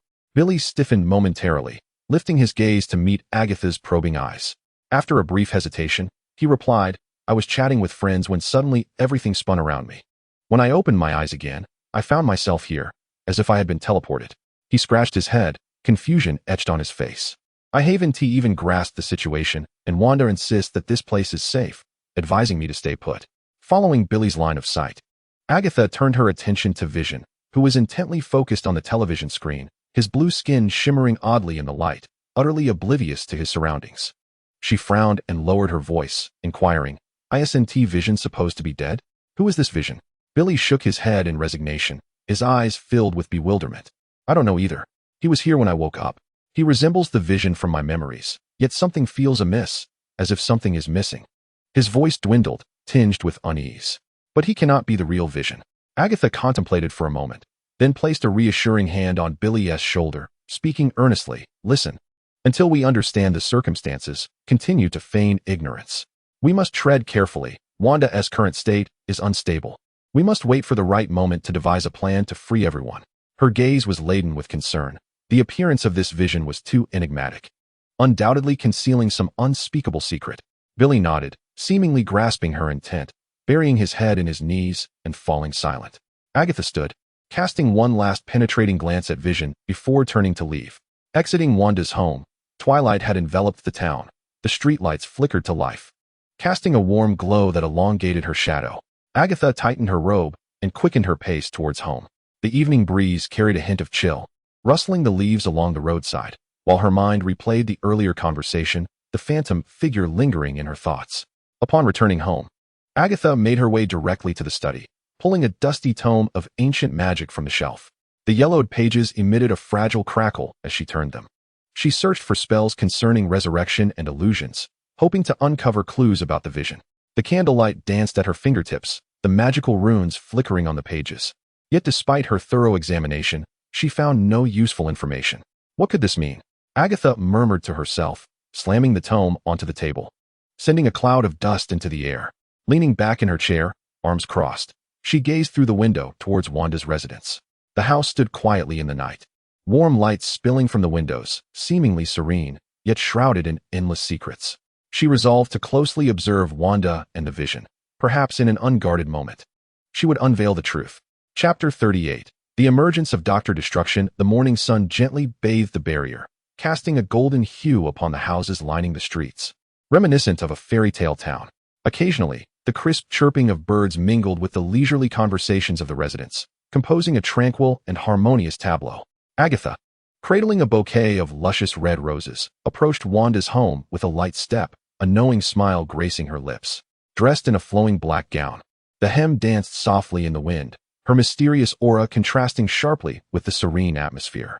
This was not her first visit under the guise of delivering flowers.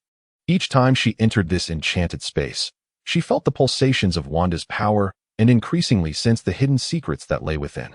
Those elusive magical ripples resembled a mysterious veil concealed within the mist, beckoning Agatha to delve deeper into the truth.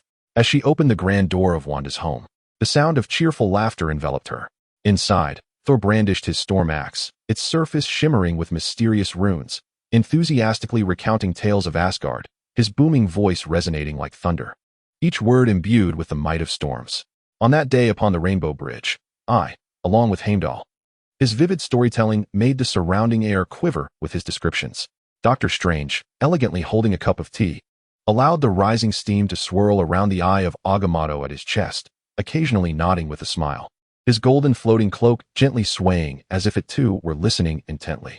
Wanda stood nearby, her face aglow with genuine joy, a smile so authentic that it seemed she truly inhabited a world free of troubles. Her eyes sparkled with delight, often bursting into laughter at Thor's tales, fully immersed in the warmth of the moment. "Oh, Agatha, you've arrived." Wanda immediately greeted Agatha with warmth upon seeing her, her eyes brimming with delight. She took the flowers from Agatha's hand, gently inhaling their fragrance, exclaiming, "How beautiful." "Thank you."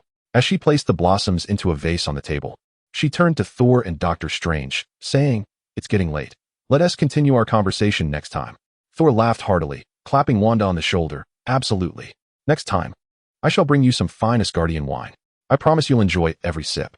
Dr. Strange inclined his head politely, looking forward to their next encounter. With Wanda bidding them farewell, they exited the door. Thor's footsteps were heavy and resonant, each step seeming to leave a profound imprint on the ground. While Dr. Strange moved with a lightness, exuding an air of mystery, Wanda closed the door and returned to the living room, walking directly to Vision, embracing him tenderly, her face radiant with affection. "My dear, did you have a wonderful day?" Vision nodded with a smile, gently stroking Wanda's hair. "As long as you are by my side, every day is joyful." His voice was soft and tranquil, his blue skin shimmering gently in the sunlight. Wanda then approached Billy, bestowing a tender kiss on his forehead. "My little darling, did you miss your mother?" Billy nestled closely in Wanda's embrace. "Of course. Your cooking is the best." This heartwarming scene stirred something within Agatha, yet she quickly regained her composure. She understood that all of this was merely an illusory dream woven by Wanda's magic. The seemingly genuine emotions and interactions were akin to a meticulously crafted script, performed under Wanda's magical manipulation. Turning to Agatha, Wanda remarked, "You can watch some television in the living room while I prepare lunch. Today, I shall make my signature spaghetti." Without waiting for Agatha's response, Wanda turned and entered the kitchen.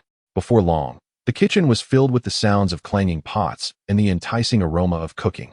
The scent, a blend of tangy tomato sauce and rich cheese, seemed to paint delectable images in the air. In the living room, Agatha sat on the sofa, her gaze fixed on the television screen, yet her mind was far removed from the program. The dull sitcom playing on screen, with its canned laughter, sounded particularly jarring to her. Stealing a glance at Billy, seated nearby, she noticed him anxiously clutching the cushion, his eyes darting nervously toward Vision. An expression of unease etched across his face. Agatha's curiosity was piqued. During their last meeting, Billy had been able to converse with her normally, yet now he seemed like a different person altogether. She observed Billy's body trembling slightly, as if he were desperately suppressing an inner fear. And this unusual behavior only intensified her intrigue.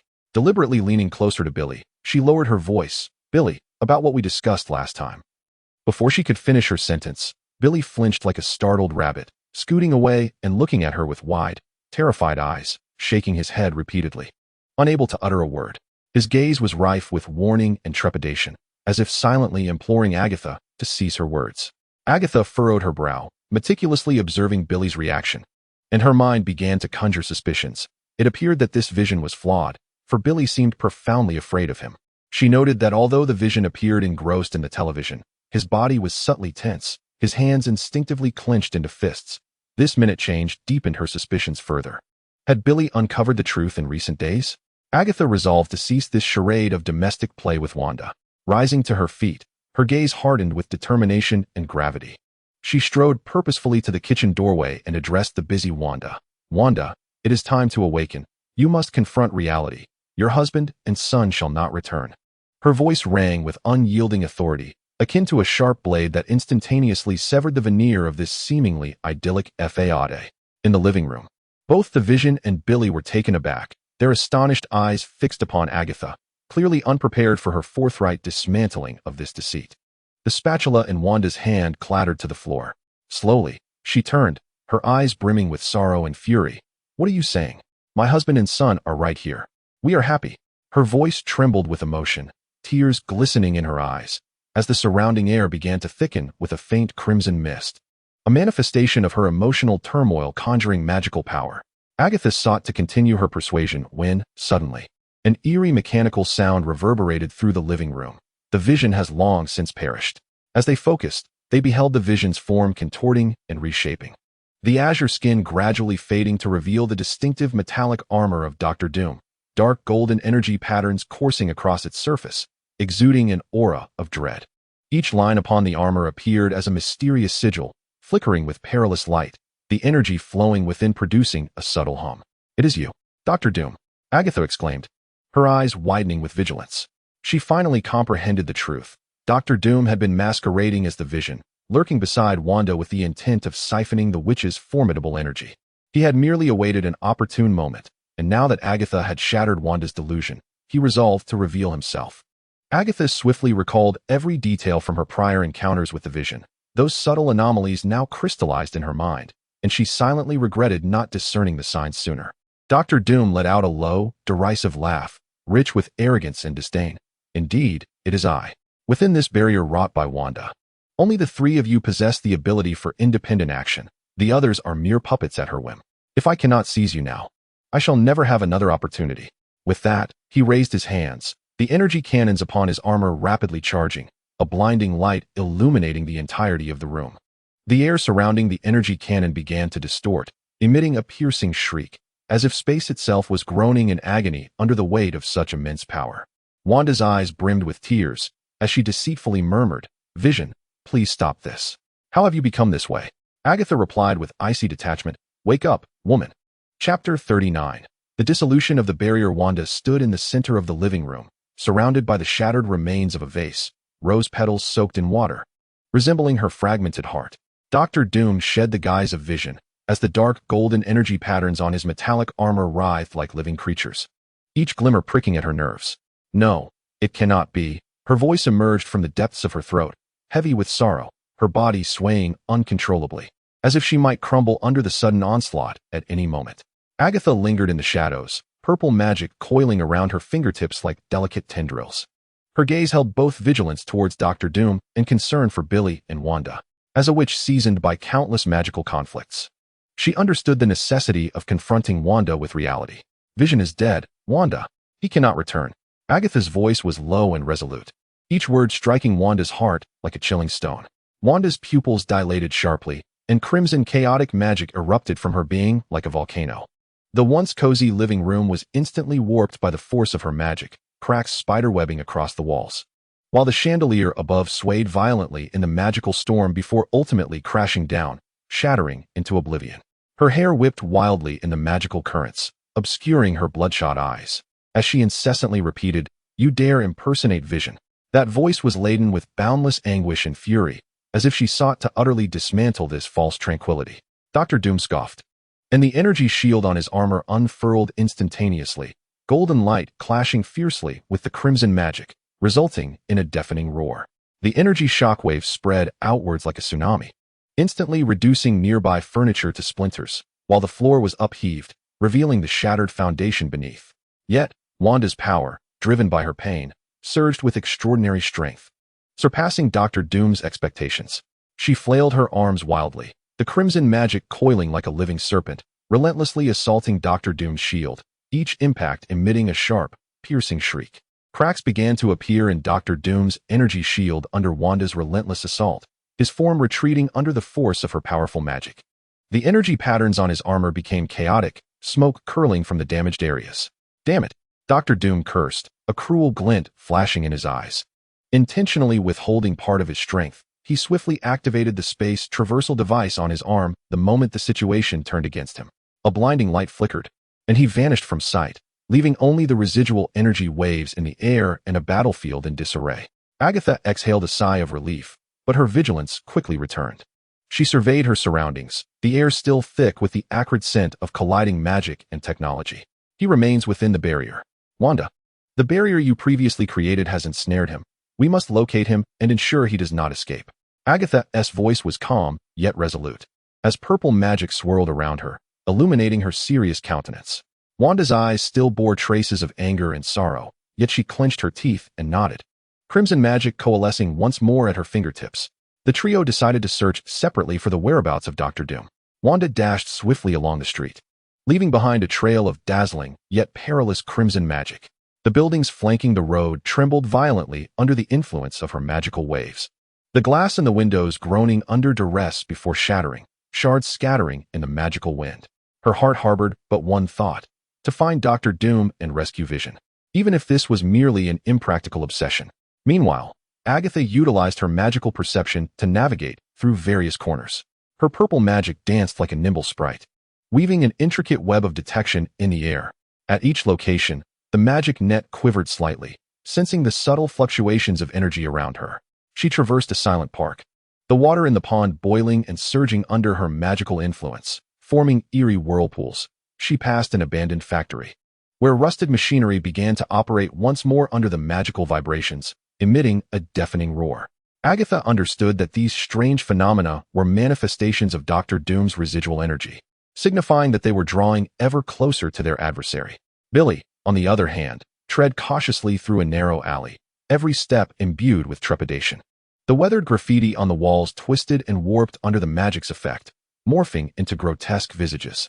His heart raced within his chest, his own heavy breaths echoing in his ears. Yet, thoughts of his mother Wanda summoned his courage to press forward. Suddenly, a chilling, sinister chuckle echoed from behind him, causing the hairs on Billy's neck to stand on end, as if his very blood had turned to ice. He stiffly turned around to find Dr. Doom standing in the shadows, the damaged areas of his armor beginning to mend, dark golden energy patterns glowing anew, resembling the eyes of a demon. "Little insect, do you think you can defeat me?" Dr. Doom's voice dripped with derision as he waved his hand. sending forth energy chains that slithered like venomous serpents, instantly ensnaring Billy.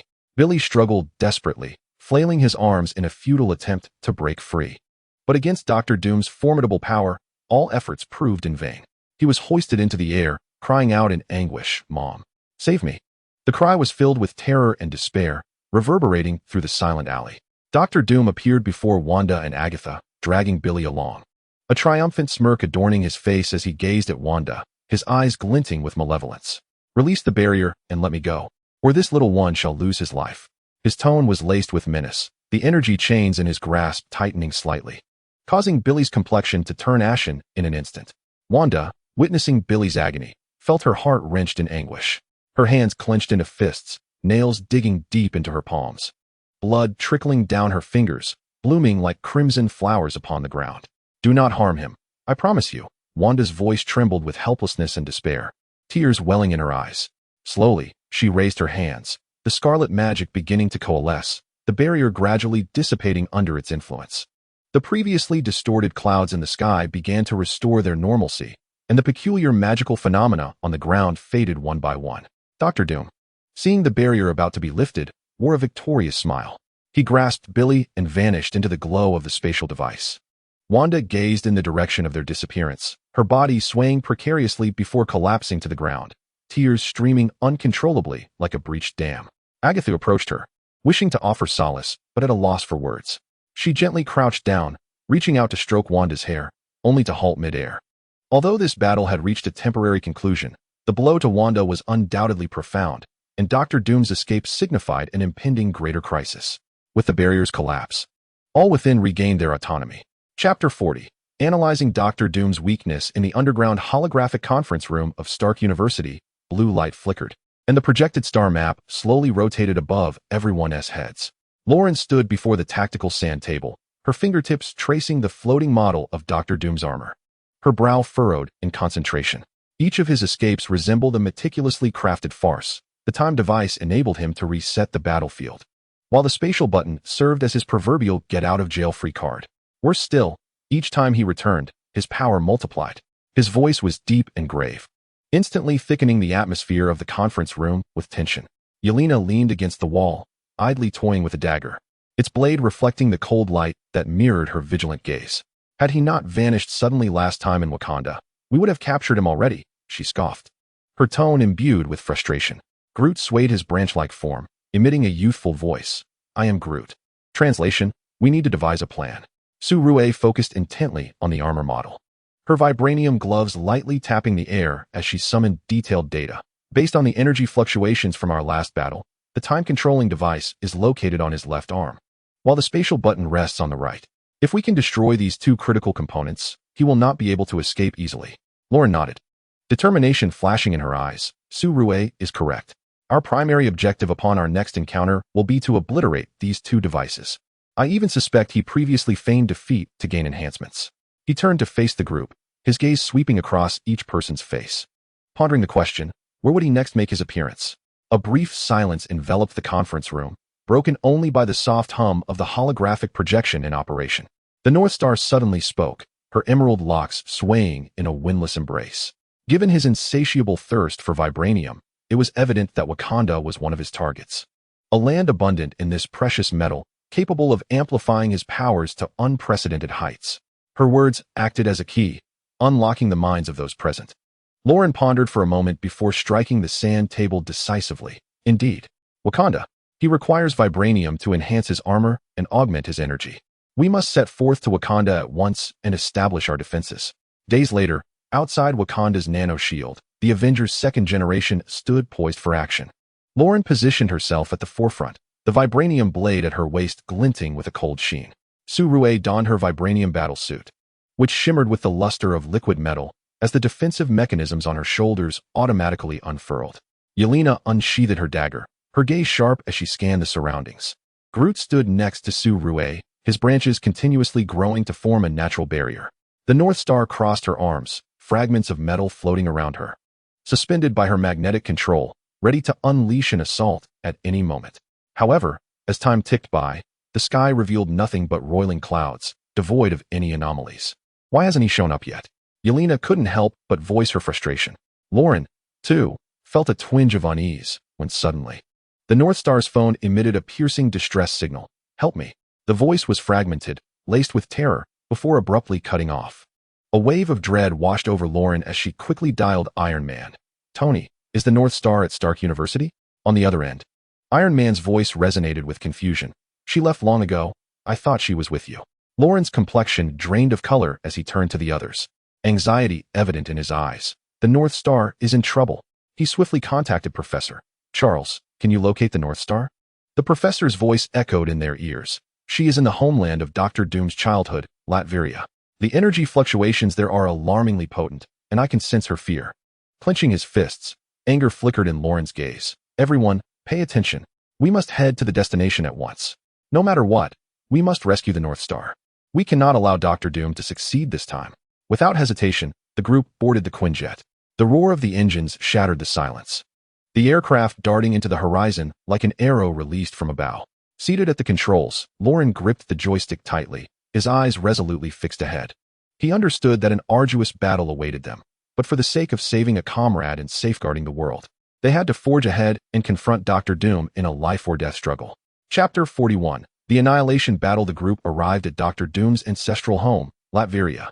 The maglev train sliced through Latveria's clouds, and Lauren gazed through the visor of his nano-armor at the city below, where vibranium and magic intertwined in a mesmerizing spectacle. The surfaces of the buildings shimmer with an ethereal blue energy, while airships glide through the sky like colossal whales.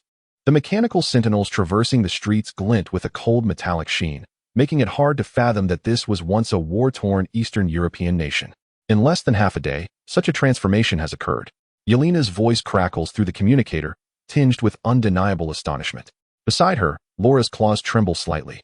Her vigilant gaze scanning the surroundings. Su Rue's vibranium suit emits a faint glow as it analyzes the residual magical fluctuations in the air. Groot huddles in a corner, his branches quivering with unease. Polaris, bound by energy handcuffs, defiantly gazes into the distance.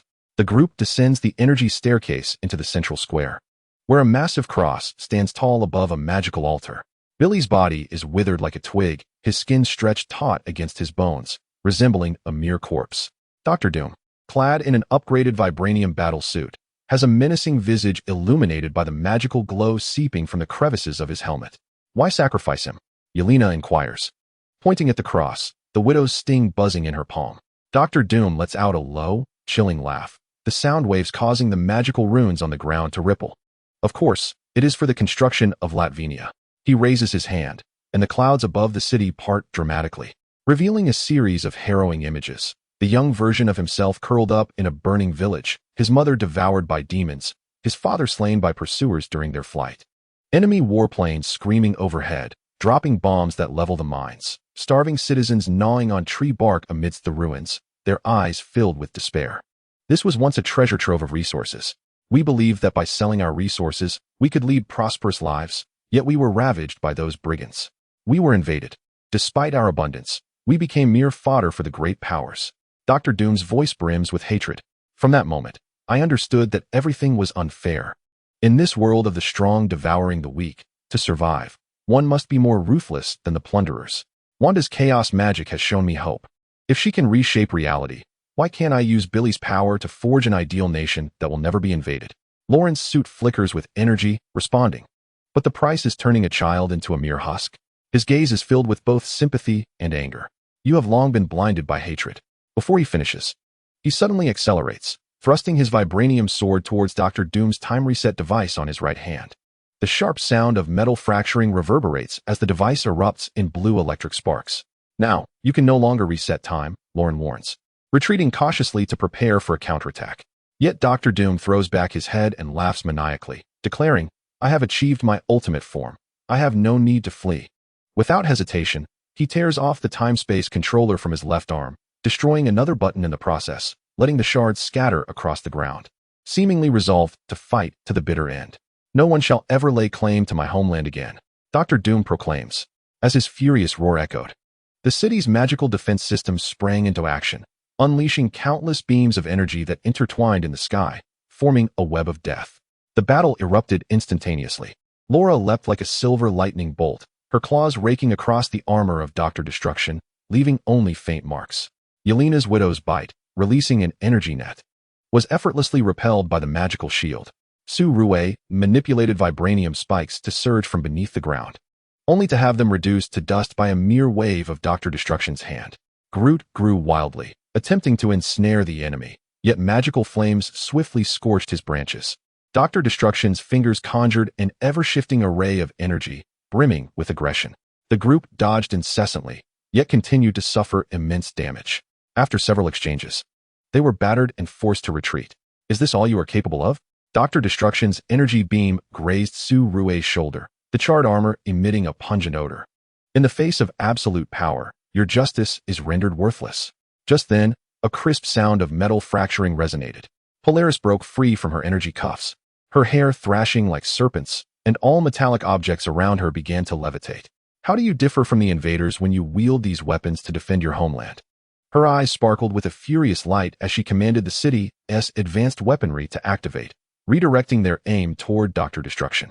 The main cannon of the warship, the laser guns of the guards, and the energy beams of the defense system all converged upon him. A look of sheer terror crossed Dr. Destruction's face. His magical shield emitted a burdensome hum under the relentless assault. No, this cannot be. His voice trembled with panic. These are my means to protect Latvia? You have merely transformed it into a new war machine. Polaris intensified her power, summoning more metal to her aid. Now, let you taste the bitter fruits of your own labor. With a downward gesture of her hands, all weapons unleashed a barrage upon Dr. Destruction. Under the sustained onslaught, he cried out in agony as cracks finally appeared in his armor. Overwhelmed by the continuous barrage, Dr. Destruction collapsed onto the ground. Despair flickered in his eyes as he desperately activated the self-destruct mechanism, exclaiming, "If I cannot have it, then let us perish together." In 3 seconds, everything here will turn to ashes. Is he truly resorting to self-destruction, seeking mutual annihilation? The countdown's red light illuminated the tense faces of the onlookers. Lauren was about to shout for a retreat when she noticed Polaris clenching her fists tightly. All metallic devices suddenly froze, and the red glow of the self-destruct mechanism extinguished.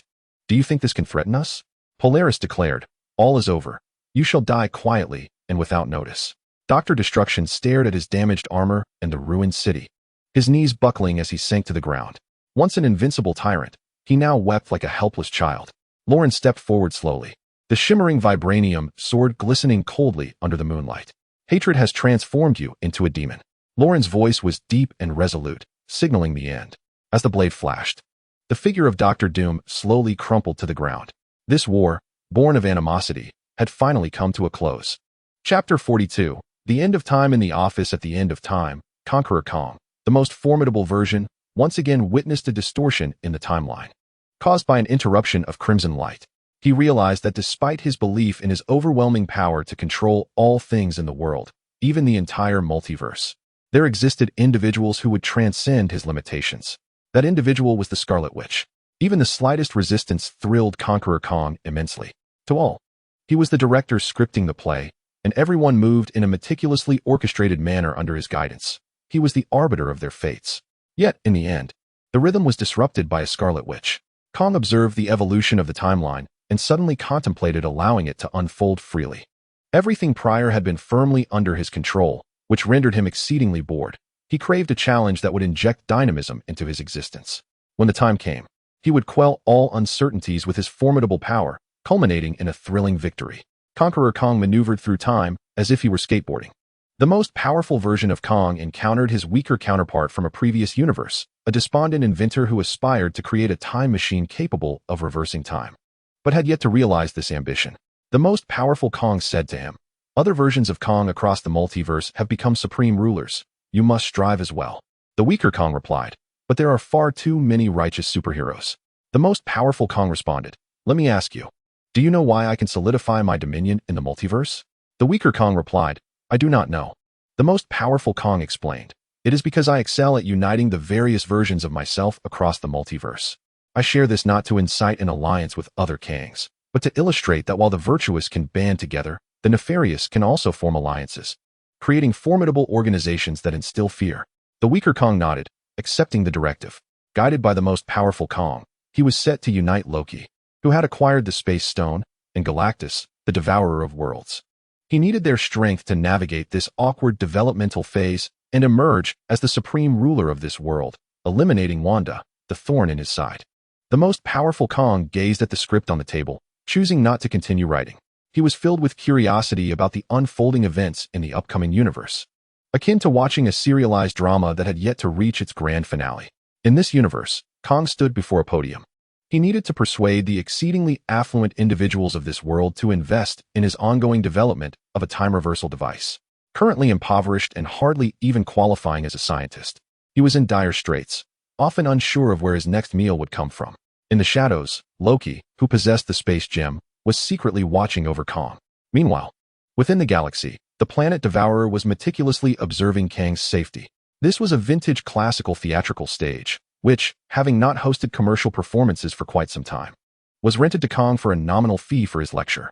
Kong stood at the podium, his excitement palpable as he addressed the audience. Ladies and gentlemen, I am on the verge of creating a device, yet I lack the necessary funds. I seek an investor.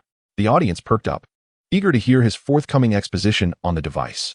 Kong continued, "This device is neither a cannon nor a cinematic screen. Rather, it is a machine capable of manipulating time." At this pronouncement, the room erupted in astonishment, followed by a wave of derision. Most attendees deemed this disheveled half-scientist to be utterly mad, spouting lunacy. Kong declared, "I require an investment of $5 million. Which affluent patron would be willing to invest? I am willing to sign a contract, even at a loss." At that moment, an arrogant businessman interjected, "Why should I invest in you? Even if you succeed in creating this time machine, what benefits can you offer me?" This remark incited further commotion among the crowd, who collectively viewed investing in Kang's endeavor as an unwise venture, convinced that time travel was inherently impossible. Kong surveyed the room, asserting, "Once successful, I will traverse the cosmos at various temporal junctures, rectifying all matters until I become the sovereign of the universe. For I possess the ability to restart infinitely. When that time comes, I shall appoint a secretary, preferably a female one, and I have even chosen a title, Miss Minute." Upon uttering this, the audience was left momentarily stunned, before erupting into laughter. The cacophony of mirth filled the theater, as the onlookers regarded Kong as a self-deluded jester.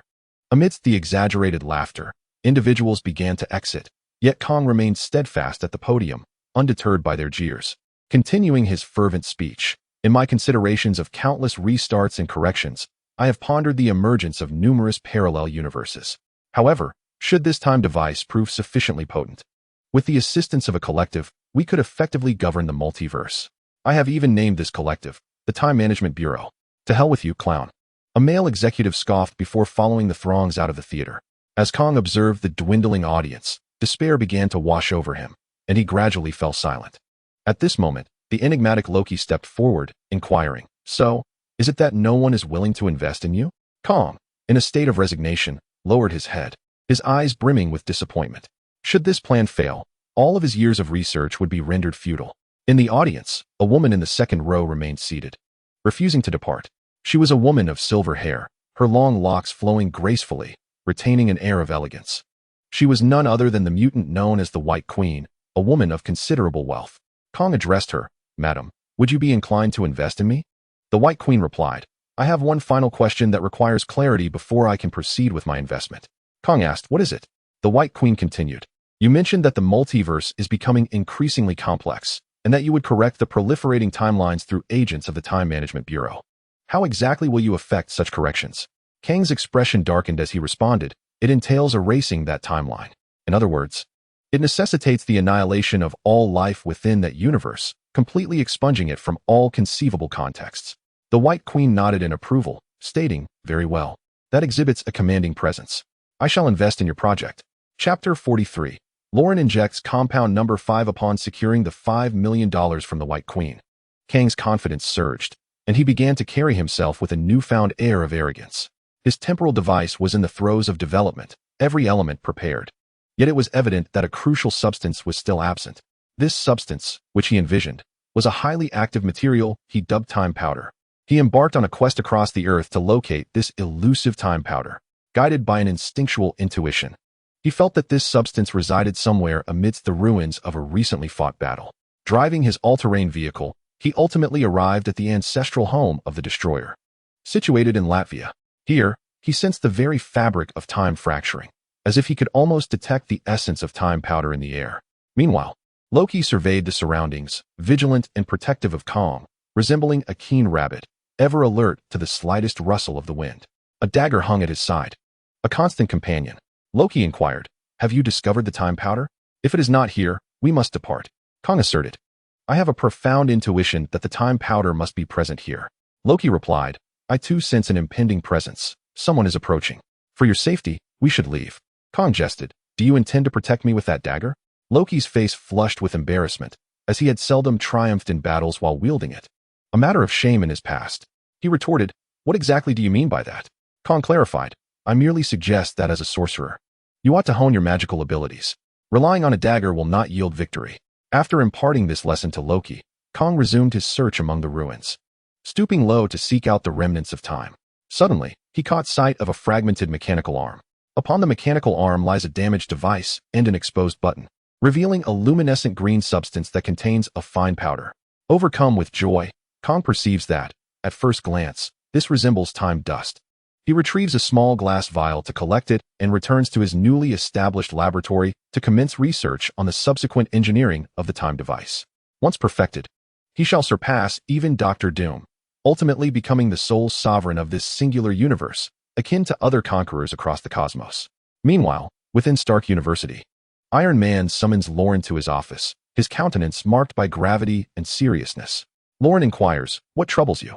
Your expression is quite grim." Iron Man responds, "The higher-ups are particularly concerned about the development of the second generation of Avengers. They demand that you transform into a formidable force swiftly, as our first generation is nearing the twilight of their years. However, as the leader of the second generation, your current combat capabilities do not meet their expectations." Lauren asks, "And what of it?" Iron Man replies, "Consequently, they insist that you must undergo a procedure to enhance your physical abilities." Lauren muses, "Isn't it rather advantageous to reap rewards without labor? I see no moral transgression in this." Iron Man, pursing his lips, asserts, "I do not wish to deprive you of your right to make a choice. The higher-ups have provided you with two options. One is a serum akin to that administered to Captain America and the Hulk, which enhances bodily capabilities in a balanced manner. The other is compound number 5, the same substance injected into the members of the Black Ops you encountered, as well as the youthful team in the current generation.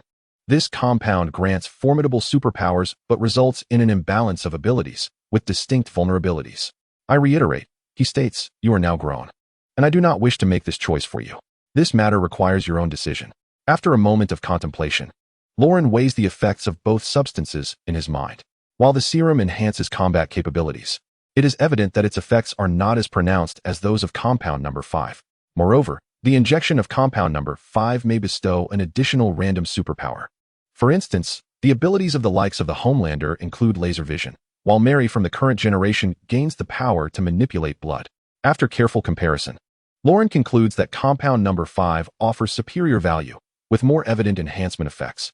He declares to Iron Man, "I wish to inject compound number 5.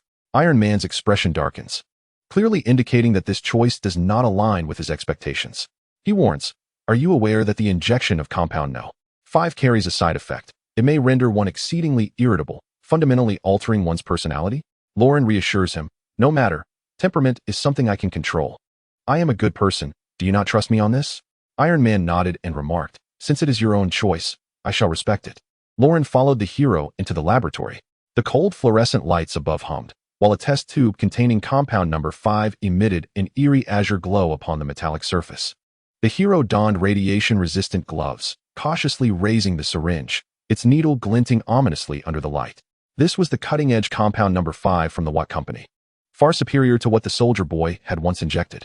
His voice, muffled by the gas mask, conveyed the gravity of the situation, reminding that it was still in the experimental phase, with unpredictable side effects looming. Lauren lay on the examination table, his nano-armor retracted, revealing skin marred by scars. Recalling the helplessness experienced in battle against Dr. Destruction, he clenched his teeth and urged, "Inject it. I need strength."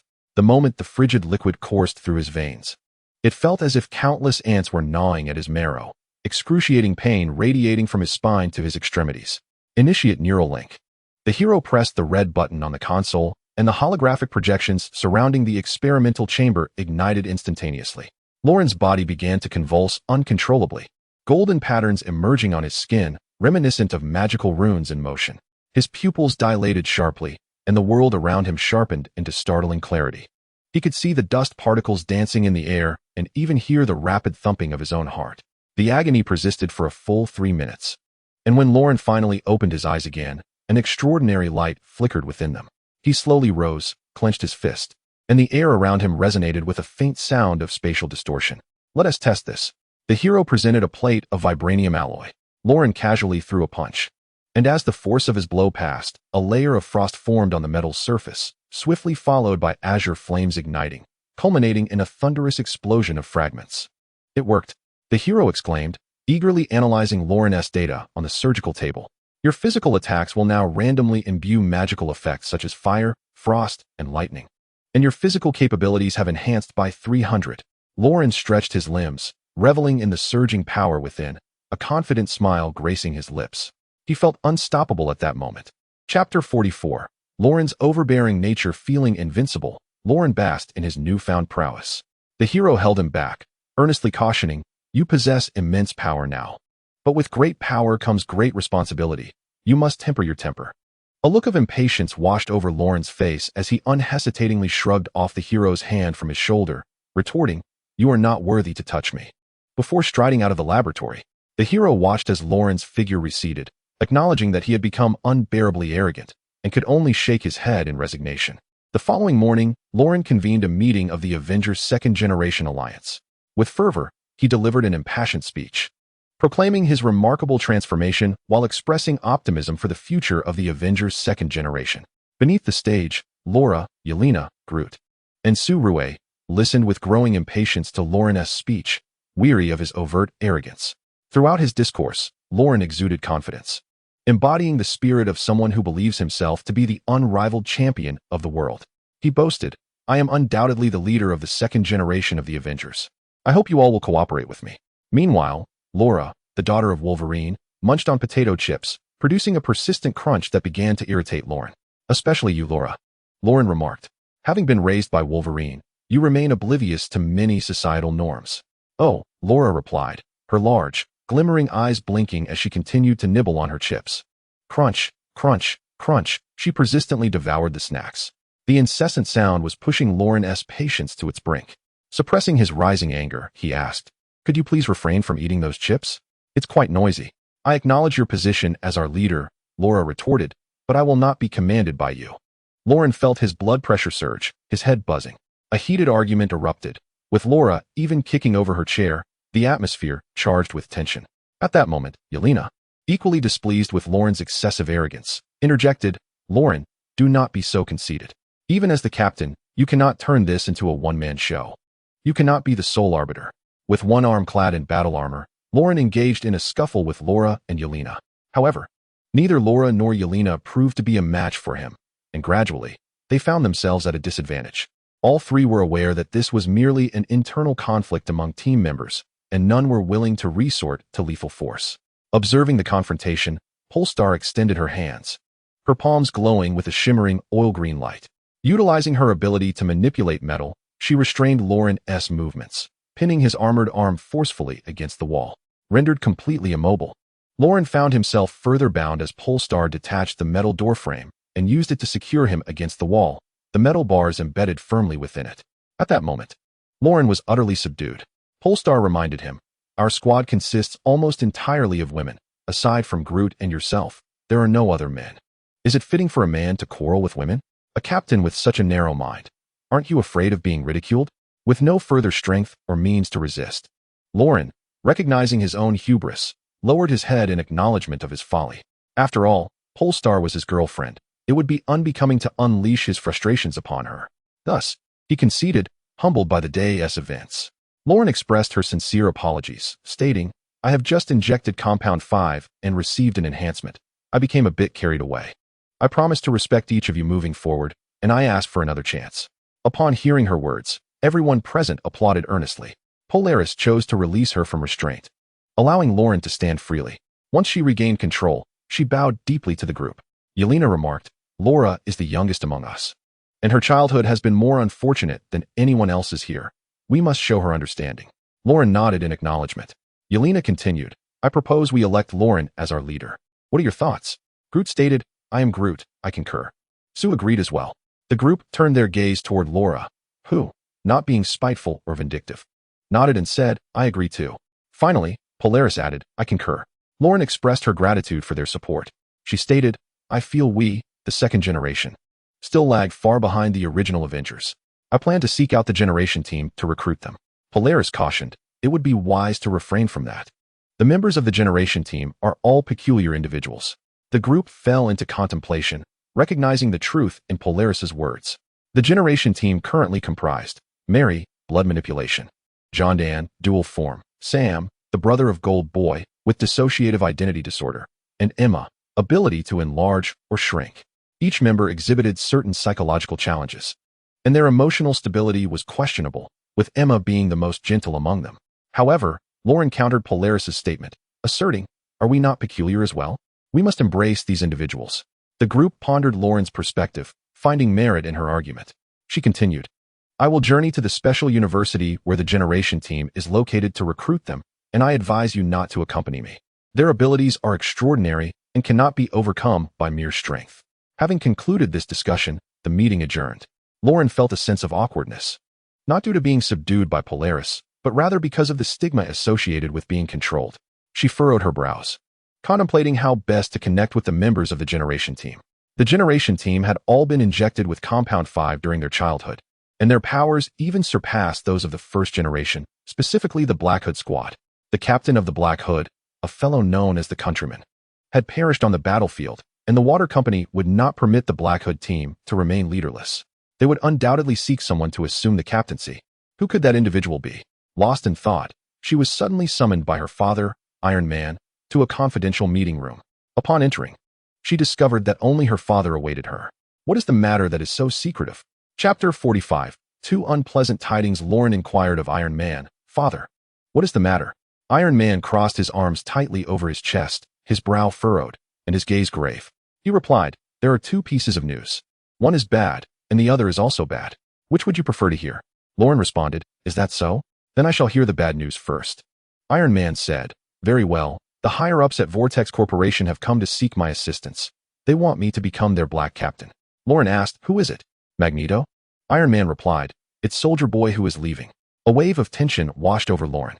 Soldier Boy possessed greater combat prowess than Homelander, and his moral compass was even more lacking. Unlike Homelander, who at least strived to maintain a semblance of a positive image in front of the public, Soldier Boy appeared utterly indifferent to any moral standards, making it futile to discuss restraining him with ethics or laws. More critically, Lauren realized there was no escaping this. The Black Captain was a visiting professor at the prestigious university, wielding significant leadership and influence over the team. Thus, it was likely that Lauren would eventually have to confront Soldier Boy directly. Lauren said, now that the bad news is out, may I hear the other bad news? Iron Man nodded and said, the other piece of bad news is that the planet Eater has entered our solar system. It is currently consuming Pluto, far from us, thus augmenting its power. If this continues, we will find ourselves in grave danger long before next year. Lauren remarked, it seems the second piece of bad news can wait a while. The pressing issue now is that I intend to rally the youth from the Generation team to join the Young Avengers. If things proceed this way, I may have to confront Soldier Boy. Iron Man reassured her, do not worry. Captain Marvel has just completed her mission in space and returned. If you need assistance, she will be there to support you. However, she can only stay for about 10 days. Lauren understood the implication. I see your point. I need to gather the Generation team within these 10 days. If I miss this window, I will lose Captain Marvel as an ally, and it will become increasingly difficult. Iron Man nodded, acknowledging his child's intellect. Returning to the laboratory, Lauren utilized the vibranium that Su Rue had brought last time to further enhance his armor. This time, he primarily focused on bolstering its defensive capabilities. Through rigorous trials, Lauren discovered that vibranium provided a measure of protection against magical attacks and diminished the effects of superpowers. This undoubtedly instilled him with confidence about entering the prestigious university. Lauren spent an entire day and night crafting the second-generation armor. He retained the vibranium sword from the first-generation suit, as eliminating an adversary on the battlefield could potentially turn the tide in an instant. Next, Lauren disguised himself as an ordinary person and ventured to the prestigious university, far from Stark University. Here, the youth of Generation were pursuing their studies. In this universe, The Golden Boy has yet to meet his explosive demise and remains the star of this academy. Lauren has meticulously devised a plan. In order to seamlessly integrate into this prestigious university, he must showcase the abilities bestowed upon him by the infusion of compound number 5. He believes that only by doing so will the generations of teachers and fellow students perceive him as one of their own. In the future, he may have the opportunity to draw these young individuals into his fold, allowing them to willingly regard Lauren as one of their own. Chapter 46. Entering the special university, Lauren arrived at the threshold of the principal's office. The student secretary, John Dan, seated outside, informed him, "What can I assist you with?" "The principal is away on a business trip for the next couple of days. If you have matters to discuss, you may relay them to me," Lauren observed John Dan, who bore an alluring feminine visage, and stated, "I wish to enroll in this university." John Dan chuckled softly. "This university only admits those of exceptional merit. Your directness suggests a lack of awareness regarding the challenges of gaining admission." She continued, "Can you afford the exorbitant tuition fees? Or do you intend to donate an entire academic building?" "Of course, I can," Lauren replied confidently. "My allowance is sufficient to fund 10 such donations. These matters are trivial." He stepped closer to John Dan and asserted, "However, the monetary aspect is not the crux of the issue. The essence lies in the fact that I have been infused with compound number 5. John Dan's expression morphed from incredulity to astonishment, eventually giving way to fear. The compound No. 5 was administered strictly according to protocol, and she had never heard of anyone possessing the qualifications to self-administer it. Moreover, if he had indeed received the injection, from whence had he procured such a compound? These questions made John Dan realize that Lauren was no ordinary individual. At that moment, the tall and handsome Golden Boy approached and inquired, "What is transpiring here?" Lauren regarded the university's prominent figure and asked, "Are you the male Golden Boy?" "Indeed, I am. But I am straight," he replied. "What brings you here?" Lauren reiterated his previous statement, believing it might bridge the gap between them. "I have been infused with compound No. 5 and wish to become a student at this university." Golden Boy sensed that Lauren was likely indulging in fanciful delusions. He exchanged a glance with John Dan, both astonished by the improbability of the situation. Golden Boy sought to verify whether Lauren truly possessed superhuman abilities. Consequently, John Dan activated her powers, clapping her hands together to unleash a colorful energy shockwave that surged towards Lauren's face like a vibrant energy panel. Lauren, in response, thrust his fist forward, directly impacting the colorful panel, which instantaneously erupted into a spectacle of lightning and frost, shattering the energy wave into fragments. Wow! Both Golden Boy and John Dan stared in disbelief at Lauren, realizing that he had indeed been infused with compound number 5. As distinguished individuals within the university, they understood the gravity of the situation. They instructed Lauren to remain in place while they stepped outside to confer quietly on how to proceed with this extraordinary revelation. Jean Tong exclaimed, "Hurry and let him go. A throng of lunatics is already jeopardizing my esteemed position as the top student in the school. If another one joins, my rank will be irrevocably lost." Cheong Dan replied, "Our internal factions are fragmented. If we can recruit him and make him one of our own, he might prove to be a valuable ally." Jean Tong, pinching his nose in a bid to alleviate his mounting stress, wrestled with his thoughts before finally conceding, "Fine, fine. Even if we both accept him, will the principal? Where did that compound number 5 come from? Who administered it to him?" It is crucial to note that compound No. 5 is stringently regulated. Would you dare to accept someone of such dubious origin? Upon hearing this, Cheong Dan recognized the validity of Jean Tong's concerns and resolved to expel Lauren. Together, they entered the office, prepared to issue an eviction notice to Lauren. However, Lauren, exhibiting an audacious demeanor, stubbornly refused to leave, and tensions nearly escalated into a physical confrontation. Just then, Jean Tong's brother, Sam, walked in. Chapter 47. A minor skirmish. Lauren's unexpected intrusion transformed the already tense atmosphere of the office into one charged with hostility. Sam, discerning the annoyance in Jean Tong's gaze directed at Lauren, regarded him with equal wariness and remarked, "Hey, buddy, I don't think you're welcome here." Jean Tong stood at the forefront, his posture regal and upright, exuding an innate noble air. As the top student in a fiercely competitive university, he had long grown accustomed to confronting all matters with an aloof demeanor. At this moment, his icy stare and authoritative tone commanded respect. "You are not welcome here. Please vacate the premises." Behind them, Sam, slightly hunched, was as taut as a drawn bowstring. Having long battled with dissociative identity disorder, he was acutely sensitive to hostility in his surroundings. The barely perceptible threat emanating from Lauren pricked at his nerves like a thorn. rendering his muscles coiled to their utmost tension. Cheongdan urged, "Please leave. Waiting for the principal here serves no purpose. Even if he arrives, his response will be identical." Lauren scoffed under his breath. "Humph, shallow pond, foolish turtle." What was meant as a mere expression of discontent ignited a spark in the already frayed nerves of Sam. Like a provoked beast, he lunged forward. Before Jintong and Cheongdan could react, Sam had already charged, veins bulging on his forehead, seizing Lauren and forcefully throwing him to the ground. Lauren's reflexes were remarkably swift. In an instant, he activated his battle armor. The second-generation armor enveloped him, and the pulse cannon on his shoulder rapidly charged, releasing a brilliant energy beam directed at Sam. Sam instinctively sidestepped, but was still a beat too slow, suffering a painful graze beneath his ribs that elicited a muffled groan. Instantly, a charred crater erupted upon the wall behind him, concrete debris cascading down in a shower. "You're bound to meet your misfortune associating with such a lunatic," Lauren shouted, simultaneously lifting her leg to strike at Sam's knee, infused with a tremendous flame magic. Her movements swift and fierce. The formidable golden boy, initially poised to assist his brother Sam, was abruptly halted by Lauren's words. "With a mentally unstable brother like him, you, the top student in the school, will inevitably be dragged down, ultimately perceived as nothing more than worthless trash." This statement rendered Golden Boy momentarily speechless. Indeed, Sam had caused numerous troubles throughout his life, most notably nearly beating a classmate to death, which had tarnished Golden Boy's reputation. Sensing the dire situation, Cheongdan activated her female state, unleashing shockwaves without restraint. However, Lauren's second-generation armor, forged from vibranium, rendered the effects of ordinary superpowers negligible. Golden Boy remained frozen, yet soon steeled himself, choosing to aid Sam in the fray. Seizing a moment of coordination, Sam charged forward with a furious roar, engaging Lauren in a fierce struggle. The collision of armor shields and fists erupted in blinding light and deafening noise, causing the entire office to tremble amidst the intensity of their battle. With the advantage of her armor, Lauren suddenly seized Sam by the nape of his neck, slamming him harshly to the ground, growling, "What use is there for such a dangerous element? He is my brother." Golden Boy's roar resonated like thunder, overpowering the cacophony of clashing weapons surrounding them. Just as Lauren was ensnared by a surge of fiery energy, she distinctly sensed the potency of this flame superpower. It was no wonder Golden Boy held the title of the best. Even her vibranium armor could not provide effective defense in this moment.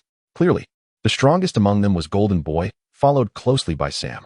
Together, they relentlessly battled Lauren, while Cheongdan raced to the office desk, opening a cabinet to retrieve a paralysis gun. A surge of blue electricity enveloped Lauren, causing her to convulse and collapse to the ground. Cheongdan swiftly produced a nanonet, expertly binding the incapacitated Lauren. In the distance, the wail of police sirens grew closer, piercing the night's silence. Golden Boy gazed at the unconscious Sam, his mouth opening as if to speak, yet ultimately no words emerged, a whirlwind of complex emotions swirling in his eyes. Lauren was subsequently imprisoned in a specialized facility of Water Company. It was rumored that Soldier Boy had been informed of the commotion surrounding this significant altercation and was preparing to personally interrogate the intruder. Chapter 48. The Soldier Boy. A true man. Lauren found himself unceremoniously confined in the makeshift prison of the university's security bureau, tightly bound and thrust into a cold, unyielding metal cell. The walls bore the marks of a previous occupant's struggles, and the overhead incandescent lights emitted a crackling hum, casting flickering shadows across his face. Leaning against the corner, Lauren's gaze was defiant, showing no sign of fear despite his predicament. It was as if this frigid cell was merely a brief stop on his adventurous journey. With his current fighting prowess, shattering the prison was certainly within his capabilities. The crux of the matter, however, lay in the ruckus from the earlier scuffle, which had already alerted the Soldier Boy. It would not be long before the Soldier Boy came to interrogate him, and should Lauren choose to break free now, he would likely collide directly with his impending visitor. At that moment, the Soldier Boy informed Newman that he was aware of an armed intrusion at the special university and would personally interrogate the suspect within the prison. This news rippled through the campus like a stone cast into a tranquil lake, stirring a cacophony of excitement. Everyone knew that a new authority often comes in with fervor, and the campus forum was ablaze with speculation. Countless students eagerly anticipated how this iron-willed newcomer would restore order and re-establish the prestige of the Black Robe team. Determined to make an example of the individual named Lauren, the Soldier Boy aimed to assert his authority and instill a sense of fear among the faculty and students alike. Striding purposefully into the prison, His heavy military boots thudded against the ground, each step resonating like a drumbeat in the hearts of those who heard it.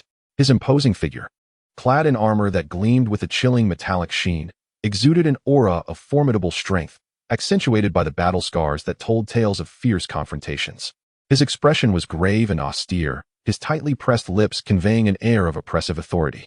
Upon reaching Lauren's cell, he crossed his arms, his piercing gaze fixed intently on Lauren as he spoke in a low, icy tone. "You have quite the audacity to cause trouble in my domain. Today, I shall teach you a lesson." His voice seemed to carry a tangible weight, causing the iron bars of the cell to tremble slightly. However, as the soldier boy took a closer look at Lauren's face, his expression shifted to one of complexity, surprise, nostalgia, and an almost imperceptible sadness flickered in his eyes. He stepped forward briskly, the metallic clank of his gloves against the bars resonating sharply, and scrutinized Lauren with an intensity that made his voice tremble involuntarily. "I remember you. You are the son of Iron Man?" Lauren lifted his chin slightly, a hint of pride in his gaze, his chest swelling with conviction. "Indeed, that is I." The soldier boy recalled the care Iron Man had shown him at Stark University. While he was not one to boast a strong moral compass, he understood that loyalty among brothers was a principle that must be upheld, an essential tenet for navigating the complexities of life. The soldier boy sighed, his tone softening as the sternness on his face transformed into a gentle warmth. "For your father's sake, I will let you go. This place is not suitable for you. You should leave quickly." However, Lauren resolutely shook his head, his eyes shimmering with unwavering determination. "I will not leave. I have come here for one purpose only, to enroll in this prestigious university and become one of its students." Though his voice was soft, it resonated with an inner strength, as if it were a heartfelt declaration. The soldier boy furrowed his brow, a look of helplessness etched on his face. His muscles tensed with frustration. "Do you have any idea how stringent the admission criteria of this university are? It's not that I do not wish to help you. It is simply impossible. Over the years, countless exceptional talents have been turned away. Do you truly believe you can gain admission so easily?" Yet Lauren remained unyielding, stepping forward to lock eyes with the soldier boy. "I don't care. I must stay. I can donate 2 teaching buildings." The soldier boy's initially angry expression suddenly softened, becoming warm and approachable. He studied Lauren, gazing into his earnest eyes, unable to suppress a chuckle. In Lauren's stubborn and passionate gaze, the soldier boy found a reflection of the Iron Man from years past. Once, Iron Man had also charged forward fearlessly for his beliefs. Undeterred by the chasms ahead, the soldier boy helplessly rubbed his temples, his heart filled with conflict. Ultimately, he conceded with a smile. "All right, you've worn me down. I will do my best to persuade the principal to accept you, but I cannot guarantee success. Prepare yourself mentally. Do not hold out too much hope." A glimmer of joy flashed in Lauren's eyes, and a long-lost smile graced his face. "Thank you. I believe you can do it." 2 days later, the principal returned to the school after a trip. With a mixture of anxiety and anticipation, Lauren lingered outside the principal's office for what felt like an eternity, his palms damp with sweat. Finally, he summoned his courage and knocked on the door. "Come in," came the principal's deep voice from within. Lauren pushed the door open to find the principal seated behind a large desk, cluttered with files and documents, the computer screen flickering with various data. The principal's keen gaze pierced through Lauren like a sharpened sword, as if aiming to penetrate his very soul. "Though you have donated 2 buildings, do not presume that you are above others here. Were it not for a notable individual writing a special letter on your behalf, I would never consider admitting you based on your previous disruptive behavior." As he spoke, the principal retrieved a letter from his drawer and handed it to Lauren. Trembling slightly, Lauren accepted the letter. He carefully opened the envelope, extracting the paper inside, and was taken aback. The paper bore no content save for the word "soldier boy," scrawled in an exceptionally poor hand, the ink pressing through the page. A warm wave surged within him, and he marveled at the influence of the soldier boy. He had not anticipated that the soldier boy would leverage his own prestige on his behalf. It seems that within this esteemed university, the reputation of the soldier boy is indeed formidable. The principal observed Lauren's astonished expression and chuckled knowingly, reclining in his chair with arms crossed over his chest. The soldier boy holds significant esteem in the school and serves as the captain of the Black Robe Patrol. I must afford some respect to his words. Since he has recommended you, let us give it a try. However, I must forewarn you, I hope you do not disappoint him, nor cause me to regret this decision. In this university, everything is dictated by merit. Without true capability, even the strongest connections cannot sustain one for long. Thus, with the soldier boy's assistance, Lauren successfully became a student of the special university. On the day of enrollment, the sun shone brightly, casting golden rays across every corner of the campus, enveloping the ancient architecture in a warm glow. Lauren stood amidst the campus, gazing at the pristine surroundings, his heart brimming with anticipation. He observed classmates frolicking on the playground and diligent students in the classrooms, as if catching a glimpse of his own future. He understood that his academic journey was just beginning, and all of this was thanks to the loyal soldier boy and his extraordinarily influential father, Iron Man. He silently vowed to study diligently and to rally the generations of the squad to join the Avengers 2 alliance within 7 days. He recalled Iron Man's words. In 7 days, Captain Marvel would depart from Earth again. If there were matters to be addressed, it must be within these 7 days. Chapter 49. The showdown approaches in the classroom. Lauren arrived early. After sitting for a while and feeling exceedingly bored, he ventured into the corridor, where there were no surveillance cameras. He intended to stretch his limbs and bounce around a bit. At that moment, Golden Boy and Sam approached him once more, their aggressive gaze fixed upon Lauren. Sam, clearly more reckless than Golden Boy, did not hesitate to engage in a fierce confrontation, his mentality akin to that of a deranged child. In contrast, Golden Boy possessed a greater degree of cunning and was well versed in the insidious rules of society. Lauren presented a note, waving it before Golden Boy's eyes. It was the letter of recommendation penned by the Soldier Boy. Upon seeing the name Soldier Boy, Golden Boy immediately adopted a respectful demeanor, significantly altering his attitude towards Lauren. Acknowledging the Soldier Boy's influence, Golden Boy felt compelled to show him some respect. However, internally, he harbored concerns that his own status might be undermined by Lauren. Golden Boy clapped Lauren on the back and said, "Brother, let us study together." Lauren, perceiving Golden Boy's hypocritical invitation, simply shook his head and replied, "I wish to recruit you into the Avengers 2 alliance." Golden Boy? Sam. At that moment, Joan arrived. Mary inquired, "Are you jesting?" Lauren remarked, "It's not about the present.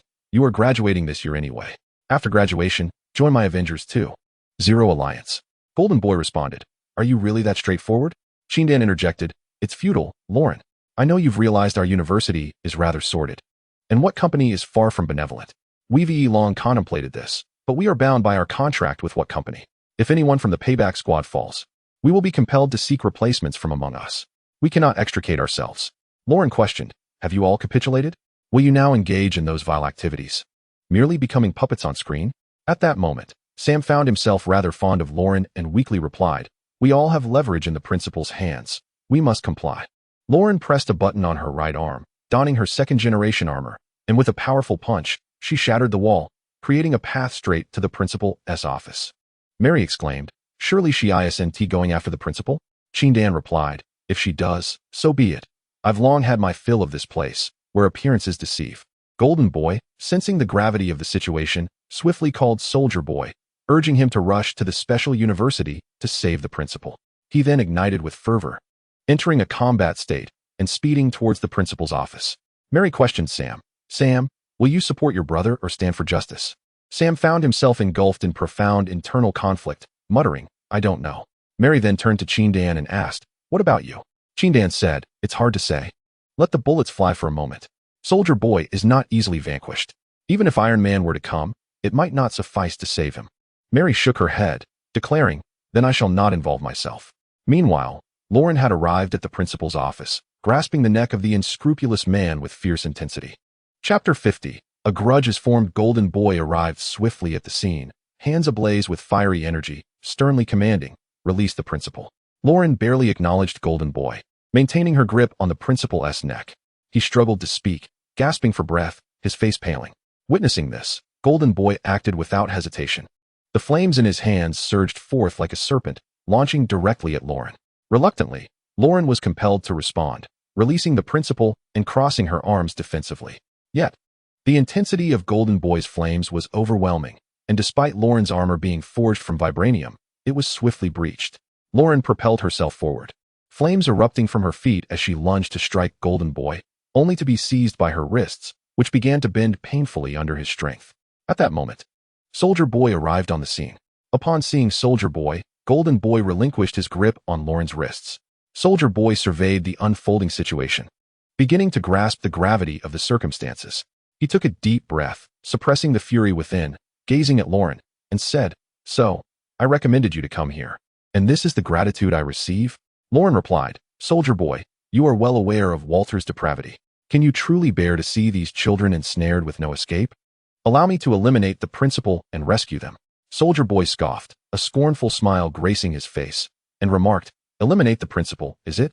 With that, he cast aside his shield, instantly severing the principal's head from his body, blood splattering across the entire office.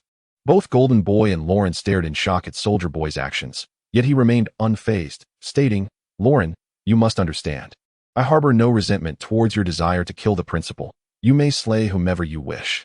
However, you are the one I brought here, and by doing this, you force me to bear the brunt of the blame. Walter S. Company will not spare me." As he spoke, Soldier Boy began to gather energy in his chest, accumulating the power of a nuclear strike.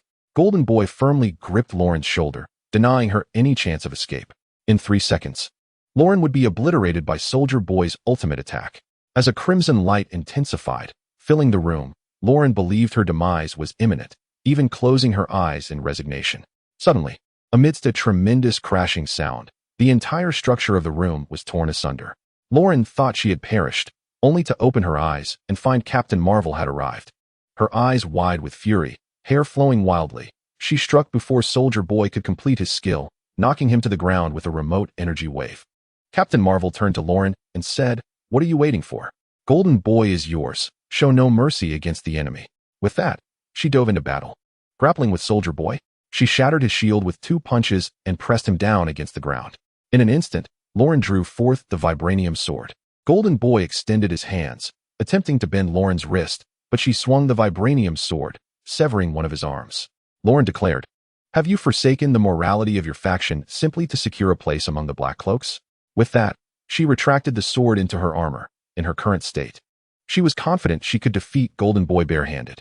Her aim was not to take his life, but merely to prevent him from becoming a hindrance.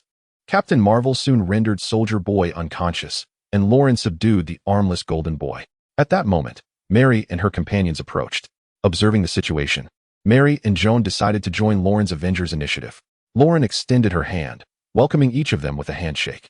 Just then, Sam saw his brother, tears streaming down his face beside the fallen Golden Boy, and he immediately fell into a frenzy.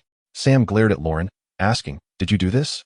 Lauren's face was etched with terror. Sam's abilities surged in response to heightened negative emotions. She exchanged a glance with Captain Marvel, who unleashed a wave of energy, forcing Sam back several paces.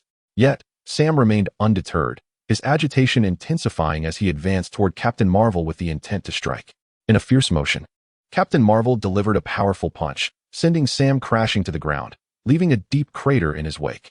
Nevertheless, Sam rose, undaunted, eager to continue his assault. Captain Marvel turned to Lauren and inquired, "What is the matter with this individual?" Lauren replied, "I'm uncertain, but we must not provoke the beliefs of a madman." With no other option, Captain Marvel chose to steady herself, taking one hand of Mary and the other of Jondan, soaring back to Stark University, closely followed by Lauren. Amidst the ruins, Soldier Boy rose to his feet. Sam glared at the retreating figures of Lauren and her companions, his fury palpable as he pounded his chest, casting a gaze capable of annihilating all. He approached Golden Boy, assessing his brother's injuries, and asked, "Are you all right, brother?" Golden Boy's eyes were brimming with tears, rendered speechless due to his severe wounds. Chapter 51. Analyzing the situation, Soldier Boy quickly regained his composure, being inherently resilient. The news soon reached the higher echelons of the Vortex Corporation, who found themselves besieged by numerous dilemmas. First, with the principal deceased, who could possibly succeed him? Second, with Golden Boy rendered nearly incapacitated, it was evident he could no longer serve as the flagship of the special university. Thus, who could take his place? After all, Jondan and Mary had defected to Lauren's second-generation faction. Only Sam and Emma remained loyal to the special university, yet one was mentally unstable, and the other possessed powers that were hardly commendable. Edgar, a high-ranking official at Vortex Corporation, urgently summoned Soldier Boy to discuss the situation and strategize. Seated upon a leather sofa, Edgar inquired, "What is the background of our adversaries?" Soldier Boy reported, "One is a guardian of the universe, known as Captain Marvel, quite formidable. The other is the son of Iron Man, Lauren." Unperturbed, Edgar rose, poured himself a glass of red wine, and leisurely sipped. Reflecting on the tragically deceased principal, a smirk resembling amusement spread across his lips. He remarked slowly, "What offense did that old man commit to provoke such wrath?"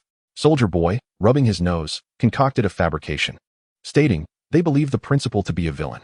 Edgar chuckled, Does a villain masquerade as a paragon of justice while inflicting harm upon others? Soldier Boy joined in the laughter, shaking his head in mockery. It's all nonsense. Edgar declared, once Captain Marvel departs from Earth, I shall ensure Lauren meets his end. Otherwise, where shall we place our dignity? How has Iron Man raised his son?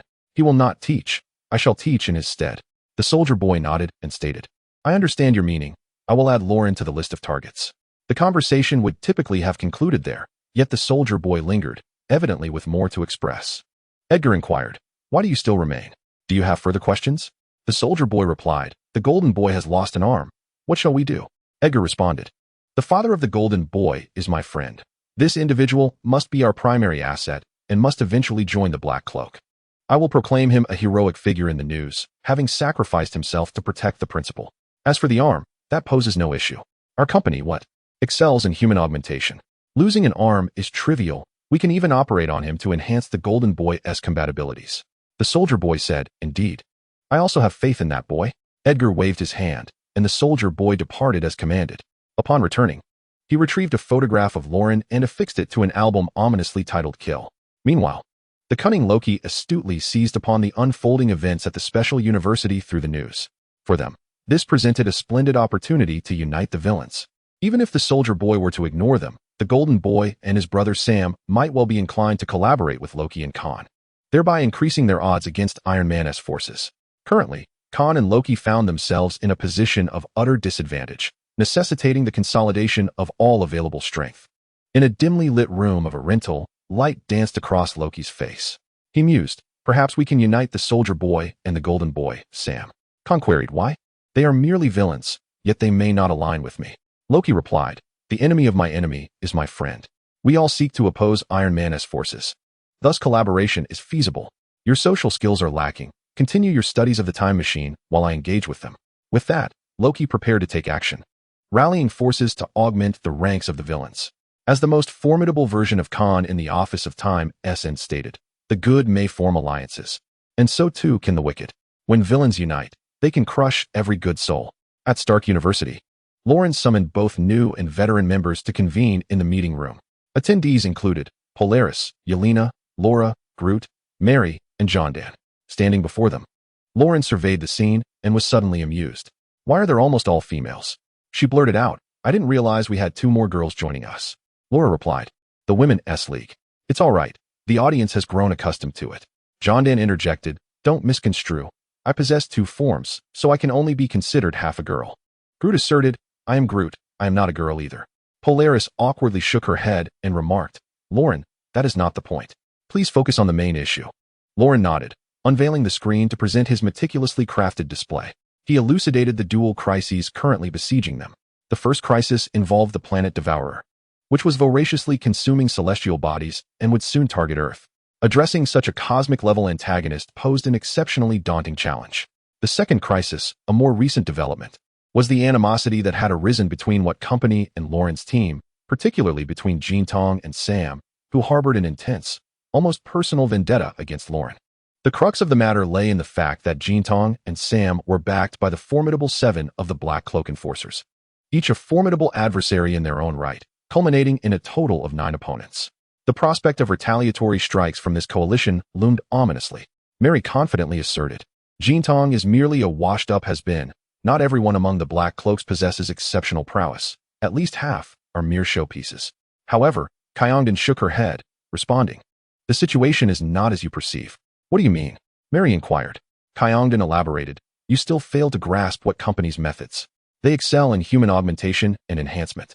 Setting aside others, Jean Tong is bound to emerge from this misfortune with renewed strength. In time, his capabilities will surpass those of the Villager and Soldier Boy, rendering him a formidable opponent for any ordinary individual. This revelation sent a chill through the ranks of the Avengers too, for the combination of Jean Tong, Sam, and the 7 Black Cloak Enforcers constituted an insurmountable challenge. At that moment, Captain Marvel entered with resolve, declaring, what is there to fear? I have yet to leave Earth. Where are the Black Cloaks?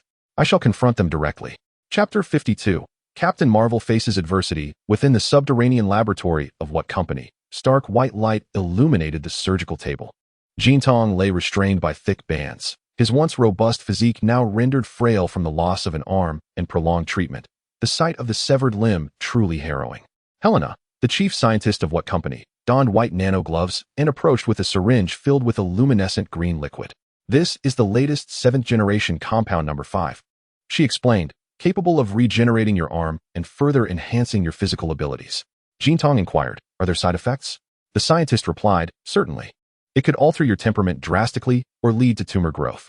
Even with these risks, will you forego the procedure? After a moment's contemplation, Jintong resolved to proceed. It will be painful. Endure it. Helena's voice was as cold and mechanical as the instruments surrounding them. She inserted the needle beneath Jintong's collarbone. Jintong trembled from the pain, instinctively attempting to resist. Yet, as the green liquid coursed through his veins, he felt an overwhelming surge of power rushing towards the site of his amputation, his spine involuntarily arching in response. The laboratory's large screen flickered with a frenzy of data, while Jintong gritted his teeth, fixated on the site of his severed arm. Crimson granulation emerges fervently from the wound, akin to wild grass breaking through the earth in springtime. New blood vessels and muscle gradually take shape, the acrid scent of charred flesh mingling with the antiseptic odor, suffocating in its intensity. The severed nerve endings flicker like tiny flames, twisting and entwining with the newly affixed bionic skeleton. Initiate neural rewrite protocol. Edgar's voice abruptly emanates from the holographic projection on the wall, the esteemed head of what corporation? He cradles a glass of red wine, the sanguine liquid gently swaying with his movements, reflecting the agony etched on the boy's face. The electromagnetic coils surrounding the laboratory hum ominously. When the boy next opens his eyes, a torrential downpour greets him through the window. 3 hours have elapsed. He lies in the infirmary, turning to gaze at his right hand. From the once empty sleeve, a brand new arm has sprouted. The carbon fiber skeleton glimmers coldly in the lightning, fingers flexing with dexterity as if they were always a part of him. Slowly, he sits up, palms facing upward, attempting to summon flames. A cluster of ethereal blue fire leaps forth, entirely distinct from the former orange blaze. Raindrops strike the flames, instantly transforming into white mist. He flicks a spark toward the ground, and the fire rapidly spreads through the cracks in the tiles, culminating in an explosion that shatters the wall. A wave of heat toppling the instruments and furniture within the room. At that moment, Helena enters, tablet in hand, her face alight with excitement. Your power has doubled. The temperature of your flames far surpasses what it once was. Moreover, your severed arm has regrown. You are now nothing short of perfection. Before she can finish her sentence, the boy has seized her by the throat, pinning her against the wall. The ethereal blue flames dance between them, the laboratory's temperature soaring. Metal equipment beginning to heat and warp. Helena gazes into the boy's eyes, where flames burn hotter than the sun, her eyelashes singed and curled. Terror swiftly engulfs her. In the dead of night, Edgar stands atop the Watt Tower, observing the monitor displaying the boy. Amidst the ruins of a simulated city, he stretches out his arms, the surrounding flames seemingly orchestrated by his will, converging into a colossal fire phoenix. Torrential raindrops cascade upon him, evaporating before they even touch his skin. As he beholds the inferno he has conjured, he comprehends that, in the eyes of what corporation, he has never been a superhero, but merely a weapon to be wielded at will. Lauren. The boy softly utters the name, and the fire phoenix abruptly fractures into countless fiery raindrops, crackling as they strike the debris. When I find you, the entire city will witness what true catastrophe is. A piercing alarm blares in the distance, yet the boy smiles. The remnants of the once kind-hearted boy have vanished. He is now a killing machine, transformed by what corporation, poised to unleash devastation upon Stark University. In the secret base of the boys in black, the flickering blue light of the screens illuminates the excited faces of the gathered crowd. The soldier boy crossed his arms over his chest, a cold sneer playing at the corners of his mouth. Yet his gaze remained fixed on the cerulean flames swirling in the palm of the golden boy. This lad has indeed developed some prowess. Storm sat nearby, her fingertips entwined with violet lightning, her eyes brimming with anticipation. With him as the vanguard, those ruffians at Stark University shall surely taste the bitterness of defeat.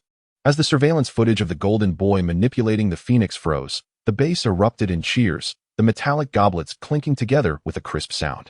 Sam stood to the side, watching his elder brother's rebirth with immense joy, unable to suppress his smile, feeling as though hope had returned to life.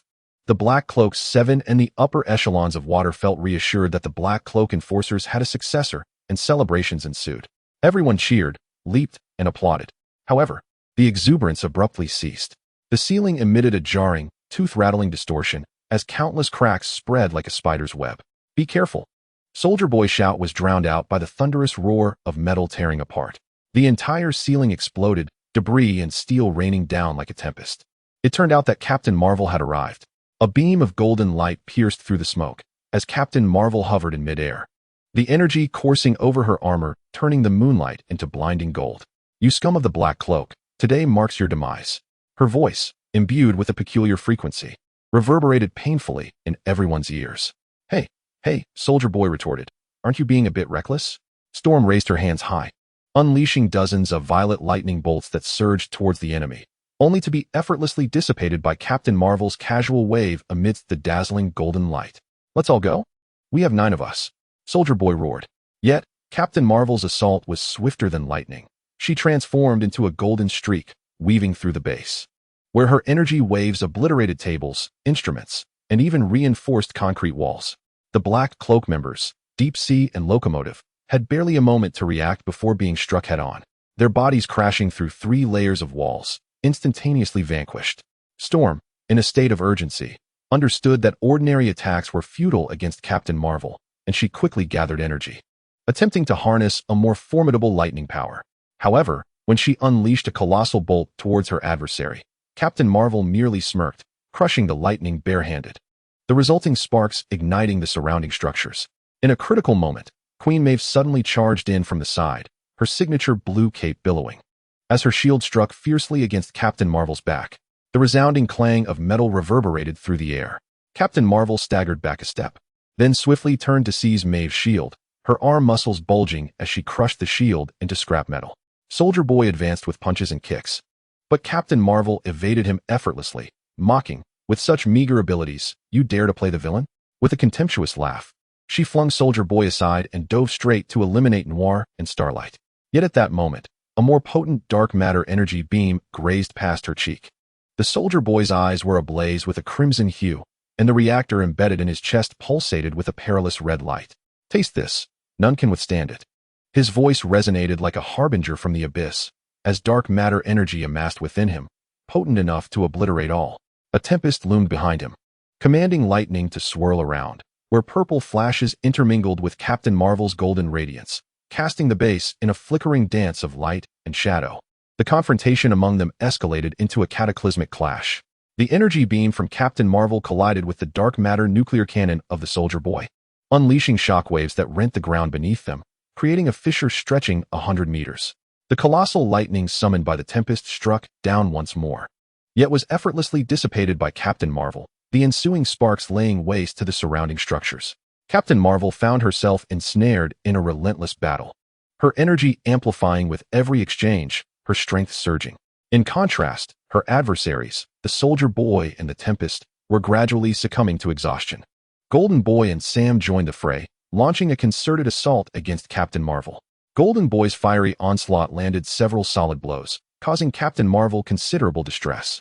At that moment, Loki, secretly observing from the shadows with the space stone in hand, made his sudden appearance. He wielded a blade and flashed behind Captain Marvel, delivering a swift stab to her back. Seizing the opportunity before she could react, he vanished with a flicker of blue light from the space stone, reappearing 500 meters to her left, where he hurled a dagger towards her left arm. The effect of the space stone activated once more, allowing him to reappear beneath her, catching the dagger and thrusting again at Captain Marvel. For the first time in this confrontation, Captain Marvel sustained severe injuries. Should this continue, she would be overwhelmed and perished at the hands of the remaining Soldier Boy, the Tempest, Golden Boy, and Sam. Gasping for breath, she gazed upon the 4 menacing figures before her, realizing for the first time that she was not a true deity. She, too, possessed a vulnerability, and the specter of death loomed. At that moment, Iron Man's voice resonated, "To your left," accompanied by Doctor Strange's portal, Captain America, Doctor Strange, Thor. The Guardians of the Galaxy, Spider-Man, Scarlet Witch, and others materialized beside Captain Marvel. The tide of battle shifted instantaneously. Alarmed, Loki declared the dire predicament and resolved to extract 2 individuals. Saving even 2 was better than none. He grasped the hands of Golden Boy and Sam, harnessing the power of the space stone to depart, leaving the weary Soldier Boy and the faltering Tempest behind. At that juncture, the Soldier Boy and the Tempest were nearly devoid of strength and means. The others approached to support Captain Marvel, who reassured them, I am fine, merely fatigued.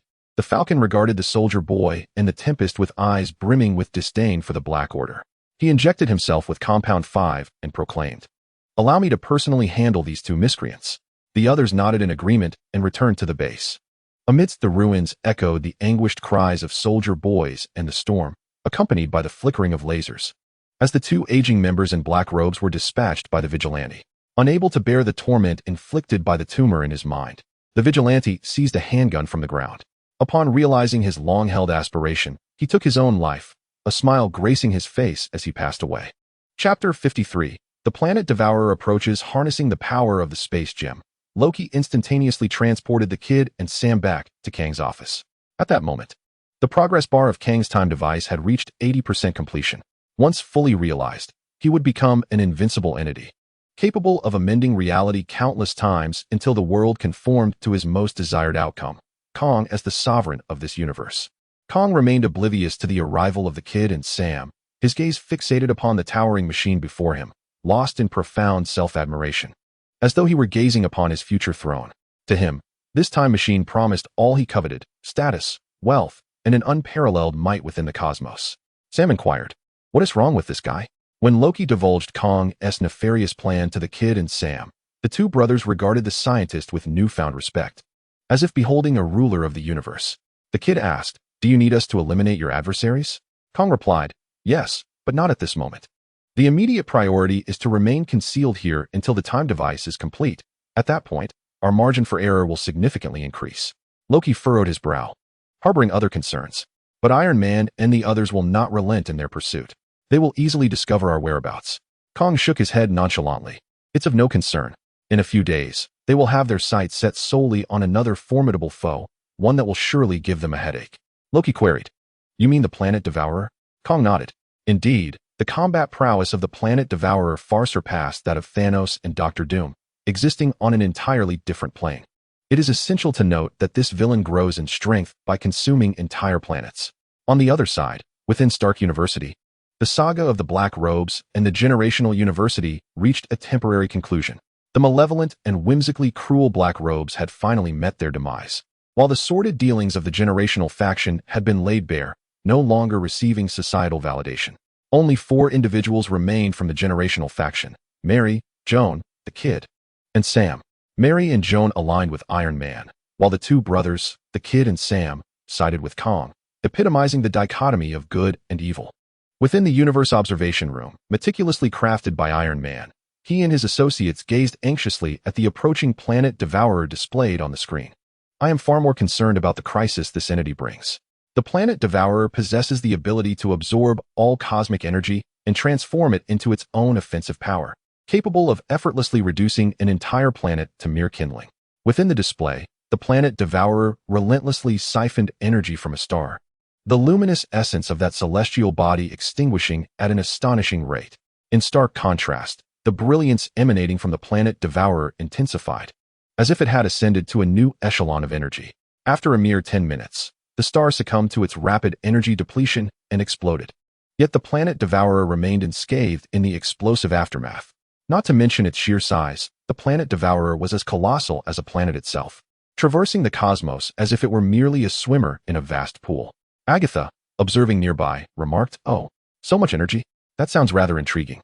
Her eyes sparkled with curiosity, clearly fascinated by this mobile reservoir of power. Captain Marvel, rising from his sickbed, declared, "I can still fight. Let me confront the Planet Devourer." Iron Man replied with concern, "You need to recuperate for another 2 days. Given the speed of the Planet Devourer, it will take at least 3 days to reach Earth." Thor and Doctor Strange, brimming with confidence, chimed in, "We shall join you in the battle." Wanda added, "And I too." Lauren interjected, "Count me in, along with my team." Iron Man's tone dripped with disdain as he looked at Lauren and said, "Don't be ridiculous. You have other tasks to attend to." Lauren had anticipated a more challenging mission, gazing at Iron Man with hopeful eyes. However, Iron Man continued, "Based on my observations, a remote village has experienced the emergence of a temporal wormhole. I suspect someone is conducting time experiments, which could lead to chaos. Take the Young Avengers and investigate the situation there." Lauren nodded in agreement. Although he was unsure whether Iron Man deemed him too weak to contribute to the battle or simply wished to protect him by assigning him what appeared to be an easier task, he was grateful not to be cooped up at home, and accepted the mission willingly. Agatha, watching the group finalize their plans, felt somewhat overlooked and irked. Standing amidst these superheroes, she felt inadequate, as if she were not even worthy of being called a hero herself. Based on her own estimations, she believed that when the time came to confront the planet devourer, she would play a crucial role in the battle. However, at present, her magical powers were diminished. She had suffered a loss of magic in previous skirmishes and was far from her former strength. Consequently, she resolved to seek out a substantial source of magic. Yet, she knew she could not target familiar faces, for those individuals were well aware of her abilities and would not recklessly engage her with magical attacks.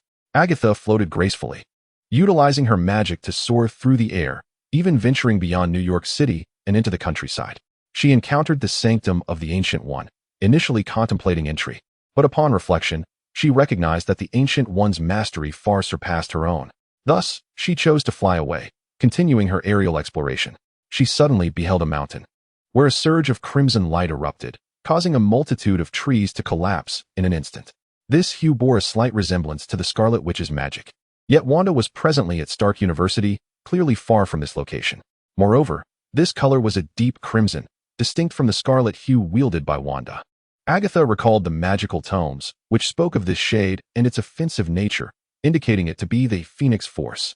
Thus, the one practicing her powers within the woods could only be Jean Grey, a being whose combat prowess was comparable to Wanda's, having once single-handedly vanquished the mutant progenitor, Apocalypse.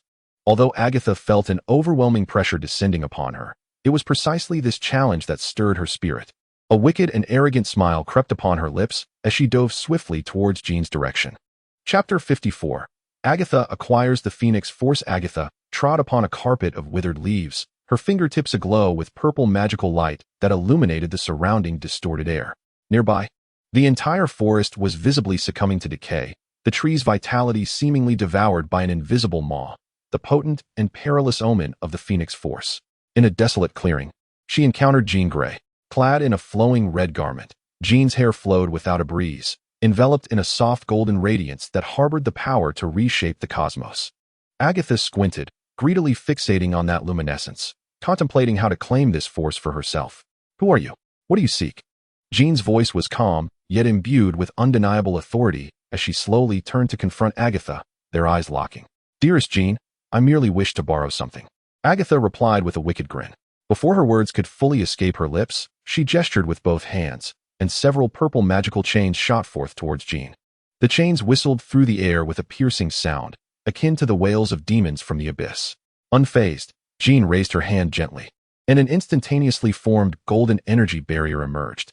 The purple chains collided against the barrier, erupting in brilliant sparks, while the powerful shockwave swept up the surrounding dry leaves, creating a swirling vortex in the air. Seeing this, Agatha swiftly altered her gestures, channeling more magic from her fingertips, transforming it into a host of ferocious magical chains that lunged menacingly toward Jean. At last, Jean took action. The golden light in her eyes intensified as she uttered a commanding word. In an instant, countless golden beams erupted from her being, dissipating the magical chains in their path, scorching the ground with charred marks. Agatha hastily retreated, conjuring a magical shield as the beams struck, sending jolts through her arms and causing a trickle of blood to escape from her lips. "Do you truly believe this will secure your victory? Such naivety. Now it is my turn." Jean's voice resonated with fury as she raised her hands high, summoning an immense golden phoenix apparition in the sky. The ethereal silhouette of the phoenix soared high, its resounding cry echoing throughout the mountain range, sending powerful sound waves that reverberated painfully against Agatha's eardrums, causing her to falter. Yet, Agatha did not relent. She wiped the blood from the corner of her mouth, a frenzied glint flashing in her eyes. With her hands tightly clenched and incantations spilling from her lips, a colossal purple magic circle materialized beneath her feet, surging forth with torrents of dark magic. The golden phoenix silhouette charged towards Agatha. However, she neither evaded nor resisted, braving the onslaught of the phoenix's power head-on. The clash of dark magic and phoenix energy transformed the entire sky into an eerie tapestry of intertwined purple and gold. Amidst the fierce confrontation, Agatha seized an opportunity. The magic circle morphed into a colossal suction device, hurling itself toward Jean. This magical siphon mitigated the corrosive might of the phoenix's power, allowing Agatha to shift from defense to offense, swiftly transitioning into a state of energy absorption. The purple runic array rose from the ground, suspending itself in midair, transforming into ropes that ensnared the phoenix's power tightly. Ah ha ha ha! Agatha cackled maniacally. Sheen's expression tightened, attempting to evade, only to find the surrounding space seemingly imprisoned. Her countenance shifted dramatically as she sensed a malevolent force attempting to erode her consciousness, vying for control over the phoenix's power. You! She exclaimed, summoning all her strength to expel that force. Yet, Agatha's magic was exceptionally cunning, tightly entwining with the phoenix's power, incessantly devouring it. As time passed, Sheen gradually felt overwhelmed. A smile once again graced Agatha's lips as she intensified the efficiency of her magic, the purple runes radiating brilliantly. Sheen's body began to tremble uncontrollably, the golden aura surrounding her dimming. Finally, with a cry of anguish, a portion of the phoenix's power was forcibly severed, transforming into a stream of golden light that surged toward Agatha. Ecstatic, Agatha spread her arms wide, greedily absorbing the approaching phoenix energy. The golden light surged into her body, and she felt her magical prowess escalating at an astonishing rate. Watching her power being siphoned away, Sheen's eyes brimmed with resentment, yet weakened. She could only watch helplessly as Agatha consumed the entirety of the phoenix's power. Now, infused with the phoenix's energy, Agatha radiated an aura of formidable and perilous strength. She licked her lips, gazing triumphantly at the feeble Sheen sprawled on the ground. Thank you for your power, my dear. With that, she transformed into a streak of purple light, vanishing into the night. At that moment, possessing a fragment of the phoenix's power, she stood as a pinnacle of strength on Earth. Chapter 55. The confrontation with the Devourer within the cosmic observation chamber, Iron Man declared. The planet Devourer is nearing Earth's atmosphere. We must intercept it beyond the atmospheric barrier. Wanda interjected. I suddenly recalled a grave concern. Iron Man inquired, what is it? Doctor Strange remarked, Wanda, Captain America, and I are unable to engage in battle beyond the atmosphere. Oh my heavens! Iron Man pinched his brow, acknowledging the gravity of the situation. To conquer the Devourer of Worlds, even united, victory was not assured. At present, it seemed that only Thor and Captain Marvel, with their divine forms, could traverse the cosmos and breathe freely. As for Captain America and the others, without protective gear akin to spacesuits, they would succumb to asphyxiation upon leaving the atmosphere. Iron Man proposed, let Captain Marvel and Thor form the first line of defense beyond the atmosphere, while we establish the second line within it. It is the only course available. Wanda inquired, is it wise to divide our strength in such a manner? Can we still prevail? Iron Man bit his nails, conceding, I fear we may not. At that moment, a colossal visage emerged on the horizon. It was the face of the Devourer of Worlds, glaring at Earth with a murderous intent, as if scrutinizing a morsel. The overwhelming pressure it exuded stirred the dust and conjured tumultuous winds, casting the sky into darkness as though the sun were obscured. Captain Marvel, sensing the threat, radiated a fiery aura, while Thor summoned his storm axe, his eyes aglow with electric blue light. The two ascended beyond the atmosphere, confronting the Devourer. The Devourer, unfazed, stated, well, look who we have here, Carol and Thor. Captain Marvel, puzzled, tilted her head. You know my true name? The Devourer responded, of course, I do. Turning his gaze to Thor, he continued, what surprises me is you, Thor. Your Asgard has never been on my menu, and out of respect for your father Odin, I have refrained from interference. We should have kept our territories separate. Why do you now impede my feast upon Earth? Thor, listening attentively to the Devourer's lengthy discourse, replied, because my dear friends reside on Earth, and a friend's enemy is my enemy. It is as simple as that. The Devourer laughed heartily. You Na'vi youth, how amusing. You ought to know that your father has long since passed. No one can shield you now. I shall consume Earth first, and then my next destination will be Asgard. As Thor absorbed this threat, his body crackled with accumulated lightning, while Captain Marvel's aura blazed with renewed intensity. A fierce battle was imminent. The thick clouds were seared apart, and a massive figure writhed. The Devourer resembled a twisted celestial body, its dark red skin coursing with lava-like substance, intermittently erupting sparks. Thor, let us strike, Captain Marvel exclaimed, her blue and gold light flickering, her energy core gleaming brilliantly at her chest. Thor, the god of thunder, gripped his Stormbreaker tightly, crackling with electricity, while the runes on the axe glowed with an ethereal blue light. Today, he would demonstrate the might of the gods to this monstrous foe. He shouted fiercely and leapt into the air, the axe trailing purple lightning as it swung towards the wrist of the planet Devourer. Simultaneously, Captain Marvel surged like a meteor, her fist imbued with the power to warp space itself, striking down upon the creature's elbow with tremendous force. A deafening roar echoed as the planet devourer staggered under the impact.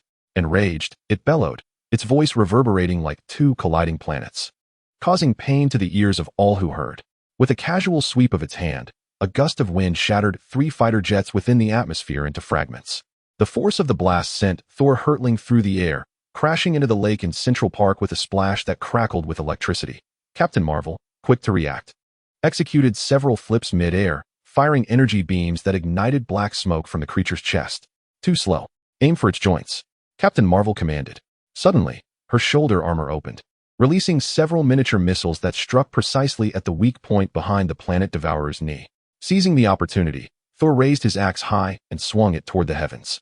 In an instant, thousands of purple lightning bolts cascaded down like a waterfall, striking the planet devourer with ferocity, filling the air with the scent of charred earth.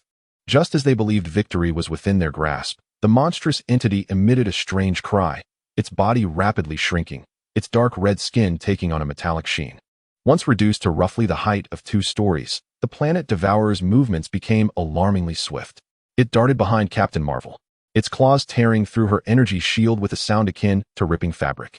Unprepared for the overwhelming force, she was propelled into the atmosphere, crashing into the New York Stock Exchange. The building crumbled with a thunderous crash, and amidst the dust, her armor flickered with a dim blue light, gradually fading into silence. Captain Marvel lay unconscious on the ground, motionless, her fate uncertain. Carol, Thor's eyes blazed with fury as he charged forward, wielding his axe. Yet, the shrunken planet devourer effortlessly evaded his attacks. It seized the axe with a swift motion, and with a mere exertion of strength, shattered the mighty Stormbreaker into shards as if it were glass. Thor was flung away, plummeting into the atmosphere and crashing heavily upon the pedestal of the Statue of Liberty, the crown clattering into the sea. Before Thor could regain his composure, the planet devourer dove into the atmosphere, opening its gaping maw to unleash a blinding beam of energy capable of melting the very crust of the earth. Swiftly, Thor raised the remaining half of his axe in defense, but the beam burned a gaping hole in his armor, exposing flesh beneath. In the distant ruins, Captain Marvel's form was entirely engulfed by the radiant light, leaving only the faint glow of her armor's core flickering amidst the dust. A fragile beacon on the brink of extinguishment. Thor gritted his teeth, blood ceaselessly flowing from his wounds, yet he still struggled to rise. The planet devourer sensed Thor's defiance and let out a mocking laugh as he charged towards him. Taking a deep breath, Thor summoned the last vestiges of his lightning power, bracing himself for the next onslaught from the monstrous foe. At that moment, Captain America, Doctor Strange, and Iron Man hastened to the site of their descent. Wanda also soared down, landing gracefully on the ground. This marked the establishment of their second line of defense. Chapter 56. The intervention of the Ancient One. The planet devourer regarded the assembled heroes, stating, "Wanda, so you are here as well." Wanda tilted her head, puzzled, and inquired, "You actually know me?" The planet devourer replied, "Your reputation precedes you. Even the greatest entities of the universe have taken notice of you. Yet, this may not bode well." He then turned his gaze to Doctor Strange, remarking, "The foremost disciple of the Ancient One, you are present as well." Doctor Strange responded, "Knowing my master's name, you still dare to confront us?" The planet devourer erupted into a boisterous laugh, exclaiming, "Ha ha! I am neither the simpleton farmer like Thanos, nor the feeble one like Dr. Doom. I have devoured dozens of planets, acquiring vast cosmic energy, and your Earth shall be my next morsel." Captain America was the first to strike, hurling his circular shield towards the devourer. Swiftly, the devourer evaded the attack and, seizing the opportunity while Captain America was unarmed, plunged towards him, delivering a claw strike to his chest, infused with immense cosmic energy. Captain America was violently propelled several dozen meters away, rendered unconscious. Iron Man's armor unleashed a fierce laser towards the devourer, who erected a prism-like barrier before him, causing the laser to rebound and strike Iron Man with tremendous force. "Your armor is completely compromised," the system announced. Thus, Iron Man lay on the ground, stripped of all combat capability. Observing this, Doctor Strange immediately cast a spell, launching a green firework into the sky. This was a signal to the Ancient One, imploring her to come to their aid without delay. The devourer gathered energy in his hands, the immense heat causing the streets to buckle beneath him. Wanda soared through the air, channeling chaotic magic in her palms. Both combatants unleashed spheres of energy simultaneously. Boom! Initially, Wanda struggled, but her chaotic magic possessed an innate ability to absorb energy, rapidly gaining strength and gradually gaining the upper hand. The Devourer, not foolish, recognized the precarious situation and decided against continuing a magical duel with Wanda. He swiftly maneuvered before her, preparing to resolve the conflict with a physical assault. Wanda narrowly evaded his blow, but his fist struck the ground, fracturing it and sending everyone plummeting into the subterranean world. As the formidable onslaught was poised to unleash yet another attack, Dr. Strange summoned golden-red ropes with both hands, ensnaring Onslaught's limbs and rendering him immobile. With a disdainful snort, accompanied by an eerie laugh, Onslaught resumed his colossal form, towering like a small hill, and instantly broke free from all magical bindings. At that moment, Master Gu-E arrived on the scene, shielding everyone behind him. Turning to Onslaught, Master Gu-E inquired, "Do you know who I am?" Onslaught replied, "Of course. You are Earth's protector, Gu-E." The Master nodded approvingly. "Good child, you answered correctly." With that, Master Gu-E gestured towards the sky, and a domain unfolded instantly. It was a realm composed entirely of pure white clouds, reflecting a pristine mirror-like quality. Within this otherworldly space, Onslaught was reduced to the size of an ordinary human. However, what unsettled him further was the complete absence of any magical energy coursing through him. In this realm, the cosmic energy of the planet Devourer was rendered utterly ineffective. Master Gu-E observed the now weakened Onslaught with a smile, stating, "In truth, the duration of this weakening effect on you lasts merely 10 seconds. But do you not find it sufficiently effective?" He then brought his hands together in a gesture of prayer, and the clouds on either side of Onslaught morphed into two colossal icebergs, crushing him with relentless force. Onslaught emitted anguished cries from between the crevices of the ice, his voice echoing with unparalleled agony. Chapter 57. Onslaught's Downfall. It hurts so much. Onslaught lamented as cracks appeared on his skin, with cosmic energy seeping out. The alternate realm created by Master Gu-E lasted only 10 seconds, yet it inflicted severe damage upon the planet Devourer. When the realm dissipated, Onslaught found himself in the real world, bleeding from every orifice, his energy depleted, and his combat capability diminished to less than half. Realizing that a wise warrior does not suffer unnecessary losses, he immediately feigned despair, pleading with Master Gu-E, "I beg you, let me go. I shall never dare to return." Master Gu-E nodded, responding, "Depart, and never approach Earth again." Seeing that the crisis had been averted, Master Gu-E returned to his place of meditation. Iron Man, regaining some strength, surveyed the battlefield. Captain Marvel and Captain America had permanently ceased their heartbeats, while the others sustained only varying degrees of minor injuries. Amidst the smoke and ruins, Iron Man and the others knelt, paying solemn tribute to the fallen Captain Marvel and Captain America, their expressions grave. Iron Man arranged for the personnel from Stark University to prepare a dignified funeral for the two. He gazed blankly at Captain America's lifeless body, his lips trembling as he fought back tears, which threatened to spill from his eyes. Observing this, Agatha emerged from a corner, soaring into the air to block the path of the fleeing Onslaught. Onslaught, taken aback, exclaimed, "What?" "They all agreed that I had departed," Agatha remarked. "They are good people, they embrace you. But as for me, I am the villain, and I shall not forgive you." Uncle Tun laughed heartily, saying, "I still possess a third of my fighting power. A lean camel is larger than a horse. Do you not understand this principle?" Agatha raised an eyebrow, disdainfully replying, "Then let us see." Uncle Tun stood tall like a majestic mountain, surrounded by a dazzling yet perilous aura of cosmic energy. His gaze was frigid and fierce, brimming with a thirst for victory and contempt for his adversary. With a deep, thunderous roar that resonated with authority, his hands began to voraciously absorb the surrounding cosmic elements like a black hole. The brilliance of countless stars was forcibly drawn towards him, coalescing into radiant orbs in his palms.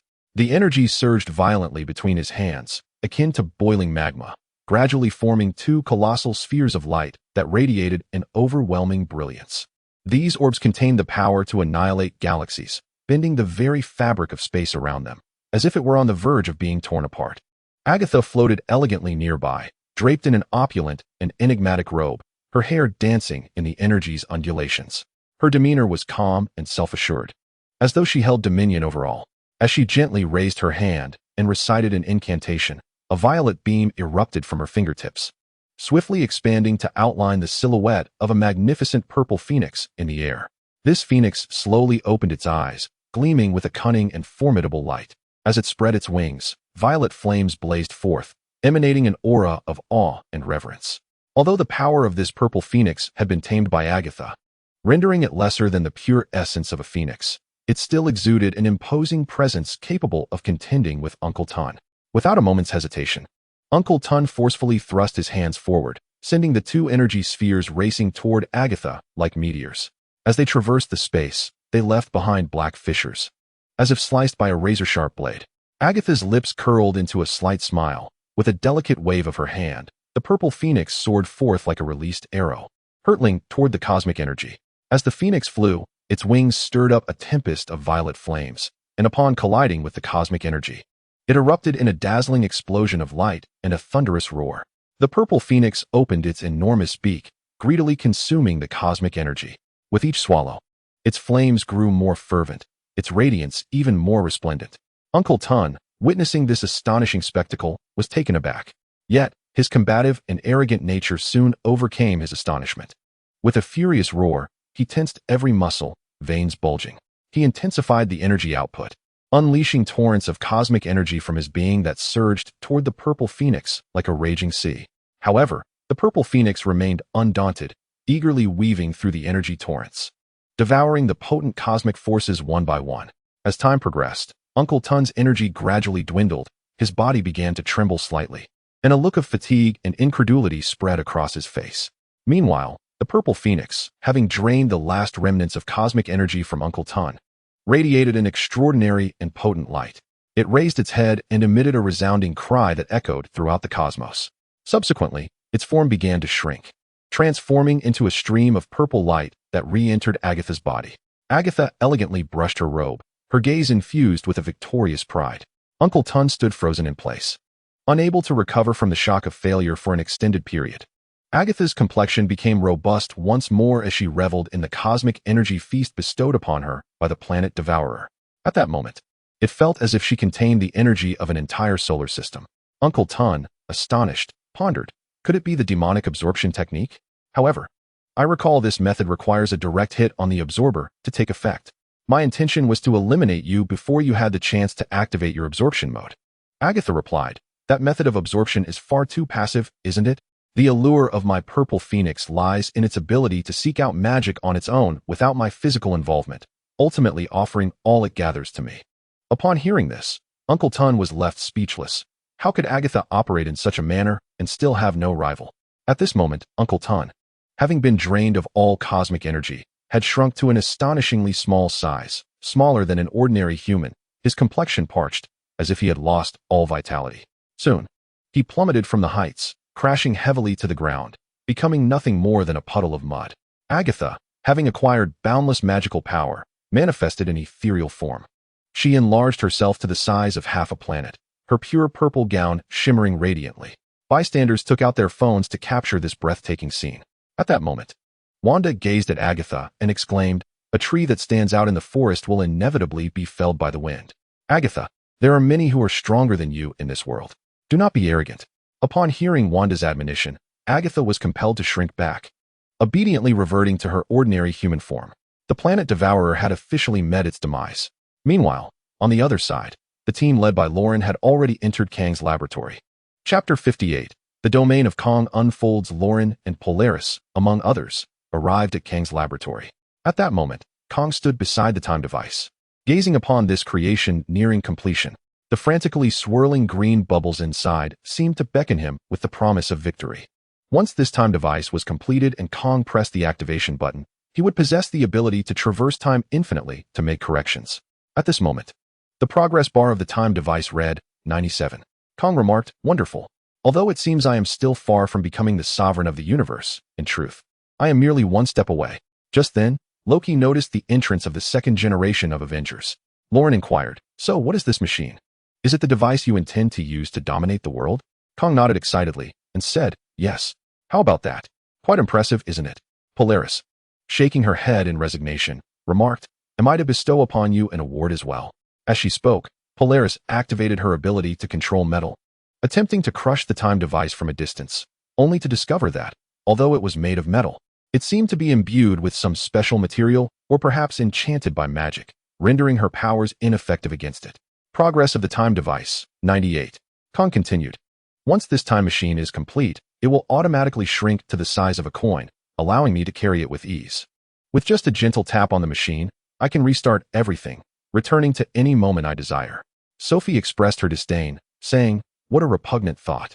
Progress of the time device, 99. Lauren and Laura, unable to contain their impatience, rushed towards the time device. Lauren was about to deliver a powerful blow to shatter it when Sam intervened, their hands locked in a struggle of strength. Laura extended her claws, poised to stab the time device, only to be sent flying by a blast of flames from Golden Boy.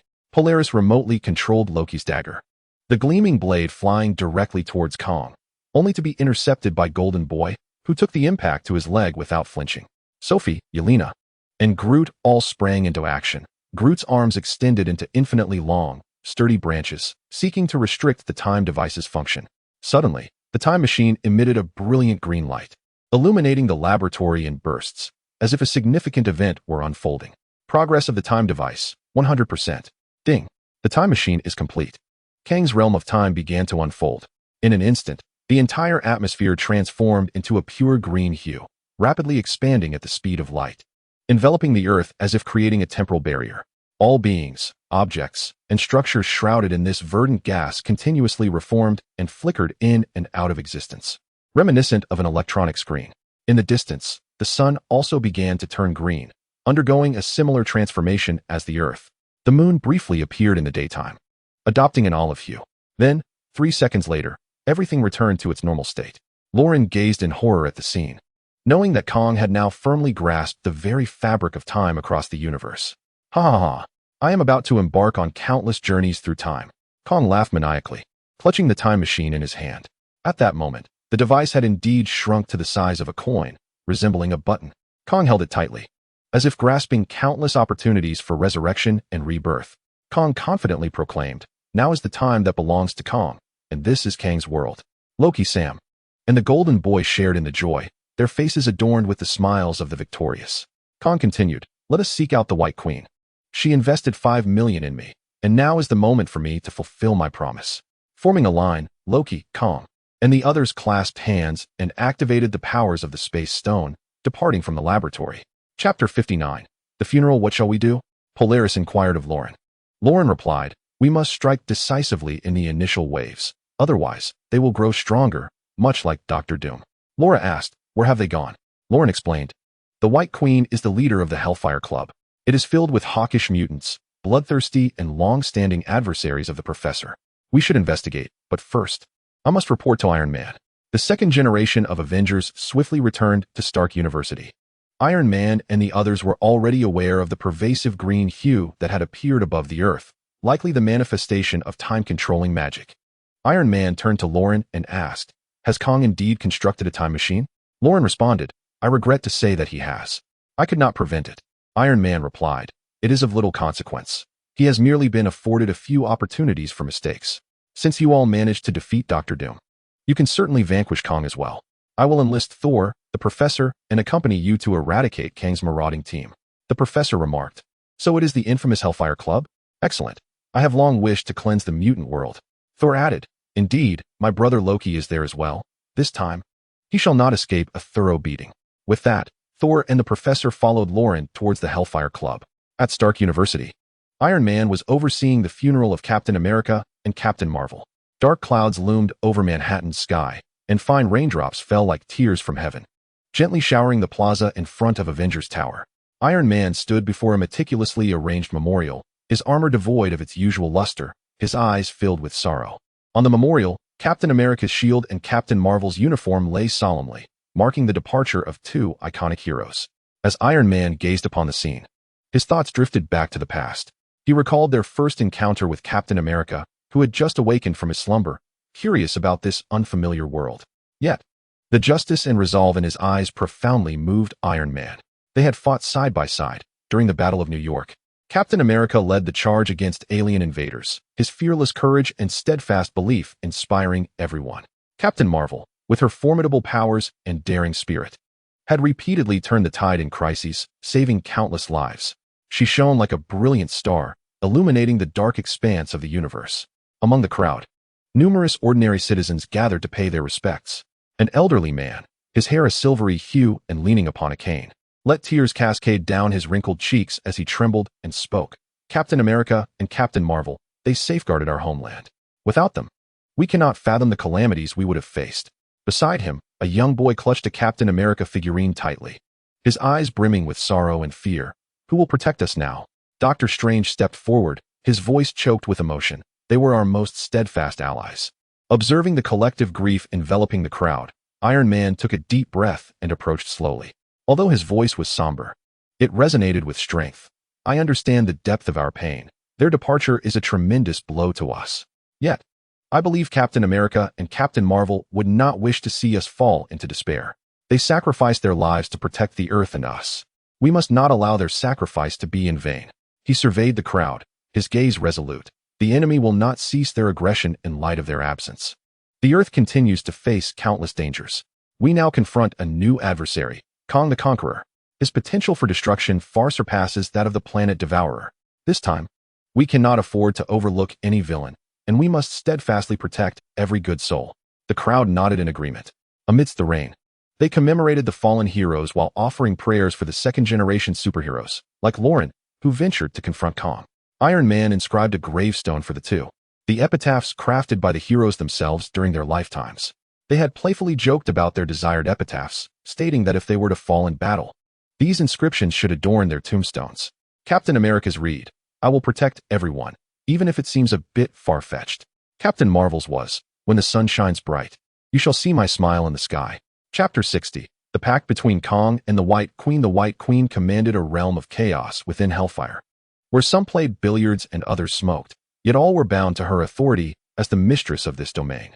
She possessed a formidable butler named the Red Devil, who was never without his dagger. He was renowned for his ability to teleport effortlessly, complemented by his razor-sharp blade that instilled fear in the hearts of all. The Red Devil's skin was a striking red, a defining characteristic that made him easily recognizable and lent him an air of demonic allure. Tall and robust, with sharp facial features, his eyes often glowed with an eerie black light, as if flames danced within, exuding an aura of malevolence and mystery. A prominent scar adorned his left eye, adding to his formidable presence. The White Queen snapped her fingers, capturing the attention of everyone in the billiards hall. A cigar perched between her lips, as men rushed to light it for her from the steps below. The Red Demon extended his arm, blocking those attempting to ascend the steps, his gaze radiating an unmistakable aura of dominance. The White Queen uttered a gentle word, signaling the Red Demon to refrain from obstructing. At that moment, the grand door was forcefully swung open. The Red Demon swiftly darted to the entrance, eager to discern the identity of the visitors. In walked Kong and Loki, who said, "White Queen, I thank you for the 5 million investment you bestowed upon me. My time machine is now complete, and I wish to fulfill my promise of transforming you into Miss Minute." A captivating smile graced the White Queen's face, imbued with allure, as she replied, "The time is not yet ripe, Kong. You must become the sovereign, with your own office, before I willingly become your secretary." Kong fell silent, aware that he currently possessed merely a tool to ascend to divinity, yet he was still far from deserving the title of a god. Thus, he nodded and said, "Very well, I shall return for you once I ascend." The White Queen produced Magneto's psychic defense helmet and placed it upon Kang's head. "How do you possess this?" Kong inquired. "Isn't this helmet designed to guard against mental intrusion, originally belonging to Magneto?" The White Queen replied, "Magneto has withdrawn from the fray and gifted this to me. Now, I bestow it upon you." As Kong donned the helmet, he gazed affectionately at the White Queen and expressed his gratitude. "Thank you." The White Queen responded with a serene smile. Indeed, just as Kong turned to depart, the Professor and Thor entered through the door. The Red Demon instantly appeared behind Thor, attempting to launch a surprise attack, only to be struck by Thor's lightning, rendering him paralyzed. Thor looked down at the fallen Red Demon with disdain, remarking, "If I can fend off my brother Loki's ambush, how could I be threatened by a one-eyed fool like you?" Loki, stifling laughter, chimed in with a cheeky retort. "Aren't you one-eyed as well?" Thor advanced and delivered a punch to Loki's forehead, sending him sprawling to the ground. Not yet satisfied, Thor continued to pummel Loki while muttering curses about associating with villains. Eventually, Loki was thoroughly unconscious, stripped of his fighting spirit. Thor approached Kong step by step, his eyes aflame with fury, demanding, "Hand that over to me." Kong understood that they sought to seize his time machine. However, after laboriously crafting it, he could not simply relinquish it. Surrendering it would mean nullifying all his prior efforts. Meanwhile, The professor had seized control of the minds of everyone present, immobilizing all of the White Queen's followers, including the White Queen herself, whose psychic abilities were feeble and thus fell prey to the professor's prowess. Thor chuckled, saying, "Kong, if you do not comply, I shall have no choice but to eliminate you." The professor gently added, "Indeed, you should yield to him. You cannot prevail." Kong scoffed lightly, then replied with grave seriousness, "I may lose countless times, but I need only to win once in the end." With that, Kong reached into his pocket and pressed the button on the time machine. An explosion of green light erupted instantaneously, distorting everything around them. During this temporal journey, only Kong retained this fragment of memory. All time has been reset. Now, the world begins anew. Time has reverted to before Kong entered the Hellfire Club of the White Queen. Chapter 61. The Punisher emerges thus. Kong traversed back in time to before his encounter with the White Queen. He turned to Loki and said, "Let us forego meeting the White Queen. Instead, we shall seek out the diminutive scientist." Loki furrowed his brow and replied, "What? I recall you were exceedingly eager to meet that beauty." Kong responded, "I have already met her once, and it ended in utter disaster. I activated the time machine and returned. I cannot repeat that folly." Loki inquired, "Then pray tell, who is this diminutive scientist?" The scientist, featured in X-Men, Days of Future Past, is devoted to combating the mutants led by the professor.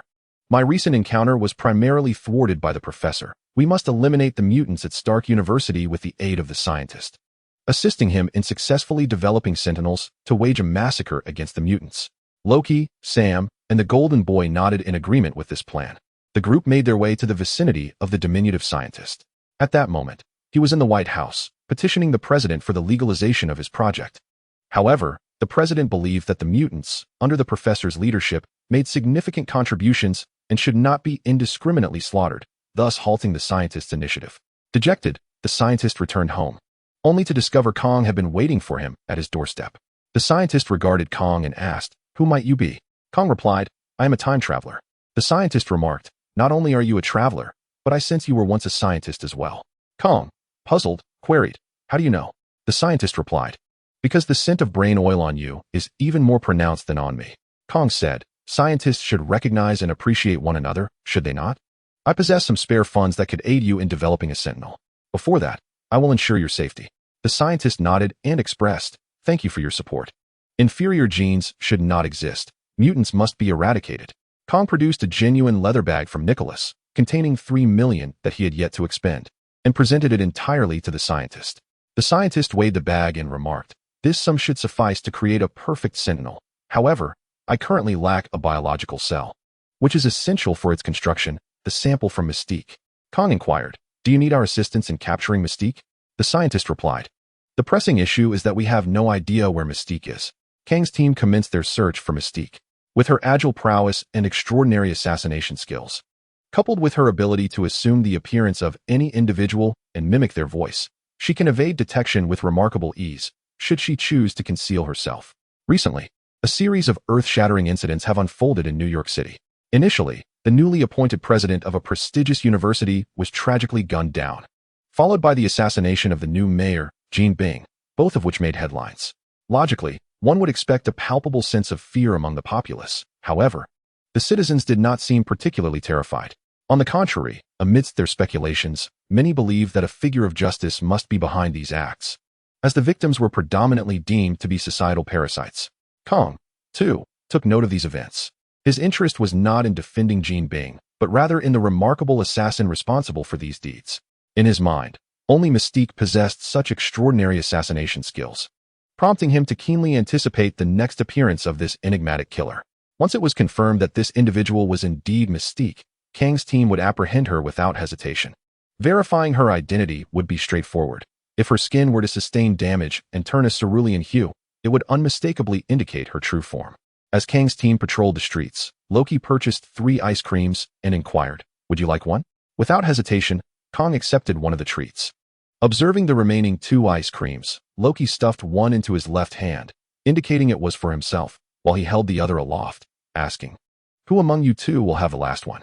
Jean Tong, with a hint of exasperation, shook his head and remarked, "Are you all right? Could you not have bought 4? Loki retorted, "Do you think I could manage 4 ice creams?" Sam encouraged, "Go ahead, brother." Jean Tong reluctantly accepted the last ice cream from Loki and began to indulge, while Loki devoured his own with gusto. Sam turned his head and inadvertently spotted a convoy of sleek black Maybachs approaching, their grand presence unmistakable. Recognizing it as the fleet belonging to the wealthiest individual in the area, Kong remarked, "Wow, what an affluent household." At that moment, among the passers-by, a muscular man stealthily withdrew a short firearm, wrapped in black cloth, awaiting the opportune moment as the boss's vehicle neared. He planned to strike as it passed by. Just as Loki intended to rush forward to seize the assassin, Kong halted him, cautioning, "What if they are not Mystique? Do not reveal yourself yet, otherwise you may find yourself donning a mask on the streets in the future." As the boss's vehicle drew closer, the assassin maintained an air of nonchalance, feigning disinterest to avoid alarming his target. His calm demeanor suggested a high degree of proficiency in the art of assassination. In an instant, as the vehicle passed the assassin, he unveiled the black cloth, brandished the firearm with both hands, and swiftly pulled the trigger, landing a precise shot to the boss's head at close range. Blood erupted within the vehicle, and screams erupted from the crowd, sending people scattering in panic. The occupants of the convoy immediately alighted from their vehicles, engaging in a fierce gun battle with the assailant. The assassin not only boasts impeccable aim but also exhibits remarkable agility, skillfully utilizing the terrain to evade the bullets of the bodyguards. Within mere moments, the entire convoy was annihilated. At that juncture, a female officer arrived at the scene in a police car, brandishing a tranquilizer gun which she swiftly employed to incapacitate the assassin. With unwavering confidence, she proclaimed, "Punisher, I have finally apprehended you," before escorting him away. Loki inquired of Kong, "Who is the Punisher?" To which Kong replied, "He is an ordinary man, devoid of any superhuman abilities, yet he has utilized his exceptional killing skills to eliminate numerous superpowered beings and influential ordinary individuals." Sam remained fixated on the female police officer until she drove away completely. Tong questioned, "What is it? Why are you staring at the officer?" Sam replied, "There was a shard of glass on the ground that cut her calf, turning her skin a cerulean hue. I suspect that the female officer is Mystique in disguise." In Chapter 62, Sentinel Development achieved. Mystique pressed a button causing the police car's windows to change color, rendering the interior invisible from the outside. The Punisher remained oblivious to the fact that the driver was Mystique, declaring, "Once I am free, I will deal with you all." Mystique then transformed back into her true form, stating, "It is I, my dear." The Punisher, upon realizing his girlfriend had come to his rescue, exclaimed, "Wonderful. Let us return home." Mystique replied, "Let us find a secluded spot to walk back. The police car draws too much attention." The police vehicle turned into an alley, where the Punisher exited, donning sunglasses, while Mystique morphed into a blonde, fair-skinned beauty. The two strolled homeward, hand in hand. Just as they were about to exit the alley, Loki appeared, clutching the space stone, accompanied by a diminutive scientist and Sam. The scientist pointed at the blonde beauty, exclaiming, "That is her. I recognize her peculiar scent." Mystique reverted to her original form, eager to demonstrate her abilities, but Loki, utilizing a flash of blue light, appeared behind her and seized her throat. The Punisher drew his weapon, aiming at Loki's chest, but for a being of Loki's caliber, it was akin to a mere tickle. Harnessing the power of the space stone, Loki abducted Mystique and vanished. Sam, cradling the diminutive scientist, leaped over the alley wall, distancing themselves from the scene. The Punisher, gazing at the retreating figures, committed their faces to memory, marking them for retribution. Meanwhile, Kong and the others returned to the diminutive scientist's underground laboratory. Inside, the scientist donned a high-tech mask and commenced his work. On the central magnetic levitation platform, Mystique, bound by chains, constantly morphed her form, the chains rattling with a metallic clatter. She endeavored to break free, yet the intelligent chains ensnared her tightly, adapting instantaneously to her every transformation. "The time has come," the diminutive scientist declared loudly. A slender syringe pierced the shapeshifter's calf, and blood flowed through the tube into the incubation chamber. The shapeshifter suddenly transformed into the form of the little scientist, attempting to escape with her petite stature. Yet the quantum field above the laboratory reverted her to her original shape. Upon successfully extracting the specimen, the little scientist was filled with exhilaration. The success of the experiment was within reach. He laughed heartily, proclaiming that the annihilation of the mutant organization led by the professor was imminent. Upon hearing this ultimate goal, the shapeshifter felt a surge of rage, straining against the iron chains that clanked incessantly. "You are merely a product of aberrant genes." She spat venomously at the little scientist. The little scientist, feigning virtue, retorted, "Do not be so agitated. You creatures bearing wicked genes will be utterly eradicated by the sentinels I create."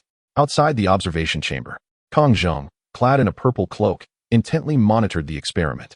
The data monitoring devices behind him flickered with blue light, while Loki stood nearby, wielding an energy weapon. "Tell her," Kang coldly stated, "if the Sentinels cannot be produced, the mutants will dominate the world. Only then would the little scientist willingly serve him."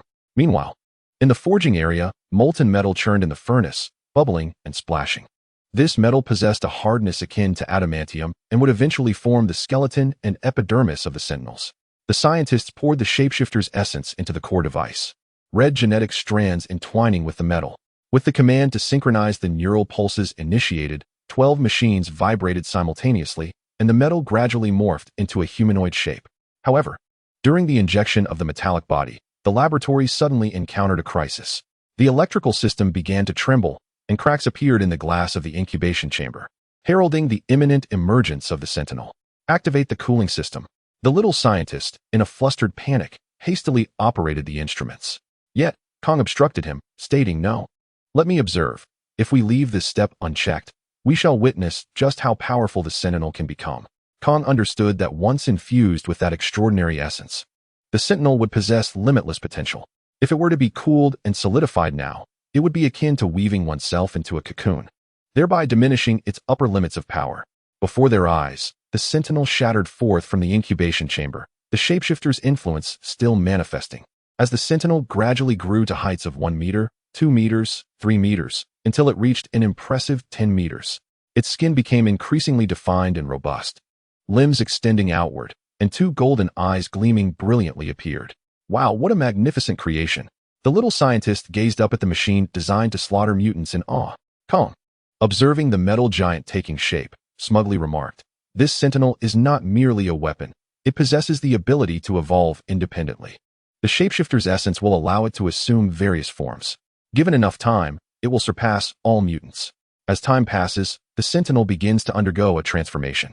Its metallic skin takes on the appearance of living tissue, and the red glow in its eyes exudes an unsettling aura. The diminutive scientists record their observations. Fraught with anxiety, have they created a helper or a harbinger of disaster? The Sentinel has finally awakened, its voice resonating with a thunderous declaration. "I, the Sentinel, was born to eradicate mutants." Kang, with a satisfied grin, orders Loki to eliminate the dwarf scientists immediately, for their purpose has been fulfilled, and the individual has become obsolete. The dwarf collapses in terror, paralyzed with fear. Loki brandishes a dagger, slowly advancing towards the cowering scientist. With tearful eyes and trembling limbs, the dwarf stammers, "What are you doing? Why treat me this way?" Loki responds, "A creature like you is unworthy of the table." With that, Loki swiftly slashes the dwarf's throat, severing his life. The Sentinel, having fully regained its autonomous consciousness, rises to its feet, ready to initiate facial recognition. The first person it encounters will be the master it is destined to serve for eternity. Kang stands before the Sentinel, commencing the facial verification process to formalize their master-servant bond. The Sentinel kneels, proclaiming, "I pledge my loyalty to you, obeying all your commands unconditionally, my master." Kang laughs heartily, instructing, "Now, go to Stark University and eliminate the professor along with all the other mutants. The White Queen is to be spared. She is to be my future assistant." The Sentinel nods in acknowledgement, stating, "As you command." With a powerful thrust of its legs, it breaks through the ground, embarking on a supersonic flight towards Stark University. Chapter 63. The grand conclusion. To my dear readers, I apologize for the lack of engagement. This is the end. At the juncture of the multiverse, a battle that will determine the fate of all realities is unfolding. Conqueror Kang, accompanied by his mechanical army, seeks to dominate every parallel world, while the Sentinel, endowed with godlike powers yet consumed by inner darkness, has forged a nefarious pact with Kang, becoming his most formidable accomplice. In the face of this unprecedented crisis, Iron Man Tony Stark, Thor the God of Thunder, and the enigmatic warrior Lauren form a temporary alliance, resolved to defend the equilibrium of the multiverse. Iron Man's armor streaks through the void, leaving a dazzling trail of light. The arc reactor on his chest radiates a blinding brilliance, unleashing a torrent of firepower upon Kang's mechanical legion. Thor wields Mjolnir, with lightning crackling around him. Each swing of his hammer unleashes bolts potent enough to rend the fabric of space, shattering foes into fragments. Lauren, clad in a suit woven from mysterious energy, wields a double-edged sword that glimmers with an eerie blue light. Wherever her blade strikes, enemy mechs disintegrate. The trio operates in perfect harmony, carving a path through the enemy ranks, temporarily staving off Kang's onslaught. However, the emergence of the Sentinel instantly shifts the tide of battle. Its vacant gaze and aura of destruction radiate an overwhelming energy, and with a mere flick of its arm, it unleashes powerful waves of force. The Iron Man's armor trembled under the force, while Thor's lightning was effortlessly dispelled. Lauren gritted her teeth and charged at the Sentinel with her twin blades, only to be sent flying by a crushing blow, crashing heavily against a distant meteorite. "We cannot continue like this," Iron Man shouted through the communicator. "We must find a way to breach his defenses." Thor nodded, gripping Mjolnir tightly, preparing to unleash a more formidable strike. Struggling to rise, Lauren's eyes sparkled with determination as she sensed the awakening of a mysterious power within her. At that moment, she suddenly discerned a vulnerability within the Sentinel's seemingly impenetrable might, a flicker of fragile darkness lurking beneath. She realized it was the manifestation of the Sentinel's inner turmoil. Focusing her mind, Lauren summoned the latent power within her, murmuring incantations. In an instant, a mystical rune appeared on her sword, radiating brilliance. "Thor, draw his attention. Tony, prepare your mightiest strike," Lauren exclaimed. Thor understood, leaping high and swinging Mjolnir, enveloping the Sentinel in a colossal tempest of thunder. Meanwhile, Iron Man seized the opportunity, activating all the hidden functions of his armor, energy beams converging, poised for release.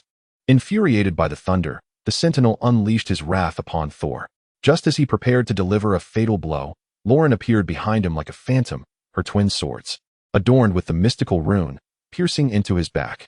The Sentinel let out a roar of agony, as the dark forces within him began to writhe violently. Iron Man seized the moment, unleashing his most potent energy beam, while Thor simultaneously executed his full-force attack. Under the overwhelming surge of energy, the Sentinel could no longer withstand, his form beginning to disintegrate. With a resounding crash, the dark power dissipated, revealing his original frail visage. Deprived of his greatest support, Kang the Conqueror's countenance turned pale as he attempted to activate his time device to flee, but Lauren swiftly dashed forward, severing his apparatus with her sword. Surrounded by Iron Man, Thor, and Lauren, Kang glared at the trio, his eyes filled with resentment. "You have triumphed, but the war of the multiverse will never cease," he spat. "Perhaps, but as long as we stand together, you shall never prevail," Lauren coldly retorted. Ultimately, through their combined strength, Kang was subdued, and his mechanical army crumbled into ruin. After the battle, the multiverse returned to tranquility.